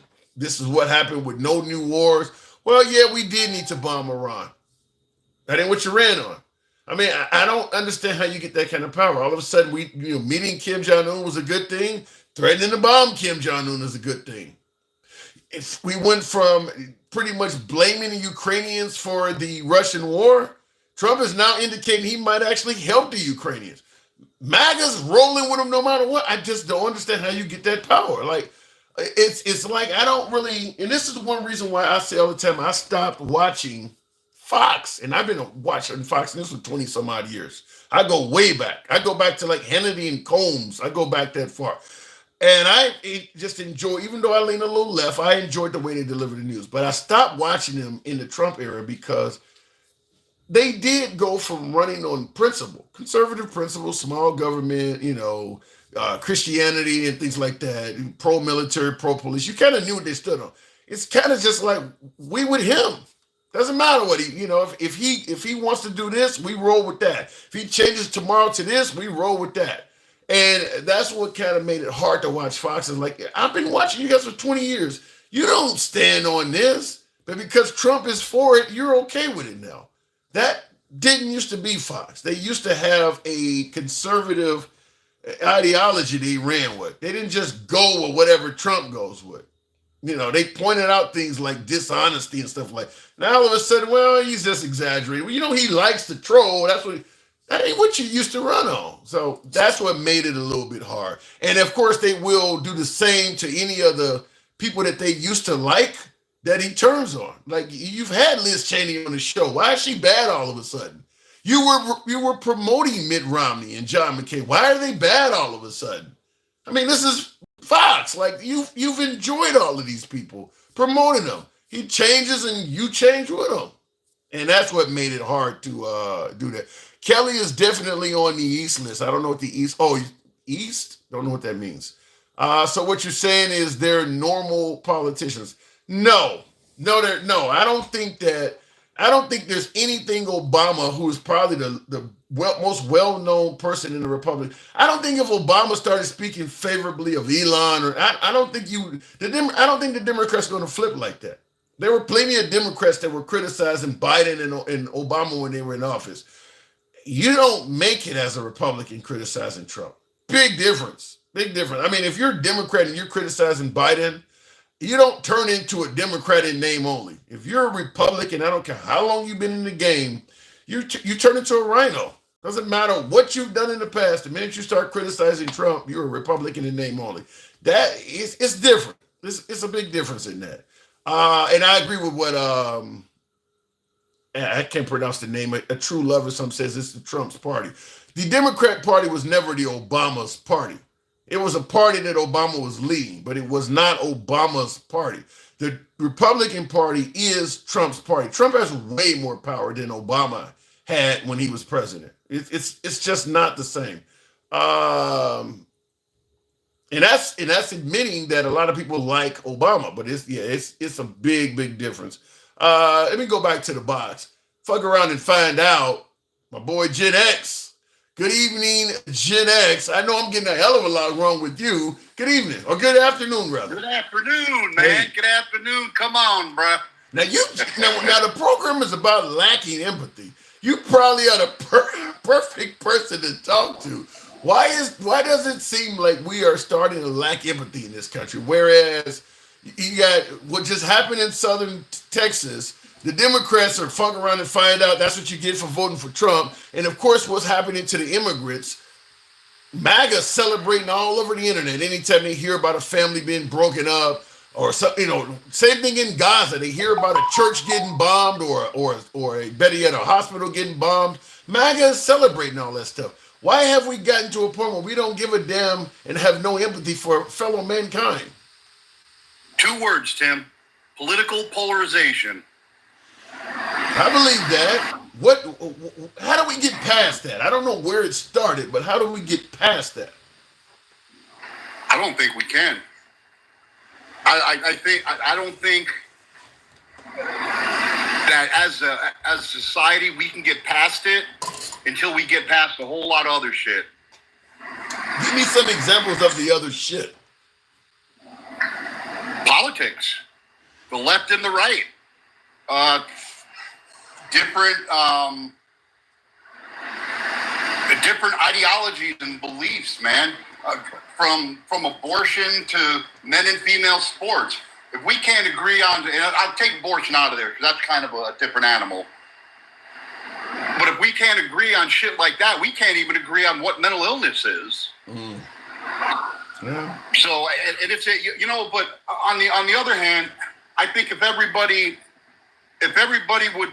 would approach shit from the stance of just being a decent human being instead of seeing it through the eyes of liberalism or conservatism, we'd be a whole lot better. But that's not going to happen. Like the shit that happened in California with the fires, I wasn't very popular in some of my own circles. When you're talking about being a decent human being, do you think alligator Alcatraz and taking pictures with that and selling merchandise, do you think that's the quality of being decent human beings? I mean, we're ridiculing the notion that an illegal immigrant might get eaten by an alligator. People seem to be happy at the prospect of that happening. Who's it hurting? A human being being eaten by an alligator. All right. Who has been eaten by an alligator? Give me an example. No. Nobody's actually being eaten. I'm saying people are happy at the prospect that it could happen. Okay, so now you're going on emotions and feelings and not facts. Nobody's been eaten by alligators. Nobody's saying to feed them to alligators. Now, a lot of people, including myself, say if they're dumb enough to climb out of that fence and swim across the swamp and they get eaten, that's their own damn fault. They weren't thrown in there. Well, that's a matter of decisions. Well, we are bragging that we are using the alligators as security. I mean, they're bragging about that we're going to build it here. We're going to put it here because we know the alligators are out there and that stops them from, I mean, we are bragging about the possibility of an alligator eating a person. All right. So, and? That's lack of empathy. You want somebody to get eaten? Well, what would be the difference if you put these detention centers in the middle of New York or LA and they escaped and got killed by gang members. What's the difference? Well, I guess the difference is you almost know for certain if they go in the swamp is going to happen, because that's the alligator's looking for food. That's not escaping out of a detention center in New York. The chances of you actually being taken out by a gang member are probably not very high. Man, have you ever been to the hood? Born and raised. Yeah, so you know certain parts of Chicago. Well, let's say they put the detention center on O Block. I don't think if you got a hold on. Detention center, they ain't making it off O Block. If you got a that's not true. I mean, if you come walking down any block in the hood as a brown person, even if you don't belong in that, they're just gonna murder you. That ain't what's happening. I mean, if you don't come down and acting stupid and saying crazy shit, and you're walking out with your clothes all ripped off, and by the way, if you still got a Department of Corrections outfit on, they might actually help your ass because they don't like the Department of Corrections. But if you're walking through the hood as a brown person, somebody might ask where you at, but ain't nobody just trying to murder strangers like that. And the odds of them getting eaten by an alligator is very, very, very slim as well. If you're in the Everglades and you're hiding out overnight and shit like that, I don't know about that one. I think your chances are pretty high. I mean, you're talking about people that come from countries with a lot of wildlife. Tim, you don't think they know how to survive in the wild? You don't think people from Florida don't know the do's and don'ts of going through the Everglades? You're not going to... Come on. You do a swamp? No, not a swamp. Not in the swamp. Ain't you ever watch Swamp People? Say that again. Hold on a second. Chad Bostic in the comments, put upon Shut Up Broke Boy Radio, match my 20. I don't get what you're saying, but I appreciate it. I guess you're talking to somebody else. But go so you do see the lack of empathy. Do you see any of it originating from Trump? I see it originating from both sides, and yes, absolutely, from Trump and the left. Like I said, this isn't a one side or the other side deal. This is happening on both sides of the aisle. Did you see? I think we feed off it and make it worse. Did you see Biden or Obama lacking empathy like this? Yeah, sure. When Biden said that Trump supported our trash, and Trump went out and bought a garbage truck. Absolutely. Let me just say this in regards to Biden. You notice that in a case like Biden, you could probably come up with one or two things. In the case of Trump, you could probably come up with 1,000. So, yeah, like when Biden said they're garbage, that's at the end of his term. I mean, he only got a few months left at best. When Trump says it, he just stepped in the White House. I mean, he's only been in the White House now for, 5.5 months? He's already probably said a couple hundred things against the Democratic Party. It's not even in the same universe if you compare the things that Biden has said about the right versus the stuff that Trump says about... You can't even put a microphone in front of Trump without him criticizing the left. Biden was not like that. Funny, I remember when Biden first got in office, one or two of his first couple speeches, he bashed the J6 thing. That was every other word out of his mouth for the first year and a half. Proud Boys this and Proud Boys that. So come on, man, it happens on both sides. Now, I will give you this. Trump does say it more, but a lot of that thing on my part is because I pay a lot more attention to Trump than I did Biden.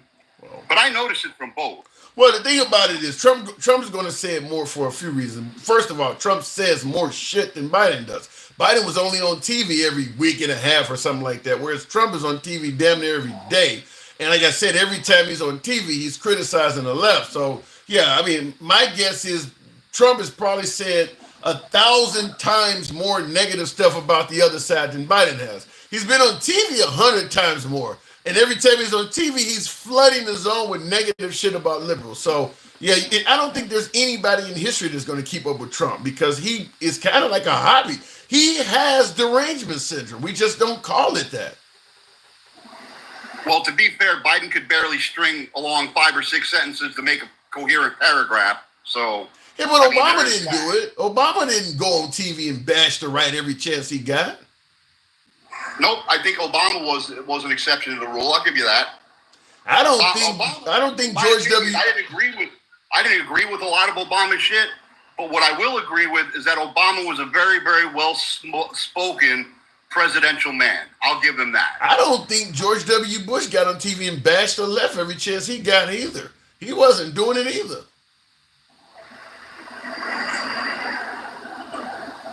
Trump's a different animal, man. Yeah. I mean, we've already established that. Trump's a totally different animal, but he's effective. He's effective in what he does. I'll say somewhat. I mean, like, if you're dividing the country in half, I don't know how effective that is. I mean, if you're starting to make man hate man, neighbor hate neighbor, I mean, look, at the end of the day, you can have a efficient running country financially and economically, but if everybody in the country hates each other, I don't know if that's something to brag about. It's not something to brag about. I don't think so. Yeah. I hate that we're so divisive, but on the other side of that coin, there's no way I could ever go back to the Democratic Party. I don't agree with it. I get that. I align more with the right than I do the left. And Trump's my president right now, and I'm going to trust what he does. I don't agree with everything. I still think bombing Iraq was a fucking mistake. I still think backing Israel the way he backs them is a fucking mistake. My beef isn't with the Palestinians. My beef is with Hamas. They're the ones, you know what I mean, that are destroying that poor country.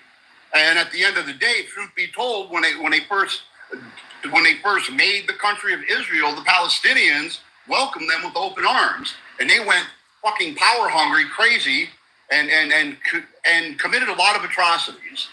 I do not agree with backing Israel the way we do. 100% against it. Wow.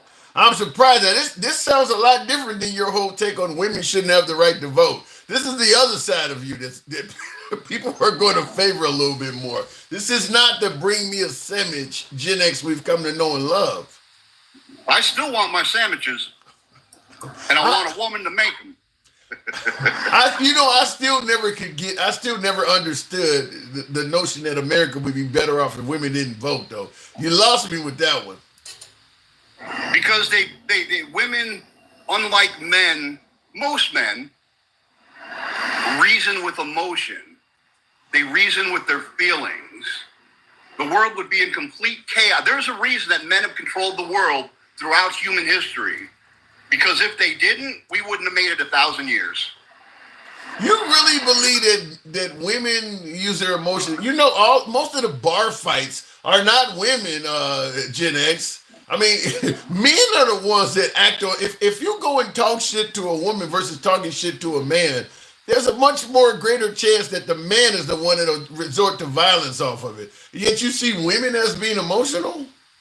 I've never been in one bar fight based on emotions. I've been in many because it's fun. I don't know. I gotta disagree with you that women. I think that if you had more women in leadership, a lot of things that we normally fight over would probably get settled, because I think women are better at discussing and negotiating than men are. I think that probably a lot of the things we've had wars over, I can absolutely tell you without a shadow of a doubt, you wouldn't have as much problems between minorities in the cops if you had more women on the force. How often do you hear of a woman, a female involved in a controversial shooting?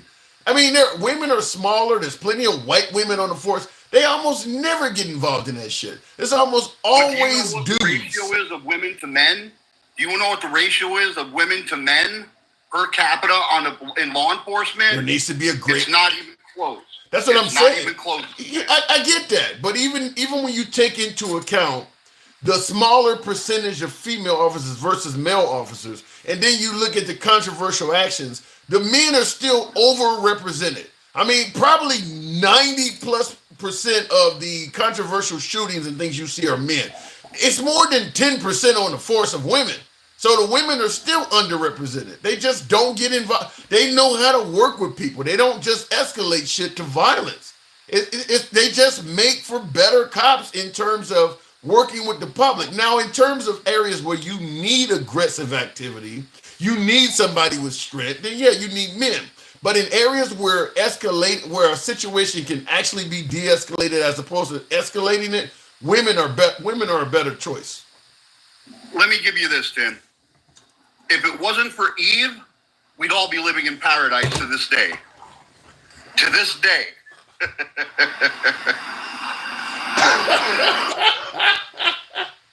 Oh my God. Facts, Tim, facts.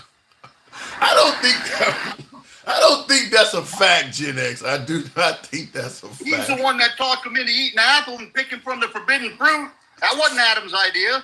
The man said, leave it alone. You know how many Let's women... kick rocks. We're not supposed to be here. But the man listened to woman, and here we are today.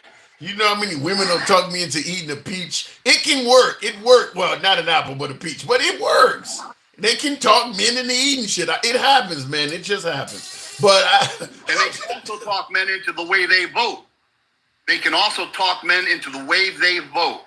That being said, a lot of men, I've heard women say, if my man vote for Trump, I'd leave his ass. You think a man with a 14-year investment into a relationship, kids, a house, going to lose half his shit for a vote?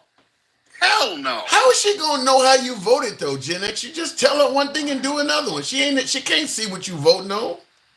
Oh, she'll know. How? You and I both know. You've been there, too. How many times you do shit that you wasn't supposed to do and your woman found out? That's just what they do, man.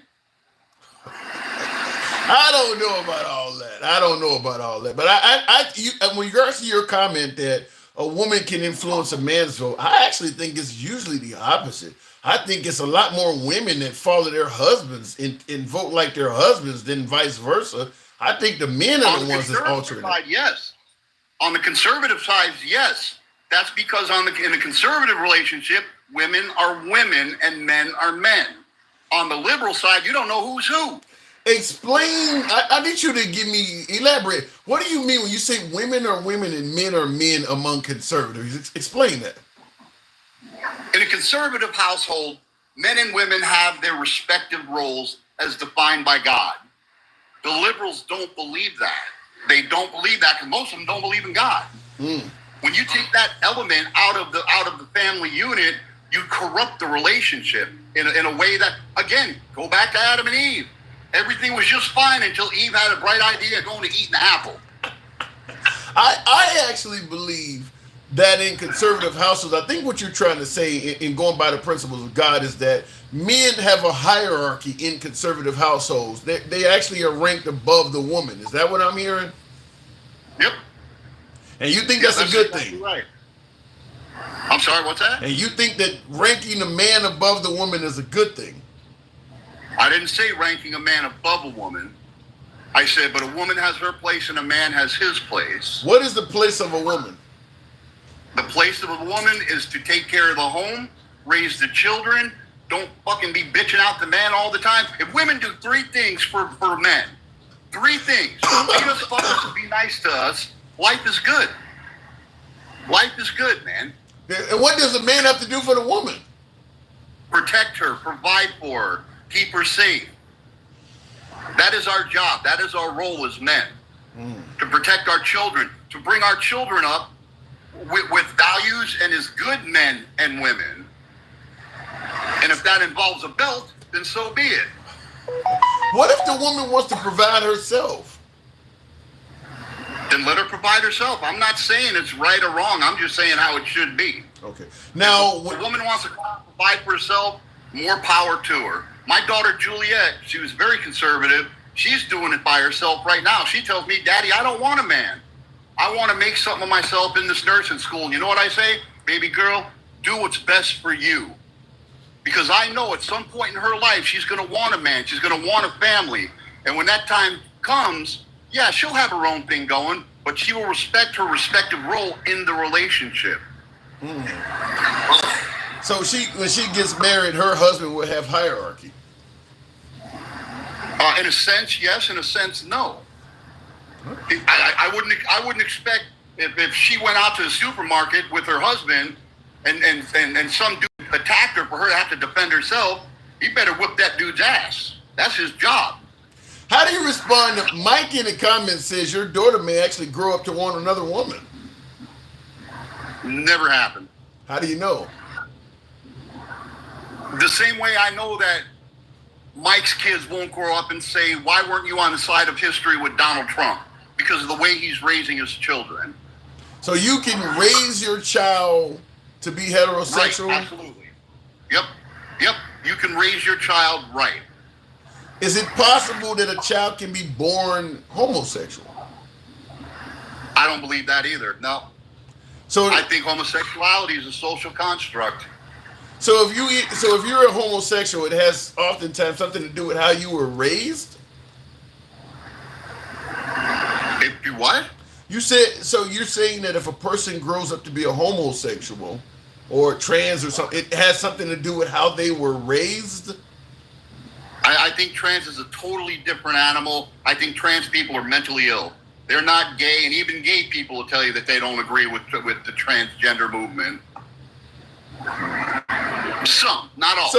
Some. And listen, I don't know a lot about it. I'm not in it, but I think that you could be trans or you can be gay or anything. I don't think it means you're mentally ill. I mean, I just think that, that's if you feel that that's where you're at, that's what you. I mean, people feel like there are all sorts of different things.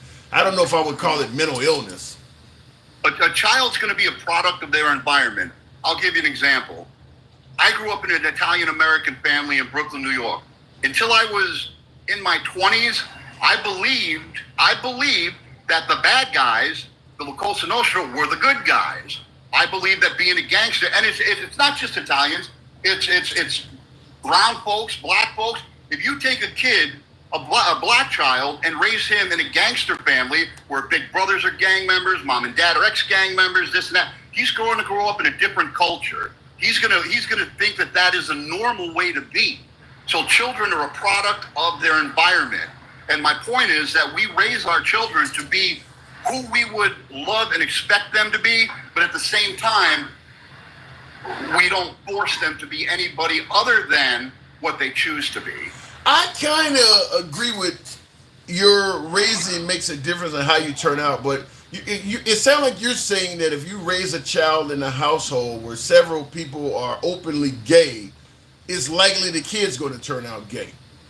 I would agree with that. Yeah. I don't believe in. I don't believe that. I don't think it's a birth thing. I don't think it's a natural thing.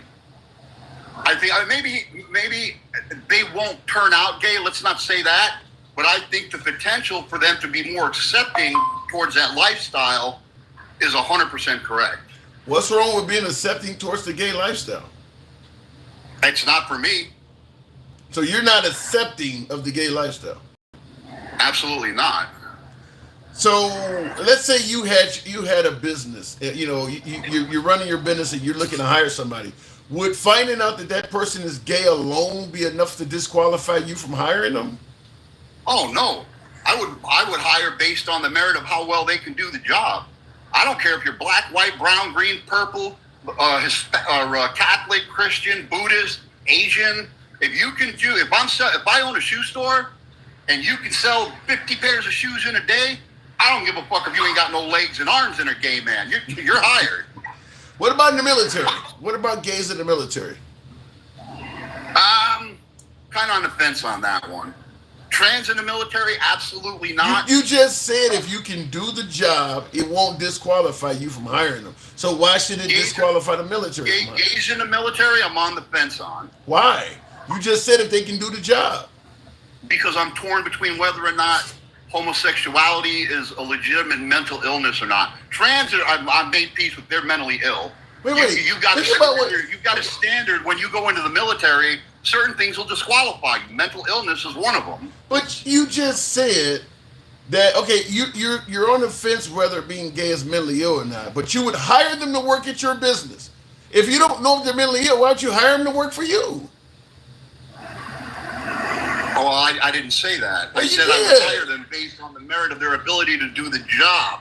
If you're mentally ill, I'm not going to put you behind the wheels of a 50-ton tank and send you rolling down the street. That's just stupid. But you would put them, if they're on the fence about being mentally ill or not, you would put them behind the cash register at your business. just as quick as I would as a guy with Down syndrome who could function like a normal person and handle a cash register. Why not? That doesn't disqualify him from doing everyday shit. I wouldn't put him in the army. So now you are a Christian, right? Yeah. How do you think God feels? And I'm just because I don't know. I'm just asking you. You think God has the same sentiment towards these people as what you're saying? Mentally ill, and you disqualify them from things. Man, look, God got a big hole with flames in it ready to push me in the second I get up there. Well, at least you know. At least you know. Gen X, I got to move it on. You always make for a great conversation, man. Thanks for coming through. We'll do it again soon. All right, brother. Have a good day. You too. Always the best. All right. Looking in the comments real quick. None Useful says, ever since Trump's mother dumped a bowl of mashed potatoes over his head for being a smartass, he's never gotten over it. Read Mary Trump's book on her uncle. Yeah, she made the rounds all over CNN and stuff like that. Of course, like I said, once you start criticizing Trump, MAGA gives you no credibility. So his aunt, she never got any credibility from MAGA. But I have heard some of her stories on President Trump. If people does something that I don't know about, and it hurts nobody, they can go. Okay, I don't know what you're saying. Oh, I agree with what you're saying. You said if people are doing something that you don't know about, and it doesn't hurt anybody, they can go ahead and do it. That's what the LGBTQ lifestyle is. What you're basically saying there, old Hanson, is that what you're doing in the comforts of your own home. I don't need to know that you got another man over there. Two men are together, and it's not hurting anybody for you guys to be together. So go ahead with it. I agree with that, old Hanson. I don't know why we are a society where we're trying to tell other people who you should love. I mean, and by the way, this doesn't just go to LGBTQ people. I mean, we used to look at other women like that. Like, you're 30 years old and you ain't got married yet. What's wrong with you? I mean, like, she had to fit a certain standard. You should have had a kid by now. You should have a husband by now. Is something wrong with you? I don't know why look, her not being married has no effect on me. Her not having kids has no effect on me. Why should I care? We've always been that way, though. We've always judged other people by how we believe they should be. So it's nothing new. Believe in the morals of the club, Gen X. Real quick in the car. Exactly, it should never be a public thing. Well, but the thing, it's going to be public, because if you're a man and you got a husband, drop your kids off from school in the morning, you give your husband a kiss, or you guys are walking in the park, two men holding hands. People are going to publicly know you're together. I mean, your neighbor across the street, the dude's outside cutting the grass, the other dude's on the porch sipping lemonade or something like that. They generally can tell. I mean, you take your kids to the movies and you notice those two dudes are sitting in the movies in the same theater. Like, they clearly are a couple. You'll find out. So you can try to hide it, and there are people who have had some success at doing it, but if people pay attention to how you live in your lives, they'll know you did, think about how many folks have a picture of their house at work on their cubicle, or you're driving a forklift and you got a picture of your wife on. I mean, well, if you're gay, why the hell you got another dude that's on your forklift? I mean, people find out. People gonna find out. People just follow you like that. They gonna find out. Thank you for the follow, by the way. Somebody just gave me a follow. If you're offended by two people hugging despite their gender, you got problems. Yeah, homophobia. That's the problem. Anyway, folks, I do appreciate the 130,000 on the likes. Certainly follow the program if you enjoy this type of dialogue from all sides of the aisle. We don't block, ban, or censor anyone. This is an open forum. We are MAGA friendly, always have been MAGA friendly, always will be MAGA friendly. Now, we didn't have many MAGA callers, though. I think we had a handful of them, but understand, we don't run from MAGA callers. We don't limit MAGA callers. We don't censor MAGA callers. Just right now, currently with Trump in office, most of the criticism is going to be aimed at the right. I mean, there's not a lot of leftists in power. So when Biden was in office, I was constantly critical of his economy, gas prices, and things like that, and I had more MAGA viewers. Well, Biden's gone. Trump's in office. So I'm not going to keep criticizing Biden and Kamala Harris. They're irrelevant at this point. So now that Trump is getting the criticism and MAGA doesn't like Trump being criticized, MAGA has left the chat and I've gotten more liberals. But MAGA's welcome on the program just like the liberal side is. It's not about picking and choosing who can come up and things like that. It's simply put, people don't like to hear their side criticized. We're going to be doing 2 of these today. I actually took a day off, so if you folks are around at about 7, we will be back. Knowing the Trump, the way the world orbits under Trump, who knows what he may have done in the next few hours. But nevertheless, it is your boy Tim, the handsome liberal. Appreciate you tuning in. Give your boy a follow if you're watching on Instagram, TikTok, Clapper. If you're watching on YouTube, feel free to sub to the program. Until then, I'll see you later on this evening. Thank you.